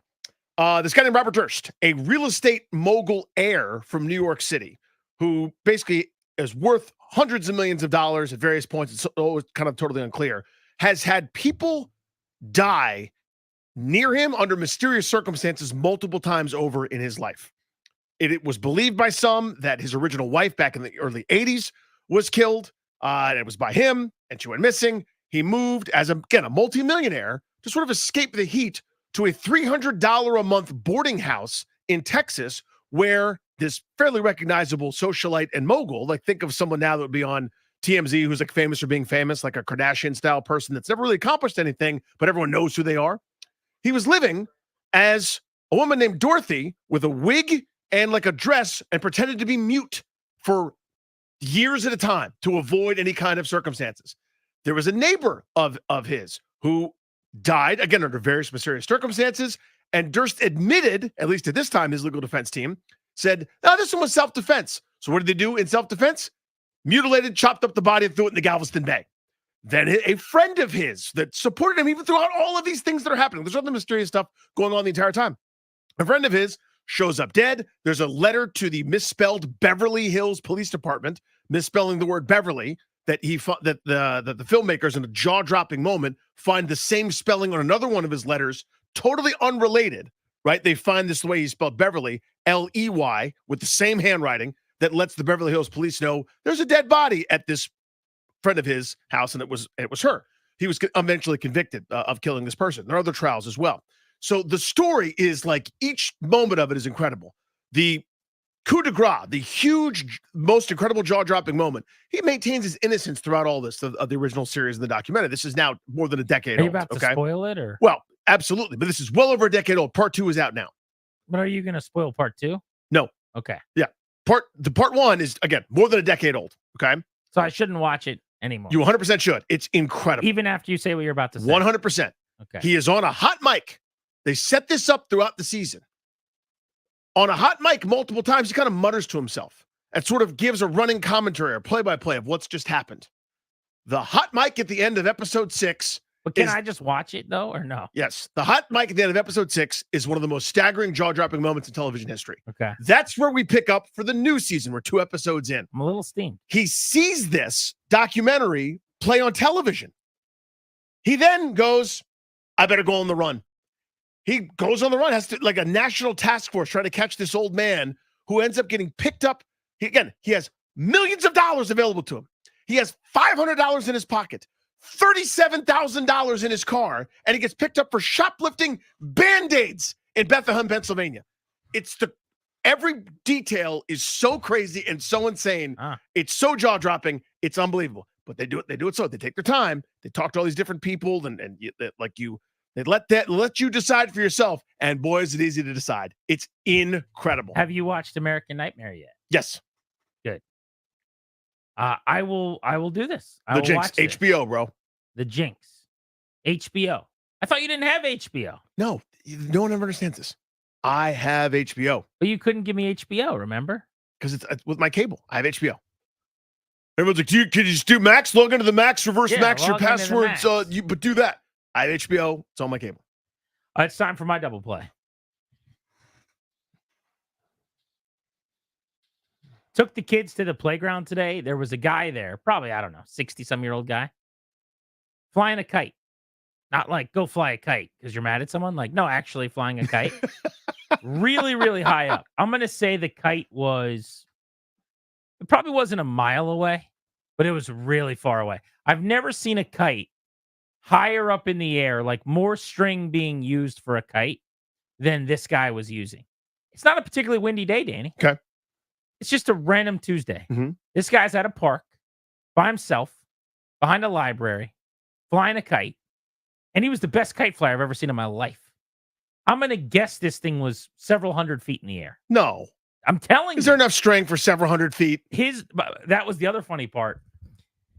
The string this guy was using was like a barrel that he was somehow holding in front of him. You get a lot of slack. I don't know what his deal is. Are you trying to like bump into airplanes? Are you trying to catch the string in a propeller? Like, what is your goal exactly, sir? It's like, I guess my observations were threefold. One, I want to get to a point in my life at some point where I wake up in the morning and go, I'm going to go fly a kite today. I just feel like that guy probably has less anxiety, stress, tension than I do. He's probably healthier than I am. Probably doesn't feel like awful in the pit of his stomach every hour of every day. So I like what he's got going on. I like the cut of his jib. That's number one. Number two, the amount of string was unbelievable. I don't know how high kites are supposed to be. I feel like that's too high. This thing was so far away. Like it was across a field above trees. And I'm like, all right, so that's someone else's kite. So where's his? I'm over talking about this guy's kite. It was insane. And then the third part, I guess the third part is, I want to go back to the string for the third part. Okay. There was so much string. Yeah. Like, what is this guy doing? Like every kite I've ever seen, it's like you get up there 50 feet, and that's the end of the game. It was unbelievable. Right? Like an airplane where I'm flying to spring training with Danny and Darius and Ryan and Toby would not bump into this. Bump in is a weird way to say it. It would not fly through the string or the kite. However, one of those little like the little lawnmower planes. Little planes that people like crash all the time. And I was like, hey, you want to come up in my plane? And I'm like, absolutely not. Those planes? Right. Like you just see like the smoke behind on like a Saturday. Yeah, I've done that. I did that hey, one I'll time. do your gender reveal. I got a plane. Like, no, thank you. Nope. Whatever those are, the kite easily could have taken one of those down today. So it was too far up. It was bad. Is it the kite that Alfred was referring to? Hey, Master Bray, I'll push your skyhook. That'll get about there. Remember talking about where they got Lau out of Hong Kong, where they used Operation Skyhook with the smugglers coming in low and it shot out of the building, and they picked them up that way. I remember the scene. I don't remember a kite involved, but I remember the scene. Because it was like they had to throw a balloon up there, so the smugglers flying a plane like in a city knew where to go. They clipped it, and Batman strapped Lau to his tummy, and then they zip lined right up there. Yes, I don't know where to go with that, but yes, there's a lot like I that. know the squealer's hard. He's a squealer. You just wanted to do your impression. Yeah. So just rip it off one more Well, time. I did. Operation Skyhook, Master White. Yeah. Operation Skyhook. Grant and Danny on the Fan. Michael The Beltway Blitz comes your way at the top of the hour.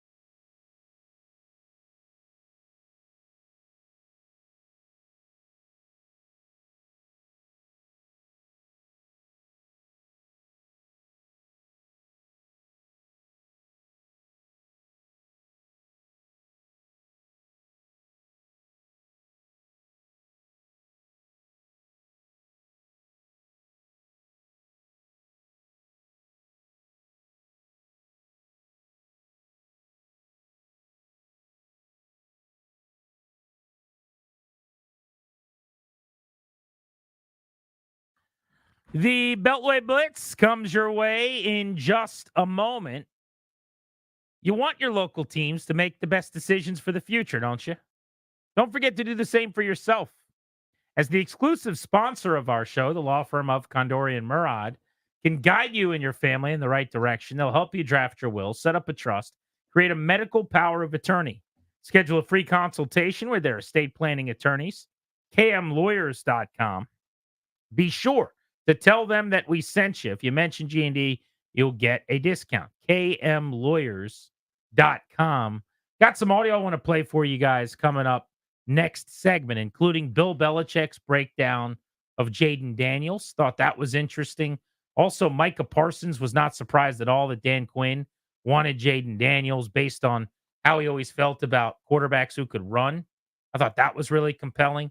So some Commanders-related content, audio that I think you'll want to hear coming up in about 25 minutes. But let's get to the Beltway Blitz right now. And we'll start out on the ice. The Capitals in the news today because they cleaned out their lockers and met with the media end of season. They would have been playing a Game 5 tonight, but it's not necessary as they got swept. Sammy Sober joins us.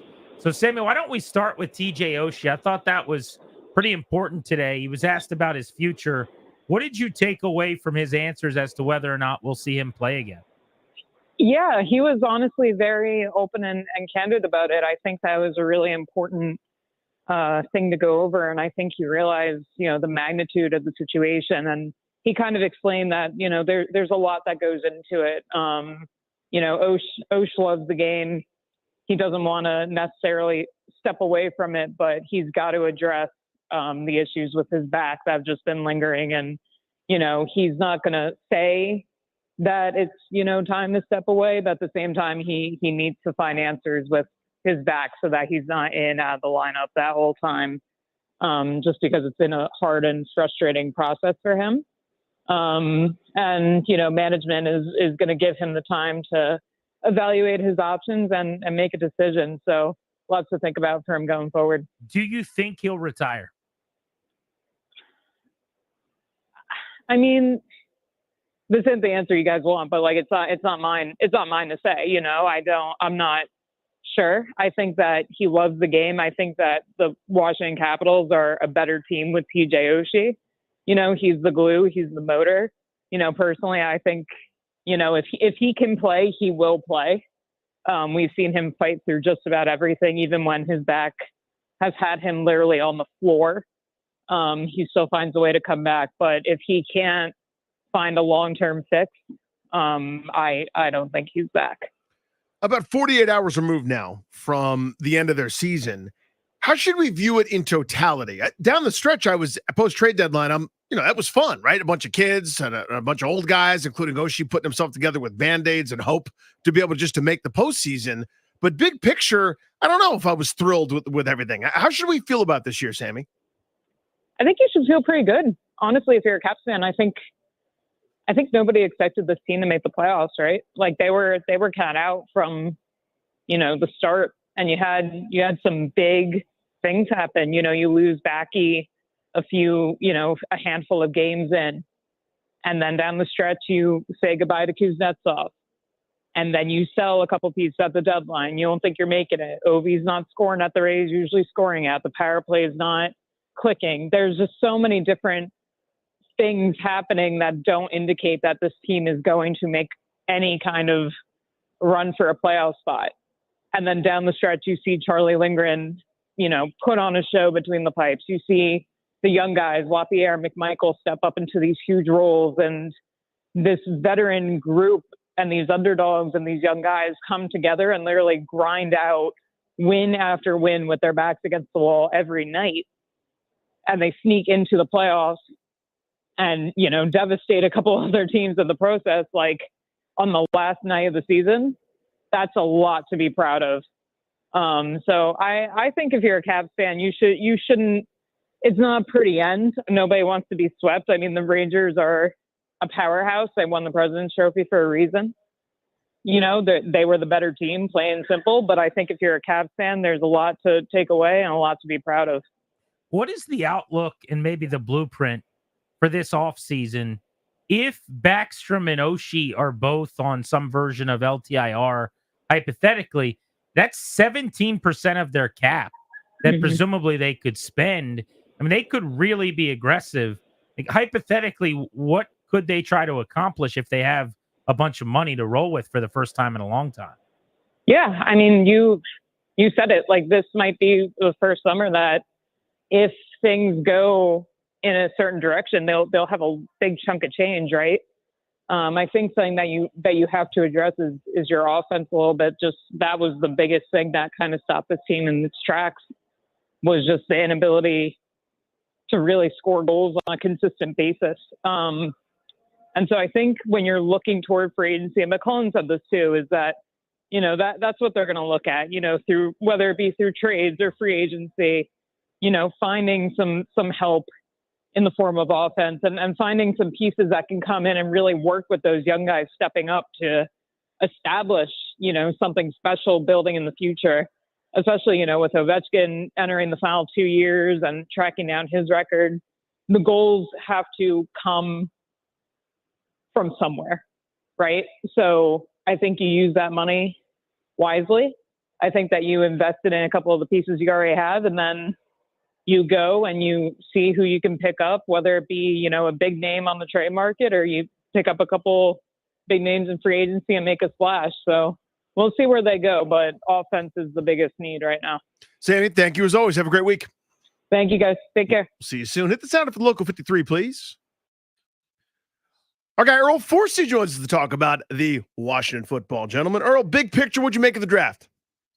Loved it. First of all, I'm just glad it's done. I'm glad they went with Jaden Daniels. I'm glad there was no drama. I'm glad it seems, and I tweeted this about when Luke McCaffrey was picked and they showed the video of the McCaffrey family. They were genuinely, it seemed, happy that he was picked by the Commanders. I mean, this is a new era.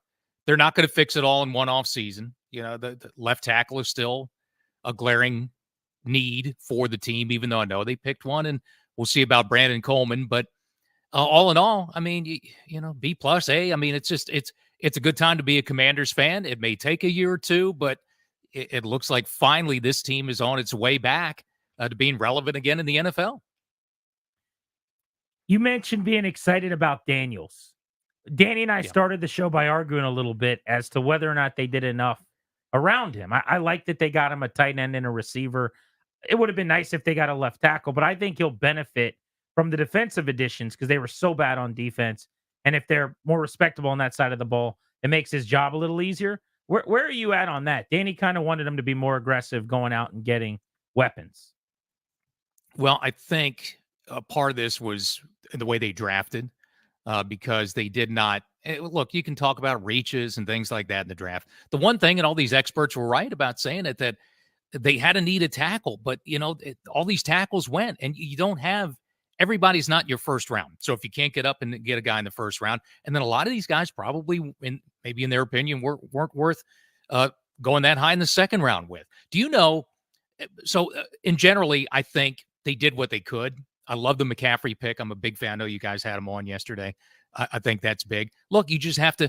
Here's another thing, and Danny was absolutely right. You have to have Jahan Dotson be the guy he was 2 years ago, and not a guy suddenly that all drops passes when he was like the sure-handed Jahan Dotson. So you need to fix some of the guys that are there, and probably with a better coaching staff, you're going to do that.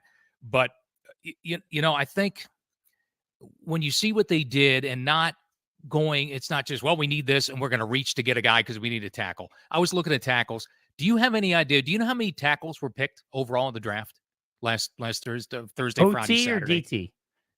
Offensive tackles. How many? We know 8 went in the first round, which is 12, ridiculous. 13? I'll say 12. 20.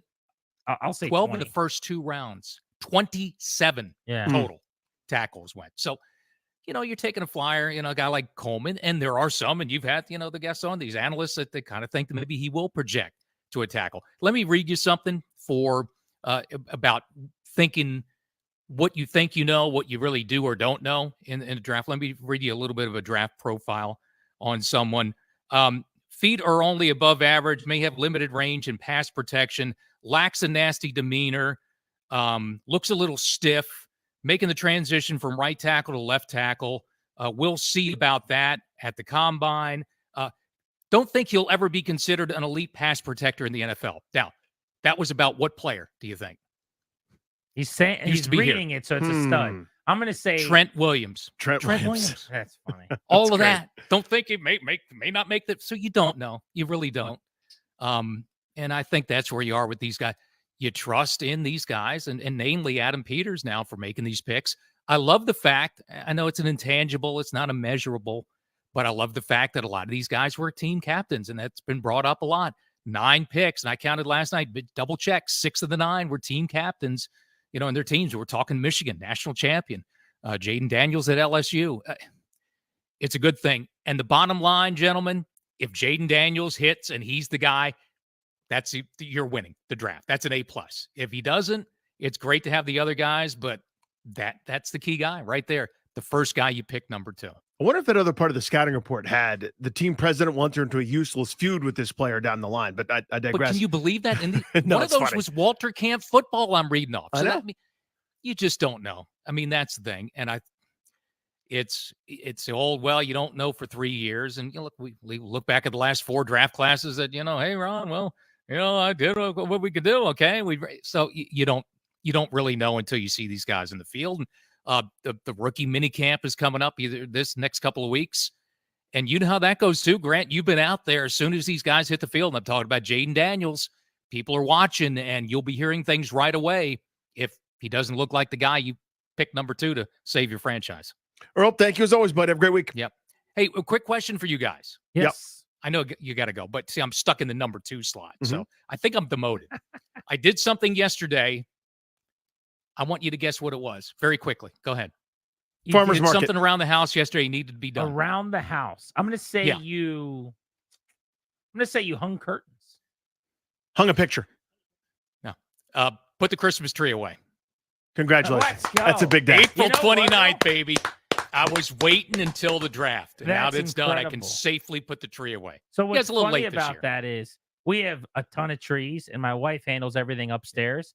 But I have a sports tree in my man cave in the basement, and I put mine away last weekend before Caps Rangers game 1. See, I like the lights. I I do do the lights every night. It's got burgundy and gold, Nats ornaments, Orioles ornaments, a bunch of stuff, Cap stuff, and I put it away last weekend. My wife doesn't care. She lets me do whatever I want in the basement.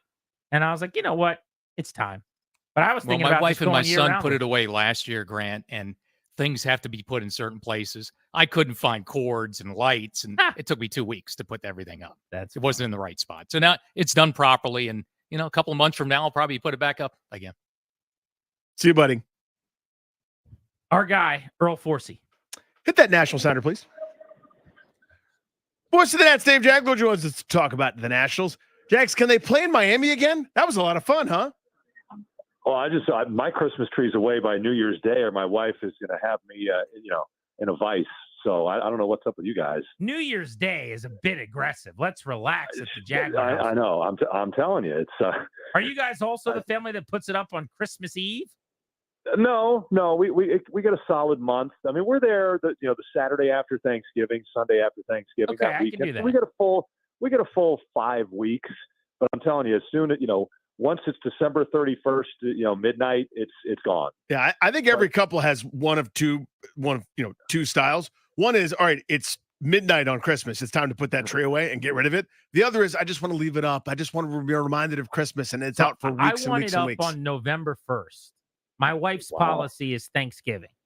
So after Thanksgiving, we can put it up.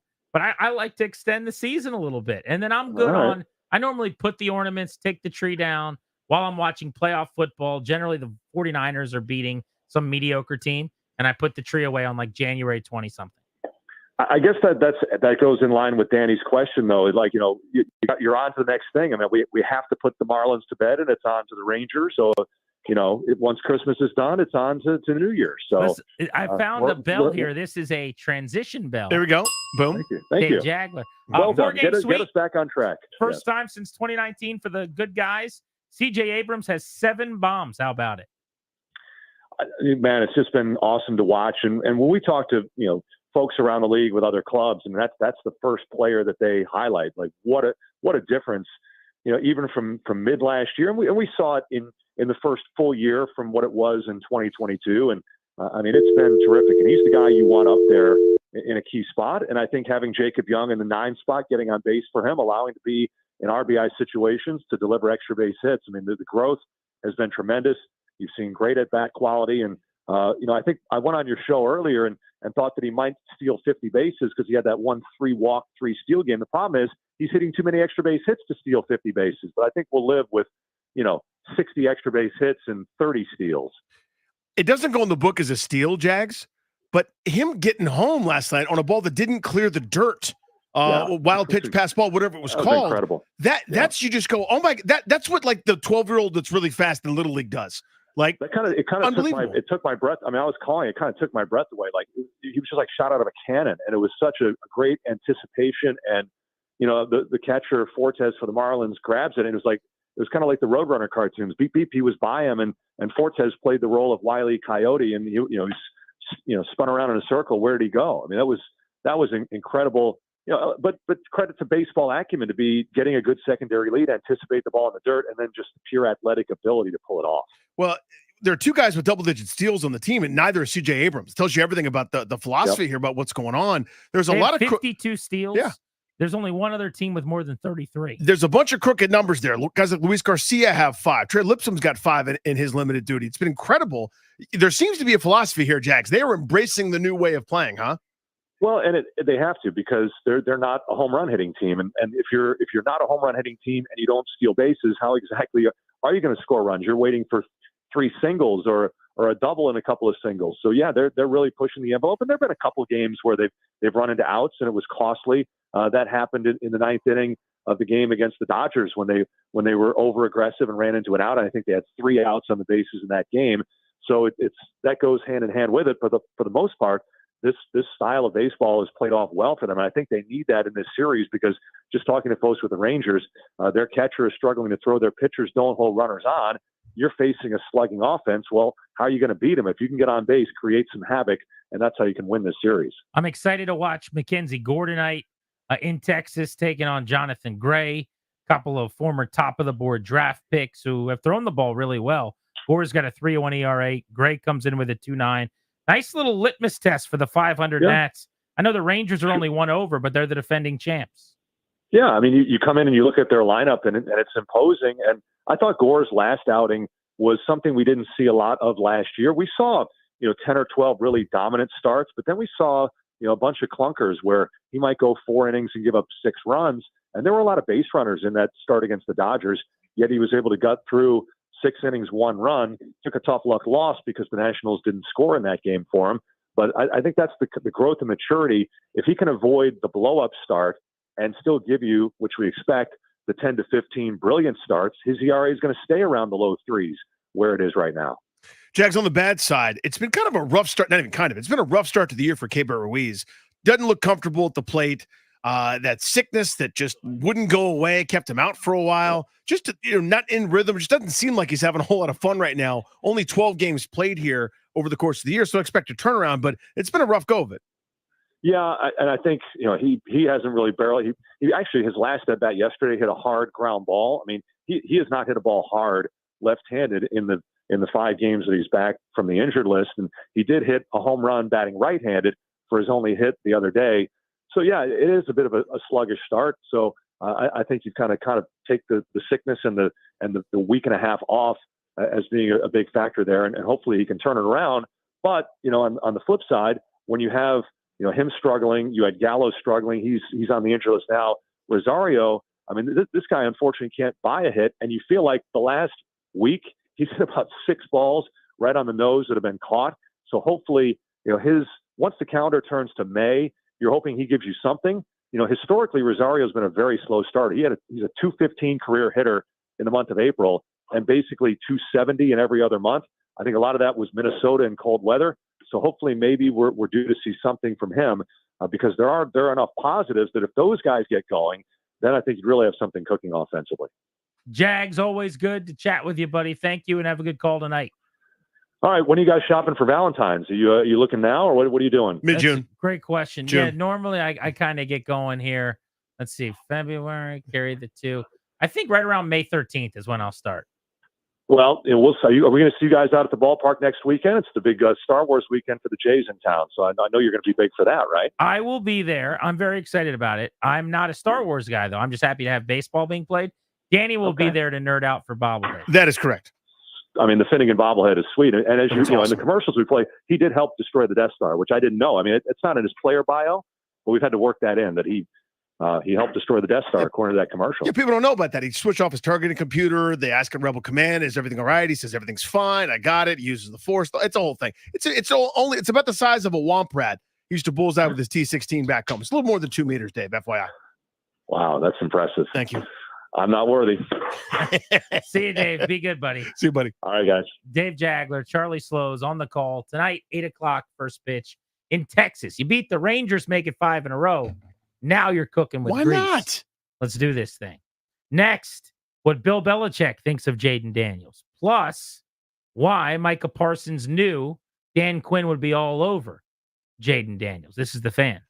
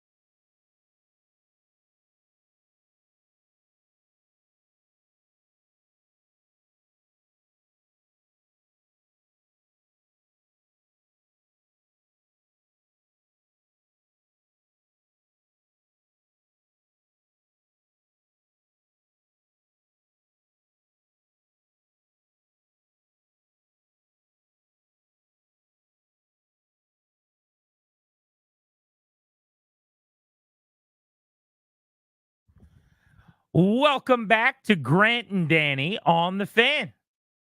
A pretty, I would say, very pleasant Tuesday afternoon in the nation's capital. It's warm outside. You know how I know that? How? Because the Nationals are not playing at home.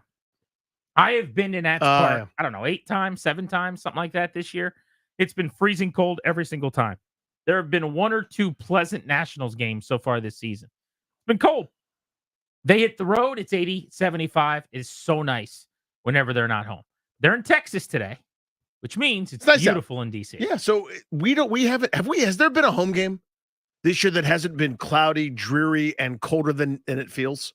Or you mean, or feels colder than it actually is? That's what I You know what I said. mean? Yeah, has there actually been one? Yeah, there's been, when I've been there once, and I think total maybe 2 or 3 max at this point. But yeah, that's what we've been dealing with. All right, this was Bill Belichick draft night. Did you hear any of his coverage? I did. He's good. Much better than I anticipated. Brought some energy. Did a nice job. He basically broke down a bunch of his own video and sent clips for people to pull and then talked over it. But this is 2 minutes of him. You know, not all of it translates to radio perfectly because he's talking about certain plays you're not going to see, but you're going to get the gist of him on Jaden Daniels here. This is Belichick, who struggled to pick players, so I'm not telling you it's the end-all, be-all. However, is one of the greatest coaches and one of the greatest football minds of all time. Well, again, I think this is a little similar to the Caleb Williams conversation. I think that that Jaden has a good opportunity to be an outstanding player, and he showed that this year. He won the Heisman Trophy, and he had a lot of great plays. I think for him, a lot of his throws come outside the numbers. He's very fast. He's an excellent runner and scrambler.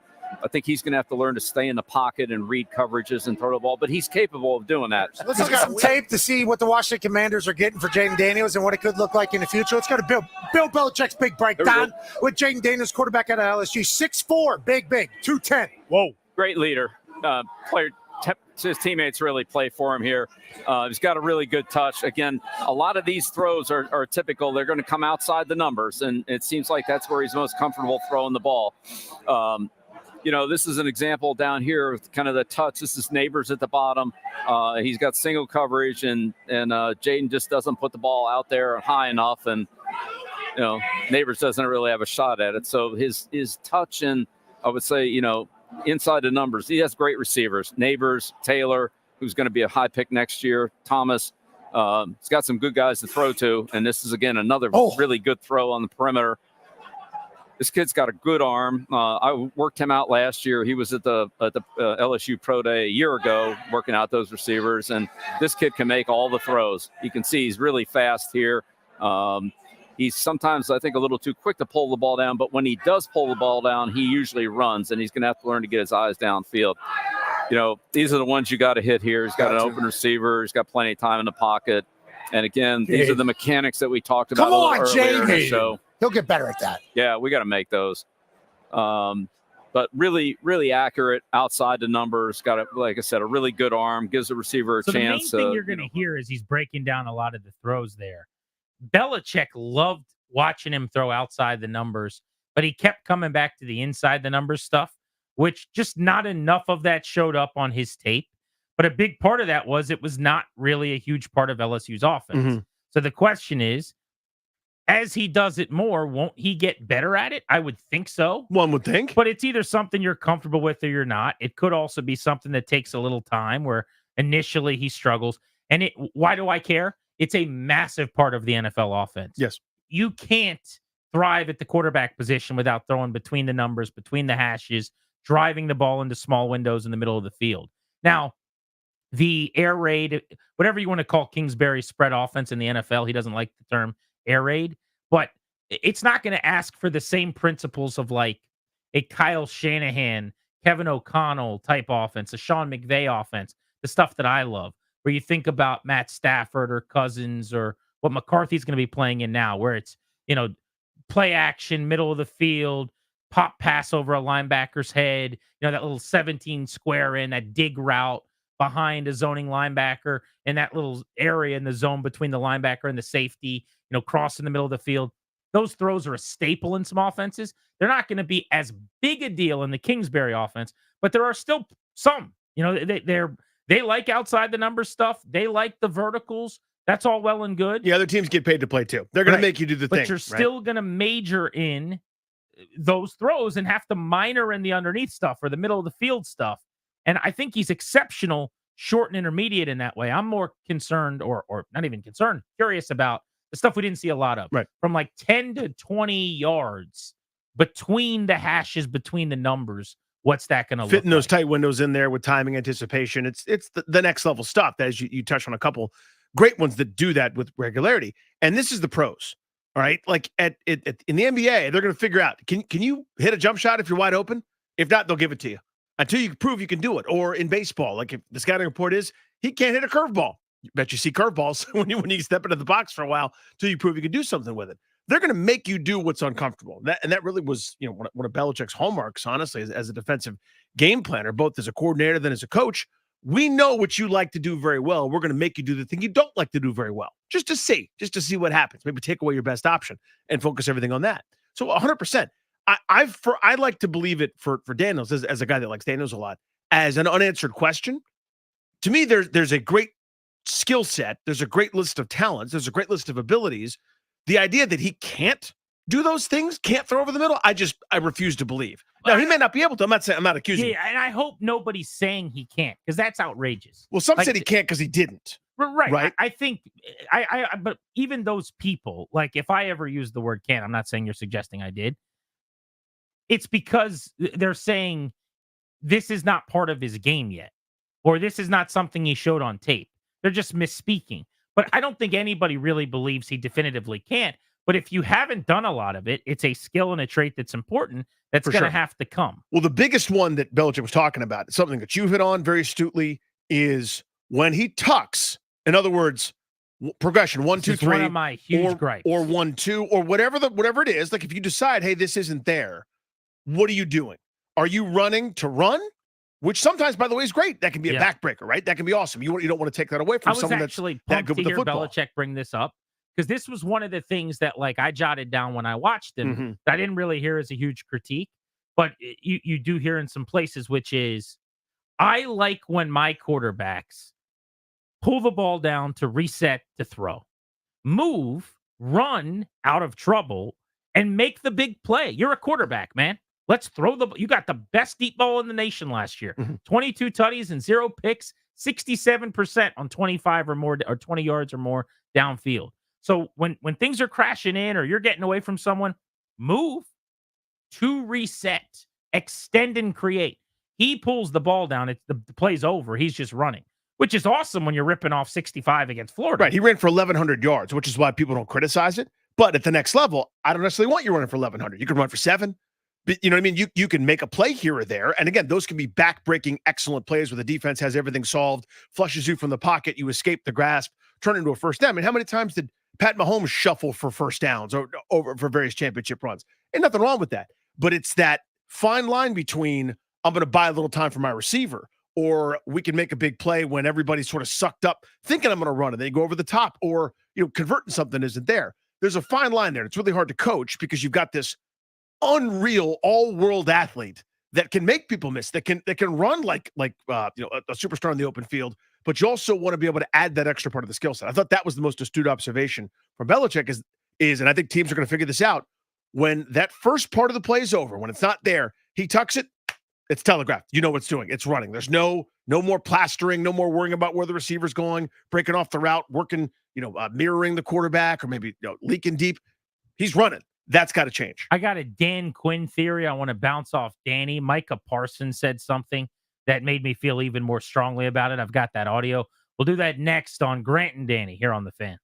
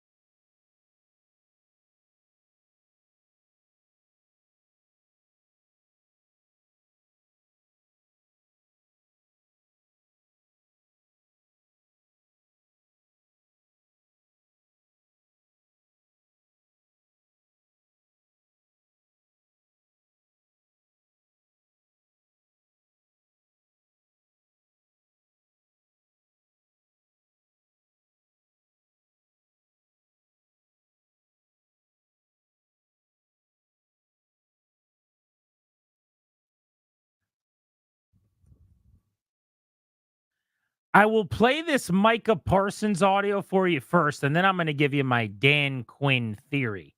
I have floated it, but I want to go harder with it. So first, this was Micah Parsons. He was doing a draft show, I think, with Bleacher Report. He and CJ Stroud. Parsons is really big personality, does a bunch of like podcasts and shows, pretty entertaining guy. And Stroud is super smart and just did I was really impressed with all of his draft coverage and breakdowns. So cool of Bleacher Report or whoever it was, but I think it was them. They got them in the mix. But this was Parsons talking about the Commanders and Jaden Daniels. Which is hard in the NFL, but those better quarterbacks can do it. But you can hide those type of deficiencies with these type of quarterbacks. So this is something I figured Dan Quinn would do because he hated facing them. Bro, when we played Hurts, he'd be like, man, this guy's annoying. He's hard to bring down. But here go a bunch of film of us just watching him go for runs, and this is how we attack him. This is it. So I think he went and got his own dual threat quarterback, and I'm super happy for him. So look, that's just a comment from a former player about Dan Quinn when they played dual threat quarterbacks being like over the top in the preparation and how difficult it will be to stop them or whatever. But you know how I felt all along. I think Dan Quinn really, really, really, really, really wanted Jaden Daniels. That's always been my perception. Mm-hmm. I don't think he's hit it well. I think Peters may have been the exact same, by the way, but Peters did a way better job hiding it, I think. Daniels, when he comes on the Junkies, game changer versus athlete. We said it probably didn't mean anything. Maybe it does. Now we're working back from the result. I'm not sure. He goes and picks him up driving the car with Adam Peters from the airport. The other guys are getting the Uber. You could say that doesn't matter. Working back now from the result. Maybe it did. I'm not really sure. But it seemed to me like all along he wanted him. And a lot of national media people made it very clear at every single mile marker. Dan Quinn's going to advocate for Jaden Daniels because he loves quarterbacks that he doesn't want to have to game plan for. Remember that whole Yes, shtick? totally. Yep. That's kind of what Micah Parsons was just saying there. So I Makes really sense to me. think I don't want to say he was like more influential because it was Peter's decision, I'm sure. But Dan Quinn kind of plays like, I'm just here to coach, man. I just work here. I'm employee number 14. I want nothing to do with the scouting part of it. I have to imagine he's the head coach. He had a loud voice in the room, and that voice was screaming Daniels. Yeah, and for a guy that's professionally tried to stop offenses and quarterbacks and players, the guy that you feel like is your kryptonite or the style of player that's your kryptonite, you're going to advocate for. I totally understand that. I mean, a lot of times, sometimes every once in a while can lead to a bad signing. Like if, I don't know, like if you're a team and some guy that's not particularly good, but he kills you every time you see him. It's like every time you see this guy in person, he's going, like in the NBA, going for 20 and 10 against you, even though he does nothing against anybody else. Maybe you think he's better than he actually is because every time you see him, he's shoving it on you or whatever. I get that. So I agree with that, actually. I think Dan Quinn kind of couldn't help himself because he knows the challenges if this blossoms, if this is right, how tough it is to deal, even though he's not a great passer, a guy like Justin Fields, how tough it is to deal with a guy, even if he's not throwing it great like Jalen Hurts. They pose problems. And the more problems you can pose for a defense, the more things they have to account for. In theory, the easier it should be for an offense. This was Dan Quinn on the Commanders' own media channel. They put this out. I think this was a video of him talking about early on getting to watch Daniels. You could just tell this was a guy that was on it. And so I can vividly remember being in his office, and we put one of the first games on was of Jaden and watching him play, and his detail, the explanations, what he saw. It was just like going to a master class in scouting. And so it was like, all right. So a couple of things. I guess it's probably really good that they watched the tape together, and I don't know when that would be in the process, but do you think that he's referencing watching the tape with Peters and going to a master class, meaning like Peters is this unbelievable scout and he's noticing things and he's pointing these things out to me, which is great. I like the collaborative effort. Do you think they'd already studied them separately a bunch before they came together? Because as much as I think that the coach GM collaboration is so important and all I've wanted is what they've got, which is like the Dan Campbell, and why can't I think of the name of the GM in Detroit right now? Who's awesome? Brad Holmes. Dan Campbell and Brad Holmes, like relationship and like bromance. And they have that here now. If you're just watching tape together, like there's going to be too much agreeing for me. Does that make any sense? Yes. So like I'm sitting there with Adam and we're in his office watching Jaden, and it was just like being taken to church with a scout. I hope that was like after they both watched 40 hours by themselves and they came together to go over notes. Thoughts? with you, because if you're, and this is what I always felt like when you don't have a good boss. I'm not saying this is the case, but in general, you don't have a good boss, and everyone's afraid of the guy or gal, or that you work for a tyrant. You try to anticipate what they want to hear, and you lose honesty. You lose the good debate. You lose pushing and pulling, but for the greater good, right? What everyone should do is come into a room with their professional evaluation and have to defend it, and then you reach the best possible decision. Doesn't always work, but that's the best process. When you get a little tyrant like Dan Snyder, for example, in charge, everybody slowly starts to figure out, if I'd like to keep my job, if I'd like to stay here, I'm going to try to think what Dan thinks. That's the way to go. And then privately, you're texting somebody going, this is a disaster, this is terrible, and you CYA and you look for something else. You update your resume on LinkedIn. But so, yeah, you want collaboration. Of course you do. Of course you want as many smart minds on it as possible. But it leads to those press conferences where Ron Rivera saying one thing and Martin Mayhew, regardless of whatever Ron Rivera just said, says coach is absolutely right, when he wasn't right for 4 years and he was terrible at this. So, yeah, I do hope they did their independent study. Top of the hour right here on Grant and Danny. We're getting to know Johnny Newton, the D tackle from Illinois, his defensive coordinator and D-line coach in school is going to stop by the show. We're going to get to know and figure out why this guy, number one, fell to the second round and why Washington feels like they got such a steal. That's coming up next right here on The Fan.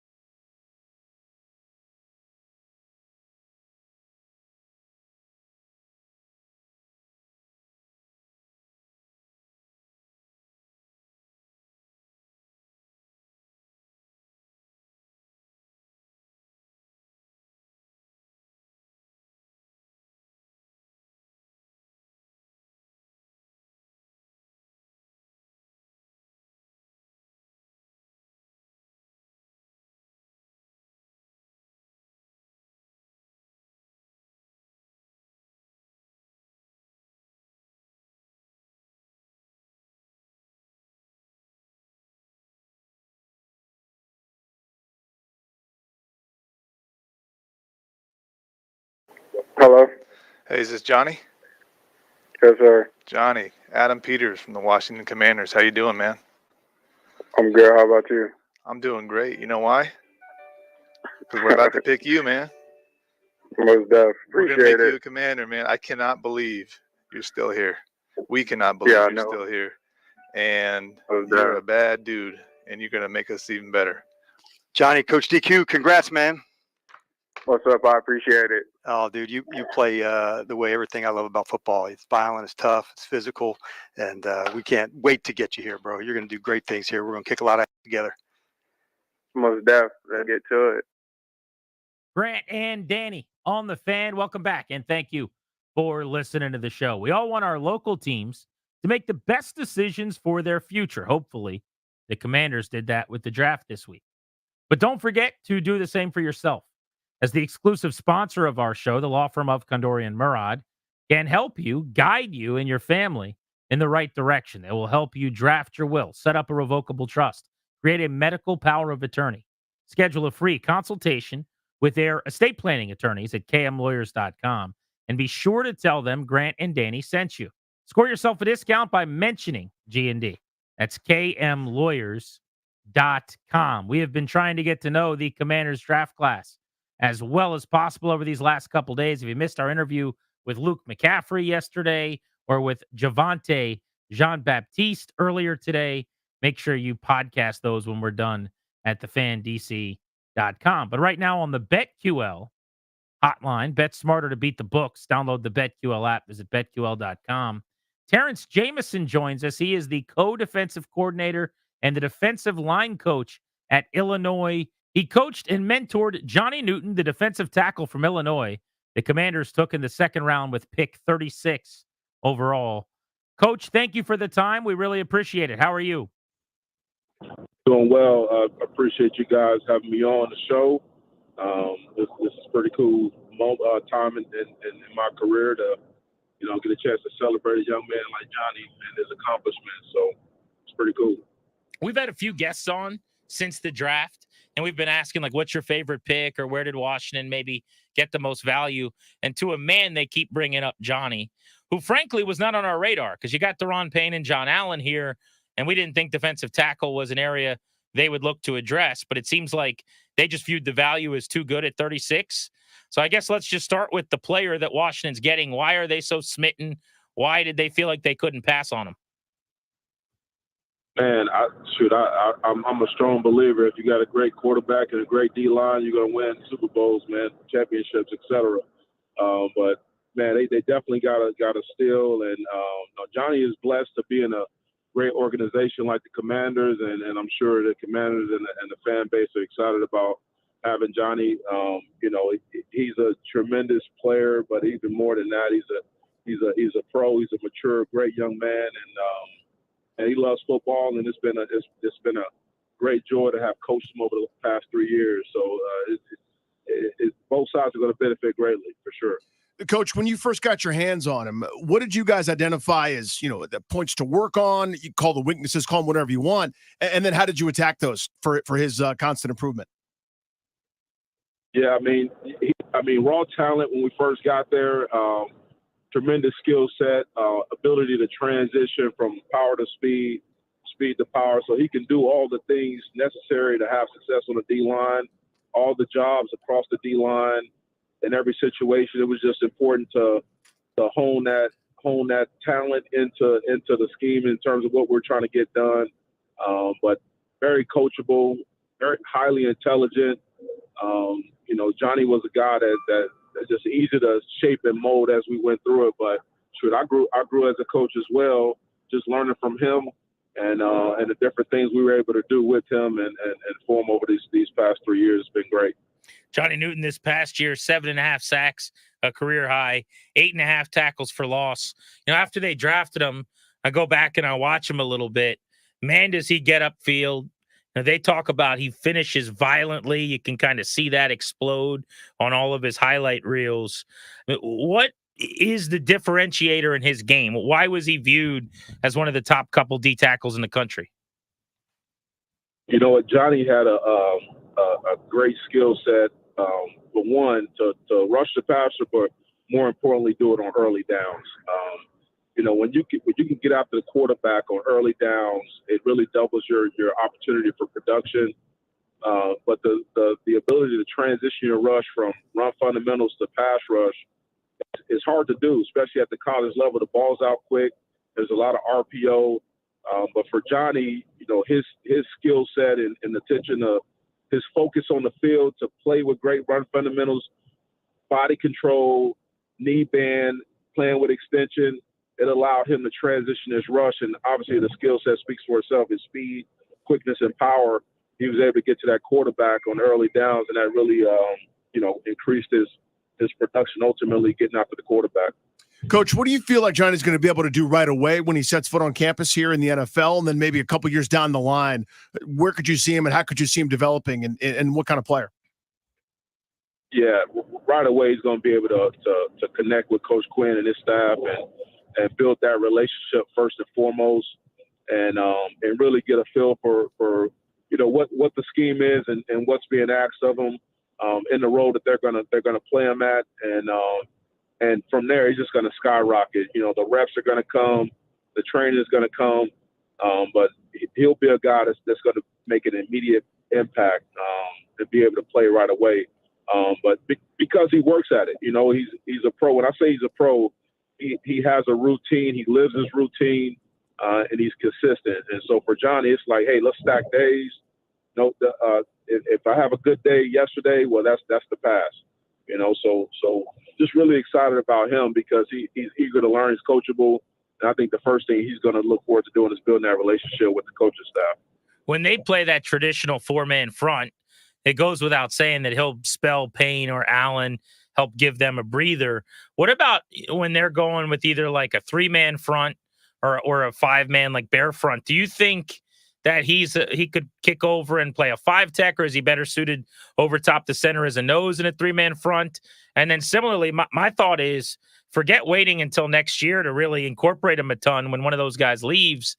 Let's get him on the field now with those guys already and have all three of them playing tackle. Like in that situation, is he better off maybe on the nose or on the side of the center? How do you see that?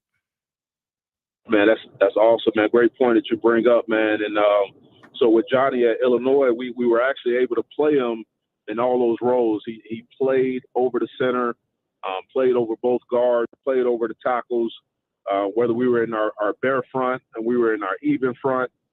He's done all those jobs. He played like some 5-tech outside too? Yeah, we played him in the 5 technique against Mississippi State in the bowl game in 22. Wow. At the beginning of 23. So he played a little bit out there as well. Played a little bit out there on third down, depending on the opponent. But yeah, he's done all those jobs across the front, and it's proven to produce at those spots as well. So, man, they're really going to have a guy that they can plug and play in any situation, all down and distance. So that's got to be exciting for Coach Quinn and his staff. Terrence Jameson with us here on Grant and Danny. Coached Washington second-round pick Johnny Newton, giving us some insight here for a few minutes. Did you show him a couple pros, like kind of his comp, saying, hey, this is what I think you could do on this play, or, behave this way, or get off a block like this? Or are there a couple guys maybe that you showed him, then who would you kind of comp him to, just to kind of get our mindset here? Well, he loves Aaron Donald, Good one. He loves football in general, but we showed him a lot of Aaron Donald film, Ed Oliver film, Grady Jarrett. We went through a lot of that, gave him a project, him and the D-line. We watched a lot of Kitty Clark. Kitty Clark plays with tremendous fundamentals against the run, and obviously Aaron Donald, he does all the jobs up front. So, we always watch those guys. Any chance we get, for sure, Deron Payne as well. Anytime we can watch an example of a pro doing the jobs and things that we're trying to emphasize up front, we definitely took advantage of that opportunity, especially in the off season of studying that film. But those are some of the examples. I don't remember the specific details, but he played with an injury. I think it might have even been a fracture in his foot, right, this year, and he played through it and still was one of the top 2 D tackles on a lot of people's boards. What exactly was he playing through, and how much did it affect him, if at all? So it's interesting you say that. So one of the guys I got a chance to meet, his high school coach during the draft party, and they talked about his sophomore year. He was playing running back. halfway through the season. It was playing tailback, and they noticed when he was on defense, no issues making plays in the backfield. But when he was playing running back, his straight ahead runs were productive. But anytime he made a cut, they noticed he limped a little bit. And just say, hey, just stop being soft. Let's be tough. But after about 4 weeks, I said we need to get this checked out. And Johnny was playing his whole high school season that year on a fractured leg, but it ended up healing up on him. But about this last season, we didn't know. We did not know he was playing his normal production, practice habits, effort, everything was as normal. And then after the season, we found out he got his foot looked at and needed a procedure done. So just something that just came up after the season that he said he needs to get checked out. So I'm glad he got it healed up and he's ready to go. Coach, give me something that Johnny struggled with at one point, maybe early on or kind of at any point. And then I'd love for you to kind of walk us through how he overcame that, right? Something that was either a challenge you put before him or something that he wasn't getting right away. Anything that that comes to mind, someone who worked so closely with him, something that he struggled with and then overcame. Yeah. Well, any challenge that Johnny faced, he always worked at it. One thing about Johnny, just from a personality standpoint, Johnny loves to win, but he hates to lose. And so we're under Coach B, we're going about this thing day by day to build this Illinois brand the right way and take it one day at a time and have that 1-0 mentality. But we've had some bumps in the road along the way these past 3 seasons. And so he's an ultimate competitor. And one of the things he had to work on is being a great teammate. And, ultimately it led to him being voted team captain his last year there at the University of Illinois. But hates to lose. And so having that competitive drive, right, being a good teammate, being a leader, guys that guys not only respect and lead, follow by example, but also one that speaks the right words into his teammates, edify those guys, build them up. And those are things we continue to work on, not just the football player, but the young man overall. So I'm very proud of him and how he's grown over these years and where he's got in front of him. D-line coach, co-defensive coordinator at Illinois, Coach Terrence Jamison is with us here on Grant and Danny. I'm glad you brought that up because I'm pretty sure Washington drafted all team captains, and that was pretty clearly an emphasis for them that they cared a lot about. One last thing on Johnny.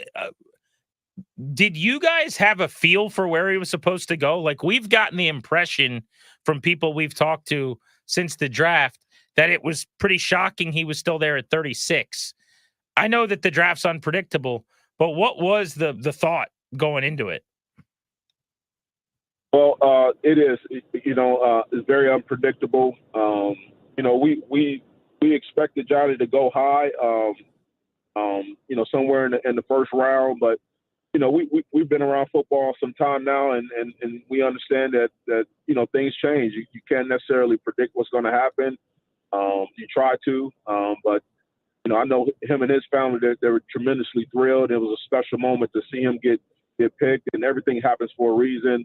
To see the Commanders and the way that they built that draft class, they did a tremendous job from my perspective. Choosing a great quarterback, Jaden Daniels, and then also choosing Johnny Newton it was pretty cool to see that, and just hearing you say that, choosing all team captains, that's pretty cool right there. I never heard anything like that. I wonder how many times that's been done. So that's pretty cool. And then before we let you go, you would have known Quan Martin pretty well, right? He was there last year with you guys. Oh yeah. Yeah, so he's here in Washington going into his sophomore season. What did you think of his first year, if you got to watch any of it? And what can you tell us about some of the growth he might be able to make? Oh, yeah, I was excited to watch. Anytime I get a chance to watch an Illini in the NFL, it's pretty cool, pretty special. And saw him get a couple of picks out there and making plays. It's all exciting. Him and Johnny are really close, and so it's pretty cool to see that they're going to be on the same team. And he's obviously a pro, and he was that way here at the University of Illinois. Just a guy that could have easily been a team captain as well, and really led the secondary as one of the best in college football and Illinois football history. So really excited for him and what he's going to do moving forward, and just to have him and Johnny there in the same program is going to be in the same organization is going to be awesome. Coach, this is awesome. Great insight, man. And congrats. It's probably like a proud papa type thing watching one of your Chargers go so high in the NFL and get ready to make an impact. So really appreciate it, man. Thank you. Thank you for your time. Thanks, Grant. Thanks, Danny. Great to have one of the main mentors and the coaches who made Johnny Newton what he became on the show to tell us about the new prospect. This has been, I think, certainly outside of Daniels, which is a whole nother conversation, number 2 overall quarterback. The most hyped selection Washington has made. Most talked about, yeah. Yesterday, Max Chadwick, who does the college football broadcasts for PFF, said on this show about Newton, quote, "To me, he was the best D tackle in the draft. He was a top 15 pick. Top 15. Yeah. He said, I know he dealt with a fracture in his foot. Even on one foot, he was still one of the best D tackles in the country. I cannot freaking believe this guy was a second-round pick. That was an absolute steal." So I think what happened, I don't think Johnny Newton was the plan.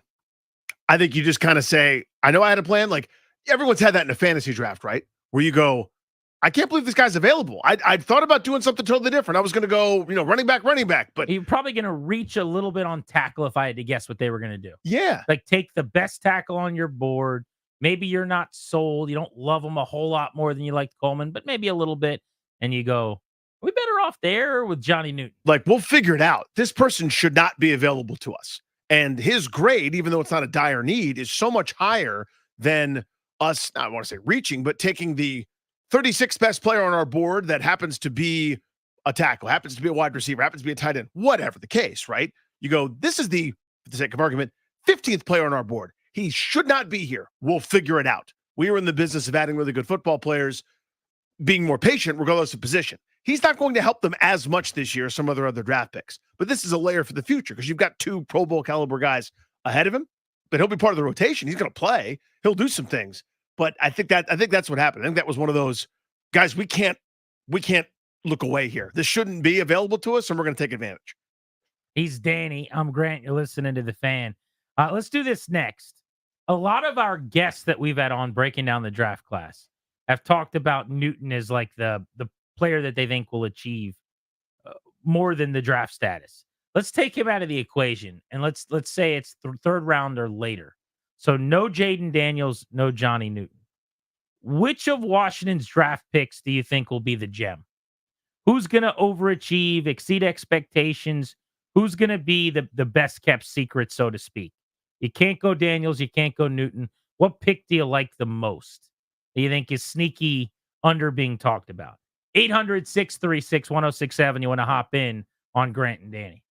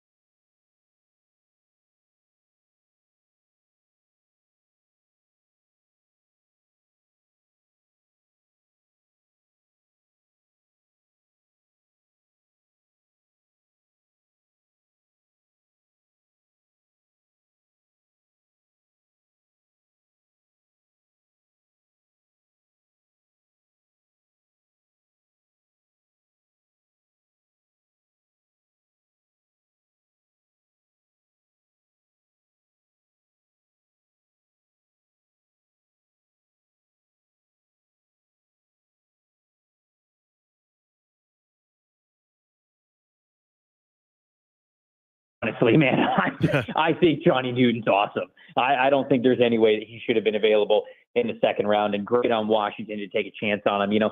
I know he had the foot injury, and people talked about that going into the draft, but there's a Jones fracture in his foot. And, as far as I'm not a doctor, obviously, but as far as I've researched and everything, hey, you get the surgery, you rehab, you're good to go. And when I watch Johnny Newton and what he's been able to do on the field over the last 2 years, shoot, if they even said, hey, this guy was playing with this injury this past season, well, look what he was doing this past season. He was still a great football player, maybe not as impactful as he was the past year, but the injury kind of speaks to maybe why that was not the case. So Trevor Sikkema of PFF has heard earlier today on Grant and Danny. We're taking Daniels and Newton, the first and second round picks, out of the equation. I think that's fair. They're both taken in the top 36, but considered top 30 players in this draft class. So we're looking at the rest of the 9-player crop that Washington brought in. Who is the gem? Who's going to be the guy we look back at and go, what an absolute find. What a steal. Mikey Sanders still at pick 50, corner from Michigan. Ben Sinnott, the 21-year-old 6'3", 250-pound tight end from Kansas State, who played fullback in college, was the best fullback in the country last year. Maybe it's Brandon Coleman, the offensive tackle as they see him, who was in the Big 12 and played some guard. Luke McCaffrey, we had him on the show yesterday. They made him the 100th pick in the country. He was a 3-year quarterback, became a wide receiver for 2 years at Rice, one of 6 players in the nation last year, 70 catches, 13 touchdowns, number 2 in contested catches, still new to the position, bloodlines of a McCaffrey. Jordan McGee, we haven't talked a lot about him. He's going to be on the show Friday. 5th-year senior linebacker, 6'1", 225, ran a 4.5 40, 23 years old, played at Temple, was born in Towson, Maryland, up near Baltimore. Second-team All-AAC, led Temple in tackles and TFLs this past year. He had 80 tackles and 14 tackles for loss. He is a 5th-round pick. Initially a special teamer, maybe eventually becomes a really good linebacker. Yeah, you've seen that before, right? The Khaleke Hudson situation, like they can't get him off the field sometimes. There are guys like that. 22 picks later at 161, they took safety Dominique Hampton out of Washington, the 23-year-old, almost 24. Was a 6th-year senior, 6'2", 213, 4.45 40. Was coached even in Pee Wee football by a former DB in the NFL. 15 starts, 109 tackles, 9 passes defense. Danny, he was the leading tackler of a team that played in the national championship game. There's some Mikey Sanders still to him. Heart and soul, kind of captain, leader of an excellent team and a much improved defense. Honorable mention, all Pac-12. Maybe he is the gem they unearthed. Or you could go with our guest from earlier today, Javonte Jean-Baptiste. He played at Ohio State. He played at Notre Dame. Had a 60-yard field goal block that he blocked in return for a touchdown this year. Made 10.5 TFLs and 5 sacks. Big guy, 6'5", 240. Who is the player they get the most out of? Maybe we're not thinking about. To quote the great Kurt Russell, starring as the great Herb Brooks, great moments are born from great opportunity. Ben Sinnott. This is an easy answer for me. He's going to be on the field. He'll be on the field a lot. With all due respect to Zach Ertz, this is not 5 years ago where you're playing against Washington where you get 9,000 catches. I think he's just window dressing. I think he's their second tight end. I think this is their first tight end. This guy is going to be a versatile weapon who's going to be on the field all the time presenting matchup nightmares. That's the guy that's going to have an impact his rookie year. He's going to have a bigger impact than everybody save Jaden Daniels out of this draft. His rookie year. Long term, I don't think so. But this year, he's going to be on the field. He's going to get the ball. There's nobody in his way. He's going to play and play well. All right, but what about long term, right? And maybe if you guys want to answer the question as Danny did for this year, that's perfectly reasonable. I think I'm thinking about, like, when we look back at this 5 years from now, we go, wow, what a steal. When Adam Peters is sending out his, right, when it's back padding time, credentials, and he's going, I drafted this guy. Which of these players is still Sinnott? I'll stay with Sinnott. Okay. Yeah, I think like everybody looks at San Francisco and goes, how the hell do they find Kittle? What it was round 5 from Iowa. How do they find Juszczyk? Well, this is how you find one. You identify the characteristics and traits. Wasn't on my radar, but of course I'm not a pro scout, just a pudgy zilch. And roll, fit, design, kind of this 49ers East Coast system that I know that's not necessarily what Cliff Kingsbury is going to run, but it's in the Adam Peters tree, so that you figure that's going to kind of be part of this thing. And this, as this offense goes forward and as the league kind of continues to evolve, you're going to see these bigger / versatile guys who present matchup problems for people, really be instrumental in kind of getting back to helping with running games and also be effective as pass catchers. I'll go with the other of the guys they took in the 50s. Mike Sanderstill, the first team All-American, second team All-Big Ten, a little bit undersized, 5'9"-ish corner. Play in the nickel right away. He'll start week 1 in 11 personnel. Born in Haiti, speaks Creole, like all-world character guy, trying to get his master's as we speak in social work. I just believe in the person. He was the number 1 leader of the national championship undefeated Michigan team this year. Apologies to J.J. McCarthy, who is the offensive version of him. But Sanderstill, to me, is a special dude, and I'll bet on that plus the physical abilities. Did you hear the Peters comment about that they went to the Michigan Pro Day? Must have been this year's Pro Day, actually. I was thinking it was last year's, but it was this year's when they went to see McCarthy. Mm-hmm. And Sanderstill, who used to play receiver, was one of the guys running the routes for him while McCarthy was doing the Pro Day to his receivers. And Peters said he was the best route runner and basically the best receiver at the Pro Day, like through his scouting eyes. Think about that. That's crazy, isn't it? Because they had a guy that went. Did he go in the second round? Roman Wilson, I think. Yeah, or third round. Where did Wilson go? I'd imagine he was on the field for that Pro Day. But he was basically saying how like he was the guy that we thought ran the best routes at the Pro Day. What? Mike Sanderstill, I guess, will be my answer. Let's go to Lewis in Arlington. Lewis, who's going to be the steal outside of the top couple guys in the class? Hey, guys. Thank you guys for having me. I just want to say that I'm not only happy that we picked Johnny Newton, and I'll get to who I believe is going to be the steal. I'm more happy about the Commanders' mindset. Like, let's not go pick the 36th ranked player at the 36th pick. Let's pick the 15th ranked player at 36, regardless of need. And as for the guy that I think is going to be the diamond in the rough, for lack of better words, is Brandon Coleman. I think he's going to be a beast. He tested top 5 in everything, and I think they could swing him over to tackle. I think he's athletic enough too, especially with a mobile quarterback. And I'm very, very happy with our draft. I think he's going to be the diamond in the rough. What a big deal it'll be for them. I mean, if that's a hit, that's one of those like, okay, that's it. I mean, that's a heat check type thing, right? Where it's like, Totally. I'll draft a long snapper in round 2 next year. What are you going to say? You know? Yeah, if you found your left tackle at 67, taking a guy that a lot of people thought was a guard, now we got something here. Yep. You know, now we're cooking. And the opposite of the Rivera situation with the Marty Party, where no matter what they did, I was looking for flaws because I knew it wasn't going to work out. It can't possibly. Nothing has. Yeah. You kind of go the other direction where you go, all right, how's this going to work? It's going to probably. You start giving them the benefit of everything. Raymond and Clinton, what's up? What's up, man? How y'all doing? Hey, buddy. Doing very well. Man, I got 2. I think McGee and the safety from Washington are going to be it. I'm telling you, them boys can go, man. Them boys, they tackle, they football players, man. I'm glad that we got them, because when the other regime was here, we wasn't getting football players. They was getting whoever. But now, since this new regime here, man, I like the linebacker and I like the safety. I seen the measurables. I seen everything on them, man. I'm real happy with them, man. I mean, it's rare that you can get football players that late in the draft and going to be productive. So those are my players I think is going to stand out for them, man. And I'm Appreciate you, dude. Thanks, dude. The Martys were looking for professional bowlers, Right. not pro bowlers. Huge mistake they were making. Which is a different thing. Oh, thank you. That they were doing. Dominique Hampton is the Washington safety. Here's where I will allow for some dreaming on him in my mind. I said this yesterday. When I close my eyes, when I think about what a DB looks like in the Dan Quinn defense over the years, going back to like Legion of Boom, Seattle, it's that guy. It's long, 6'2", 213-pound, physical defensive backs, right? Who, when they get there, they pack that punch. That's kind of what he is. There's some Brandon Browner like frame stuff there. It's like that big oversized DB. He's actually faster too than I thought. He's a 5'4", 540 guy, which is not bad. There's a reason he went at 161. I have no delusions of grandeur, but I think McGee and Hampton both play special teams right away. And then as the year goes on, you see what happens.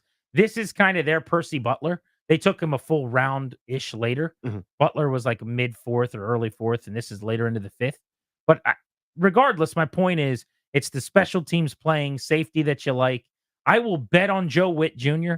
I will bet on Dan Quinn coaching up a member of the secondary. They do it better than almost anybody. Yeah, for me, when you start getting out of round 3 and into round 4 and beyond, I mean, sometimes listen, we all know the stories of great players that have been found late, but I'm basically looking for a characteristic or an attribute or something. And in Washington's case, by the way, they were looking at these athletic scores, it seems like, because they were number 1 in the NFL in terms of average RAS, relative athletic scores of all their draft picks. So they have a type here. It's really, really good athletes. But I'm looking for elite size. I'm looking for strength, for straight line speed. I'm fine with whatever. So if this is more developmental, as you said, his path to playing time, talking about Dominic Hampton, is not starting over Jeremy Chin, Derek Forrest, Percy Butler from the first minute he gets on campus. Maybe he does. That'd be great. But for me, it's, can you dominate your role in special teams? Can you be outstanding in that capacity? Can you and probably Jordan McGee at first and a couple other guys win your roles there? Can you dominate in that regard and then work your way up? That's how I see it. Let's go to Ron, who's in Vienna, on Grant and Danny. What's up, Ron? Hey, what's up, guys? Thanks for taking my call. You did kind of steal my thunder. First of all, I am a Michigan alum, a diehard. I went to the Maryland game, which was actually very close, but unfortunately, McCarthy was nicked that game. But that defense, they don't win the national championship without Sandersill. Everything you said about him is spot on. I think, barring injury, that guy's a future All-Pro. I mean, he's just one of those really special dudes that just he is so smart, and he's such a leader, and he's got great instincts too. I mean, the guy, I just couldn't believe he was available when we picked him up. Yeah, I was frankly surprised as well. Do you think it was a size thing? Probably. I mean, I also don't necessarily, and I could be wrong about this. Like, I have not studied him as closely, goes without saying, as the teams, but even as all these like draft experts, I viewed him as like a slot nickel type corner who you could move around a little bit, but I don't think he's a boundary corner. And if you're a little more typecast based on your size, you probably are going to lose a little value in that regard, if that makes sense. It does. But I don't care. That's a pivotal thing that a lot of teams don't have guys that can play that position. You're always hunting for one. Washington struggled there for years. So put him in the nickel, let him play inside, have St. Just play outside with his length where he probably belongs, have Emmanuel Forbes, I do guess, stuff on the other side. Yeah. I mean, they still have some other corner questions they've got to sort out, but a huge part of this season is going to be how much better can they make some of the guys that underachieved with the previous regime, like Emmanuel Forbes, like Jamin Davis. I would say Federian Mathis, although they kind of already replaced him with Johnny, but who they just took. But I want to see with Forbes, like maybe they make the leap. Who is going to be the steal? That's the question. 800-636-1067. When we're talking a year from now, which of these draft picks are we going to be saying, wow, how did they get him?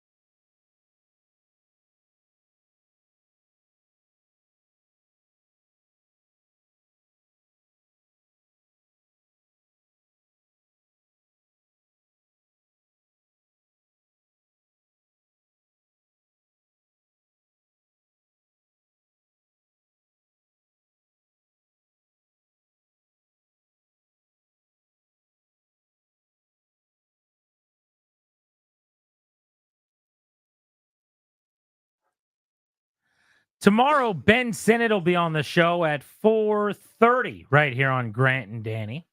That should be cool. Believe we'll catch up with Caps GM Brian McClellan as well in our 3 o'clock hour. A little State of the Union on the heels, sadly, of the Caps getting swept out of the playoffs and their season coming to an end.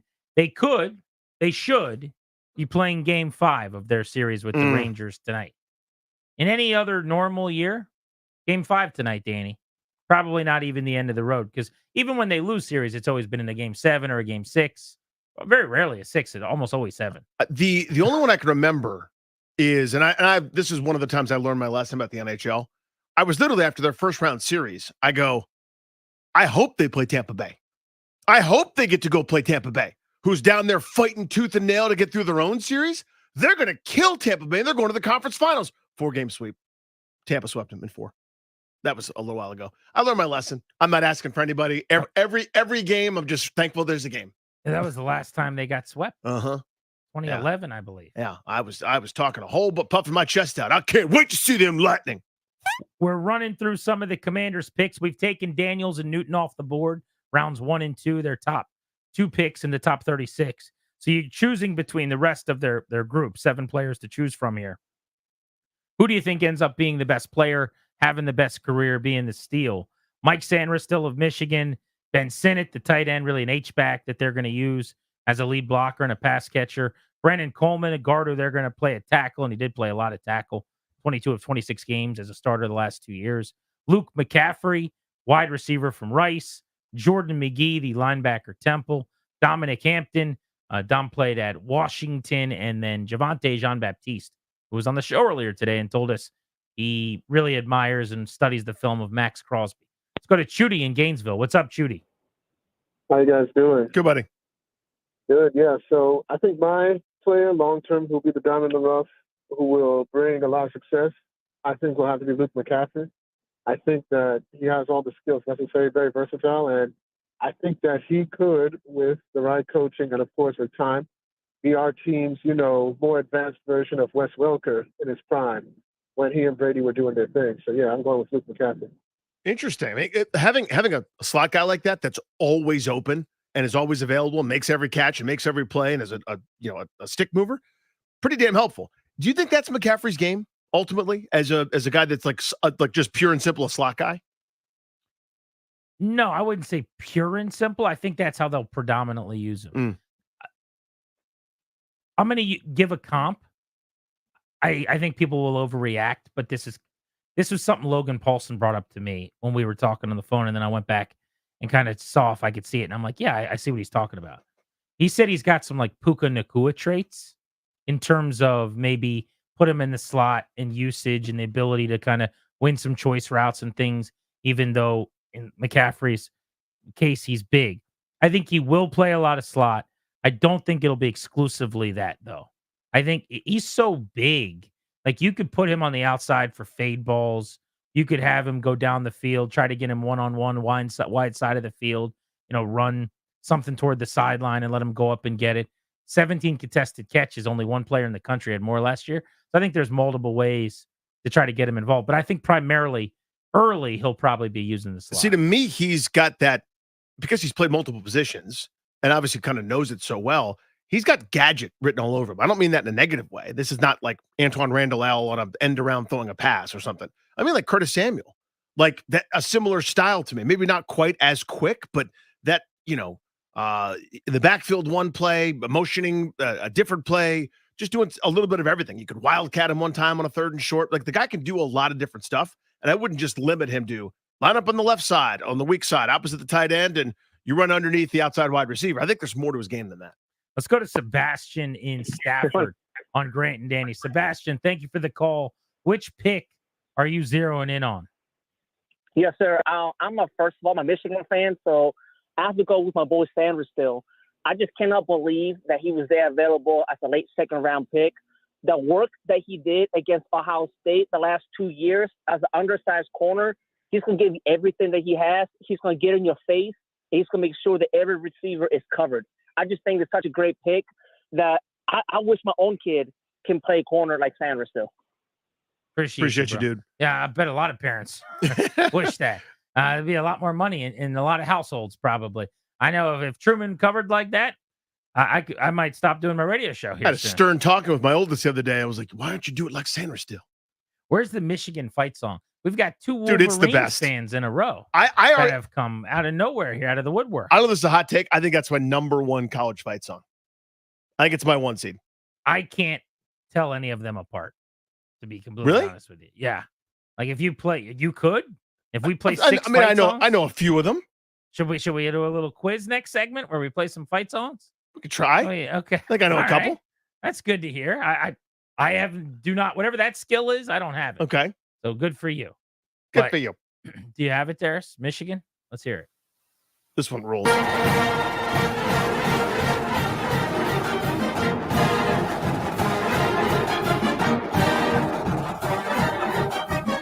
No, that's not it. That's not it. It's Hail to the Victor. It's like iconic. It's like I don't know how to describe it other than. Are they the only ones that do Hail to the Victor? No, but that's what theirs is called. But are they the only ones that have a song called that? Well, I don't know. I don't know the names of all the songs. I'm just telling you, Michigan's Hail to the Victor is like an all-timer. It is known. And everyone's looking at me like I'm the crazy one. It's famous. I'm sure you're right. I mean, Okay. there's all kinds of dumb band traditions at the end of games where people run over to the end zone, the band plays. This I know. This is it. I mean, I couldn't have pulled it out of the lineup. But this is a little bit silly. Grant and Danny on the Fan.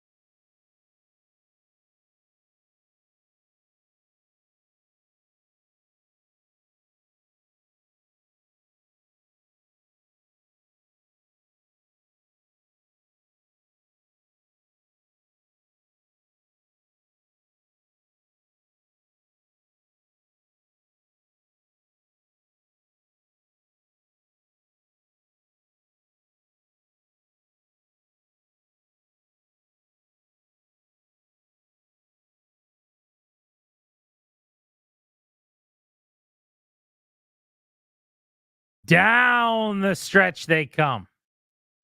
Final few minutes of Grant and Danny.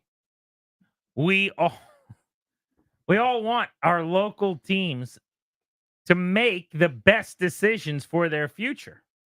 Don't forget to do the same for yourself. The exclusive sponsor for our show, the law firm of Condori and Murad, can guide you and your family in the right direction by helping you draft your will, set up a revocable trust, or create a medical power of attorney. Schedule a free consultation with their estate planning attorneys, kmlawyers.com. Be sure to tell them we sent you. kmlawyers.com will get you a discount. You mention us. So we're doing this new show streaming thing where we've got cameras. They're on us. We got bright lights, high definition. We're superstars. Pretty much. Yeah, that's the deal. It's like Pat McAfee on ESPN with like all those guys cursing all the time. Mhm. And then it's us. It's like very similar Eye to eye kind of levels of people watching. Yep. And the point of the dude's story is we have these 2 cameras, which are apparently way more high tech than I thought. Like they spared no expense with these. You know, They spared some expense.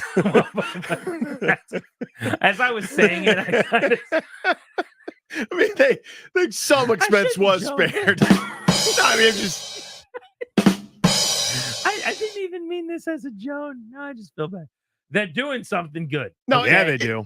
Danny, Grant's talking. The show is streaming on video. Yeah. We want you to listen with your old school radio and the antenna in the garage while you get grease on your hands. We want you to listen in the car when you're driving. We want you to stream with your phone. But it's just another way. If you're sitting at your house, you can put YouTube on your smart TV. You can watch us on the 106.7 The Fan YouTube page. Instead of sitting there with Alexa, if you want, you could watch us on video, whatever.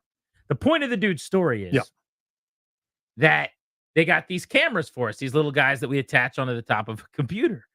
And what I was going to say was they're apparently like really good cameras because they have AI technology. There's some technology in these things that's petrifying that wherever I go, it follows me. It does follow you. So we have no real staff to like, Darius is just doing like 6 people's jobs. And there are video people with Odyssey, that Jason and his crew, that help us a lot.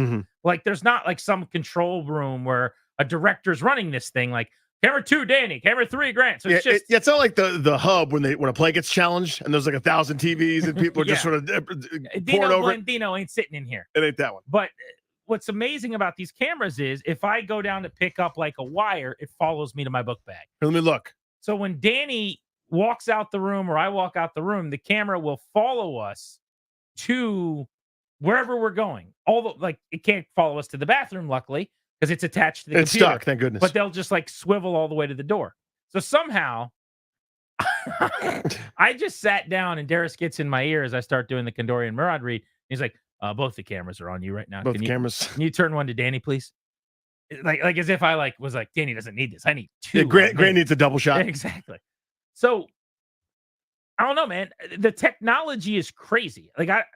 That's cool. It is nuts. And that's amazing. And that's what I was trying to give credit for, was whoever bought the cameras got the good ones, because they apparently follow us around. So good job on these cameras. That's what I was trying to say. Yeah. And I got you. Why are you laughing? Well, yeah, they do. Danny, would you zinged shut the up? whole thing. Yeah, we were doing a cute little fun little thing and you had to zing it. And now everyone, Everyone knows. No. Here we go. Shut up, Al. No, they actually are legit. I'm old enough to remember. Okay, this is the I'm old enough to remember portion of the program where I'm older than everybody that's here.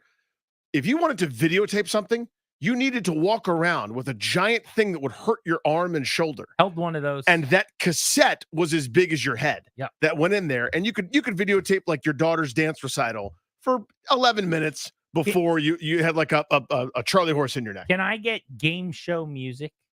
I want like whatever you got, really. All right, Danny. Name events where you have seen someone in your life holding one of those cameras. You ready? We'll go back and forth. I'll start. Major League Baseball All-Star Game. No.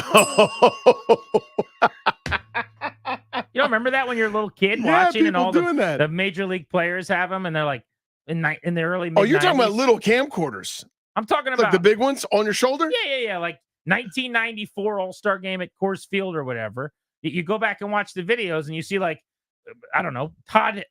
Let me think. Like Larry Walker's got one, and he's like, "This is Cal Ripken Jr. Meet my son." You're talking about a lot sleeker than I'm talking about. Like those are refined and pared down compared to the beasts I'm talking about. That's like holding a kid over your shoulder. Christmas present opening. Dad standing there with a giant video recorder at the door while the kid show it to the camera. I'm going to go back to I think you may have referenced this. A school graduation. Bar mitzvah. Bar mitzvah. Have I ever seen youth sports game? Oh, I remember when I was. That was my next one. Yep. Probably Byron's age, like young soccer. Yep. Probably either Mr. McCardell or maybe Keenan was your coach. That's ridiculous. Chucky Stepstad, one of the two. Like they would be out there with the camcorder for sure. Keenan McCardell was your youth coach. That's a big deal. You should have mentioned that. You always mention Crystal Ball, but you never mentioned Keenan McCardell. I don't remember Mr. McCardell's name. I remember Mrs. McCardell more. Keenan? Wasn't Keenan? No. Okay. Not related. So you covered all youth sports because here's what I had. I'm swim meet, little league, basketball games, elementary school graduations, all I'll say graduation ceremonies. Huge one. You win. I don't think I've ever seen. You also were around for a longer era. This is my point. Yeah. So the 80s when it was like you knew a rich family and they had a video cassette recorder. It's to that era. Like they were the first ones to get cable. They had the nice car and they had the thing that could record stuff that they would never watch again. Manoj in Brooklyn's been waiting patiently, wants to talk about the rookie class for the Commanders and who he's sold on overachieving. What's up, Manoj? Hey, guys. How you doing? Good, buddy. I think the answer to the question is Ben Sinnott. I think that's one of the options, right? You guys Yes, took sir. away the first two picks. So and for people just getting in their cars, the question was of the non-top two that went in the top 36 of the other, picks 50 and lower, which selections for Washington, which of them do you think is going to have the best career? So you're going with Sinnott, the tight end, H-back. Yeah, definitely. I think first off, if you look at who we have on our team, it's Ertz and Bates, right? And I'm confident Ertz won't last the entire season, so I'm sure this guy will get opportunities pretty early. And then him as an athlete, like all these, the RS score or whatever, he tested really high. His tape is so clearly like Chris Cooley. He can catch. He's so versatile. With Cliff Kingsbury, and I'm sure Adam Peters is like probably just saying, "Hey, make this guy the next Kittle and use a check."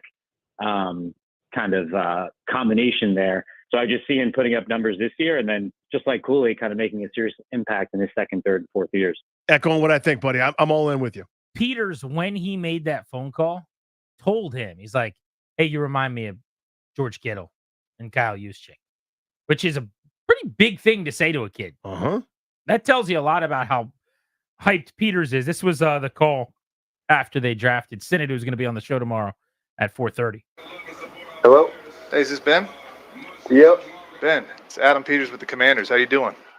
I'm doing really good. How you doing? Doing great. Doing great, man. You know why? What's that? We're about to pick a bad right now. Let's do it. Let's do it, man. I love the way you play. Love it. The way you block, the way you finish. And you got so much more in you. You remind me of a couple of guys I used to be with in San Francisco, and George and Juice. And I think you can be just like those guys, man. I have a ton of belief in you. I can't wait to see you play for us. I'll be giddy. I mean, can you imagine? If he turns out to be anything like either of those two guys. Mostly as football players, but also Kittle's like a hilarious personality and an awesome dude. That would be good to have him on the show occasionally. And if he's like Juszczyk, that means his wife designs like awesome clothes. She's always like designing cool jackets and things that players wear. Taylor Swift is like wearing to go see Travis Kelce play. So that would be kind of cool to have a player's wife here in town who is the lead designer of merchandise for the National Football League. So get on that, Ben Sinnott. I mean, to me, the allure is whether you want to call it a Cooley type, a Juszczyk type, Kittle type, whatever. It's that versatility. It's the thing that I covet, right? Rob Gronkowski gave it to you in a different form, and he was just raw strength, brute power, and the like, but could knock people around, could block defensive ends, could also get open and rumble. I've coveted that for so long. G&D on the Fan taking you up to 6:30. Remember, the Nats don't play till late. We will get you ready for their game in just a few minutes. I did want to hit real quick on the Zach Ertz idea that he brought up. What should our expectations for Ertz be this year? They signed him. They bring him in. He is their number one on the depth chart, presumably, if he's healthy at the start of the year. He was actually productive. He got over 6 targets per game last year in Arizona. He caught about 4 passes per game. If you actually do some of the math, he was on his way to having a decent year, about 26 yards per game. If he played every game, sub 500 yards, nothing good about that. But the catch total, yards per catch, way down, sub 7. In most of his career, it's been 10, 11 yards per catch. But he was on his way to, quick math here, 65 catches in a year where he only played 7 games. I don't think he stays healthy either, but are we sure he can't help them? At 33 years old, he can't be pretty good? So I think he'll help them in the sense that he'll play some. I do not expect a major role. Okay, but over under last year, he had 27 catches. Assuming more than 7 games, I'll say over. Same. But I think it's under 47. From Where'd 47 come from? his 10 games from the year before. Okay. In Arizona. So that's a bet. So let's use that. So 47 for 406 the year before. You got under? I'm under that. I don't see. I'd have to know, I guess, how many games he plays. But if he plays 14, 15 games, I would take the over on both of those. But I would too. I mean, you get 3 receptions a game, you beat that. Okay, Yeah. so you're just not counting on him staying healthy at all. Right. I think that's all part of the Zach Ertz experience now. The last time he stayed healthy for a full season was 2021. Before that, 2018. And in 21, he played with 3 teams. Maybe it was 2 teams, but Arizona and Philly, right? Yeah. So combined, good year. 74 catches, Totally. 763 yards. So not, working down the field like he used to in Philadelphia. Logan Thomas's great year here that everyone raved about was 70 for 700. Like, that'd be awesome if he did that. He's not going to do that, but I think that's legit. That's nothing wrong with that. Yeah. Wasn't peak of his powers when he was a 3-time Pro Bowler. I think he probably goes, I'll say 12 games, and I think he catches like 57 passes for 513 yards, like 9 yards a catch. I would be thrilled with that. To me, this is more of a, hey, Zach Ertz is up this week and catches a couple balls and we notice it. And then, we have zeros on the game log for a little while. I just don't think he's going to be featured. I think they got him as a culture building placeholder, good dude who kind of knows Kingsbury, can help kind of implement in the room. But I don't see him having a major impact. The way that he doesn't get to those numbers, number one would be health. Mm-hmm. The other thing is if Sinnett's just that good, that all of a sudden you go, why would I throw to Zach Ertz when I could just throw to Sinnett? Yep. And maybe he will be right away. I mean, that's very possible. The other position that I'm really curious about, we talked about it earlier today a little bit, is corner and safety in the secondary.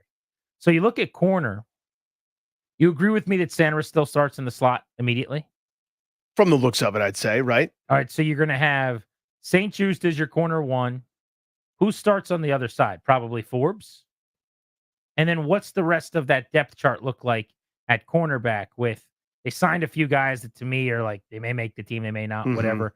Noah Igbenogany, James Pierre. They have Christian Holmes, this former 7th-round pick. Tariq Castro-Fields has played a bunch. Michael Davis from the Chargers. Yeah. My guess is you got Forbes, St. Just, Sanders still on the field more than anybody else.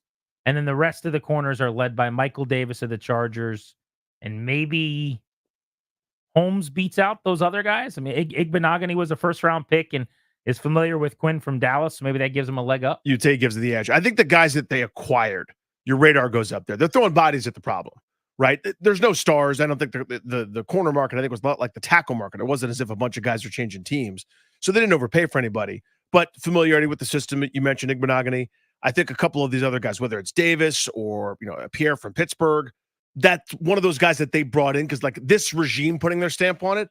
I bet you those guys end up as a little higher up the depth chart. Safety position, and this is where I'm filing Quan Martin, even though he's a nickel. I didn't mention him in the corner combo. He's obviously going to make the team, but safety pretty loaded here. Derek Forrest, Jeremy Chin starting, Percy Butler, Dominique Hampton, Quan Martin, Jeremy Reeves. That's 6 guys. Mm-hmm. You're not keeping 6 safeties probably. So I guess it's very possible that Hampton maybe ends up on the practice squad, the 5th round pick. But Reeves is a special teams ace. You wouldn't think he goes anywhere. You could have a surprise cut maybe with somebody, somewhere else, but Forrest is starting. Chin is starting. You signed him. If Butler makes the team, and Hampton might be kind of your version of the last regime's Butler, I don't know. That's 6 safeties. You probably can't have 11 DBs. There you go, right? You probably have 5 corners and 5 safeties. And because you've got someone like Martin that can do a couple different things, I don't think it does anything great, but there's that versatility, which you like. You almost have him. He's a backup nickel and the 3rd safety or 4th safety, for example. Maybe you could that keep helps 4 you. corners and 6 safeties. Like if you kept Sandra still, Davis, St. Just, and Forbes as your corners. And then you counted Martin as the 6th safety, and now you feel like you've got some guys that right, because he's like corner. a 4.5 corner, 5.5 safeties almost, right? Because if you have Martin splitting between the two, they do. I will give him this, and to their credit, when you sign 800 players, this happens. They're going to have a lot of competition at the back of the roster. Like you need that. Like as you're going through this, and today's not the day necessarily to have to make all the decisions on April 30th, but in a way that has not been the case all that frequently in the past, it is hard to figure out just sitting here today. Who are your corners? Who are your safeties? Like what positions are going to be the tougher? I think you got decisions everywhere right now. So I give them credit for that because they did throw a lot of assets at these problems. They went quantity over quality. I don't know that any of the corners they brought in as an example are any good, but if 1 or 2 of them maybe make the somebody team, emerges, exactly. right? That's the idea. The same thing with the defensive line, honestly. After Allen and Payne, who we know, that's Sharpie. Everything else, I guess maybe Dorrance Armstrong, but the competition at the opposite defensive end. You added a bunch of names to a pretty crowded room, whether it's Dante Fowler, F.A. Obata, who I think is back. Now you add in Johnny Newton. We haven't even mentioned John Ridgway or Ferdarian Mathis, who was a 2nd-round draft pick a couple years ago. There are names there. I mean, or there are bodies there, certainly, where you're going to have competition behind the guys that we know. All right, it is time on Grant and Danny to look at what else happened in DC sports today before we get out of here. So let's get it started with TJ Oshie meeting the media, talking about his future with the Capitals. In your mind, you're playing next year. In my mind, I mean, it would be hard for me to ever, for sure, say that I'm stepping away from the game. So, I'd love to play next year, but it will need to be. I will need to come back with somewhat of a guarantee that my back won't be. It's hard putting everyone through the situation, from my family at home to the team trying to figure out a lineup to young guys getting called up and going down. So I'd like to find just an answer and a fix to the problem before I make another run at it. 16 years in the NHL, going back to 2008 for TJ Oshie. Made his debut in St. Louis with 57 games played that year. Oshie, 1,010 games. Has gotten to a point where basically it's a week or 2 on the ice and a week or 2 off the ice. And in addition to how grueling and frustrating that must be for him and how maddening as a competitor that's got to be, as you heard him say there, it's an uncomfortable position for his family watching him leave the ice writhing in pain. You got kids that are getting older now, understand what's going on. That can't be easy. I think about that kind of stuff in a way now as a father that I didn't used to. Going home and your kids being emotional, I'm sure. And how you feeling, Dad? What happened? On top of that, he mentioned this, and this is the kind of team guy he is. I haven't even thought about this, but when you're talking about having to call guys up, the logistics are awful. Send guys down, and the team not knowing when you're going to be available, it's gotten old for him. But nobody thinks he's actually ever going to say the word retire. And he didn't there, but he certainly left open the possibility that he played his final game, which is, in my opinion, a very real, legitimate conversation here. And if we do have Brian McClellan on tomorrow, it sounds like we might have him on right around 3:00.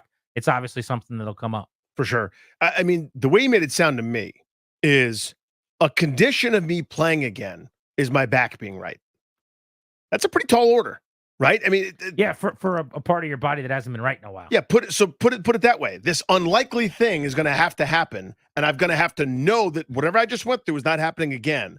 If that condition's met, I'll You'll see me at training camp. I'll be run there. the marathon again Yeah. if I can get through it without having any issues. That's hard to forecast. Isn't that hard to do? I mean, that's pretty telling, I think. Mm-hmm. Answering it without answering it. I hope I'm wrong, but I do want to hang a 77 from the rafters. I think that's important. Heart and soul of this era's Capitals. Really, I would say the second window of the 15 to 17-year Rock the Red era, Oshie was the glue guy of that group. There were others in the first wave. He wasn't there when they first made the playoffs with Bruce Boudreau, the Young Guns, Mike Green, and Alex Semin, and all those guys.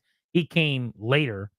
And this group, this Oshie, Carlson, Wilson, Ovechkin, Backstrom, that second tier, he was the closest thing you had to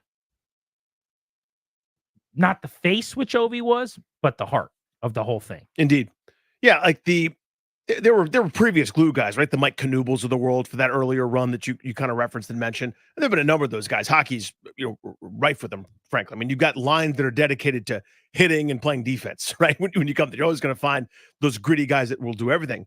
But Oshie really was the jack of all trades for this group, right? So do you need a shot block to this shift? You need a big hit this shift? You need a turnover, the defensive zone, et cetera. I mean, always doing the right thing for the team. From the Caps, who just got swept by the Rangers, will not be playing Game 5 tonight. Nope. There isn't one to be played. To the Nats, who just swept the Marlins, looking for 5 in a row as they hit the road in Texas this evening. Presented by the Window Man. Here are your Nats starting lineups and your pitching matchup. Since 1989, the Window Man has been the educational window company. Get your free, no pressure in-home estimate at thewindowman.com or at their Fairfax showroom. Batting first, shortstop, Jake Abrams batting second in left field. Jesse Winker batting third at first base. Joey Meneses still looking for that first homer. Cleanup spot. By the way, and we're up to 125 at bats. You go back to last year. That is like a quarter of a big league season without a home run for your DH first baseman. Same number of home runs as this radio show. Luis Garcia cleanup spot playing second base. Cabrera Ruiz doing the catching, hitting fifth. Nick Senzel is your DH. He's got 5 bolts. A whole bunch since he's come back from injury. Eddie Rosario is in right field. Trey Lipscomb's at third base. And your guy, my guy, Jacob Young in center field, all behind Mackenzie Gore. C.J. Abrams has reached base safely in a career-high 15 games, has a .414 on-base percentage, hit safely in 14 of those 15 games. Among NL shortstops, Abrams leading right now in triples, second in slug, OPS, home runs. Mookie Betts is the leader in all those categories. Really amazing. The start to the season for C.J. Abrams. That is your Nats lineup. The pitching matchup, Mackenzie Gore taking on Jonathan Gray.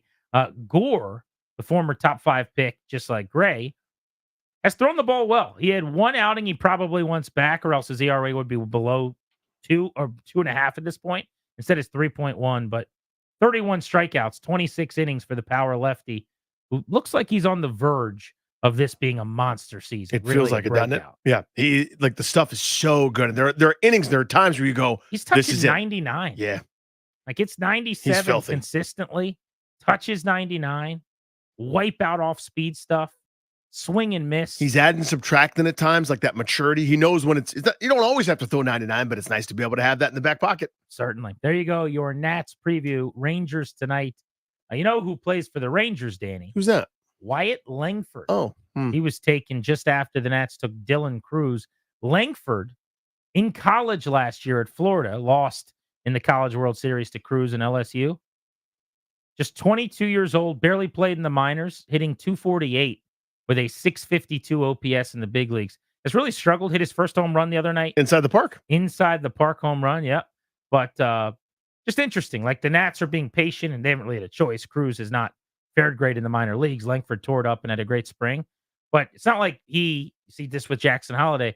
Like when you get there, you don't necessarily dominate from the first minute. Tear baseball apart. So just be interesting to watch him as Cruz continues to put it together in Double-A. For Darius and Ryan behind the scenes, G&D saying so long. We are back at it tomorrow at 2:00. Hoping to be joined by Brian McClellan at 3, and Ben Sinnott will stop by at 4:30 on the Fan. Thank you for coming.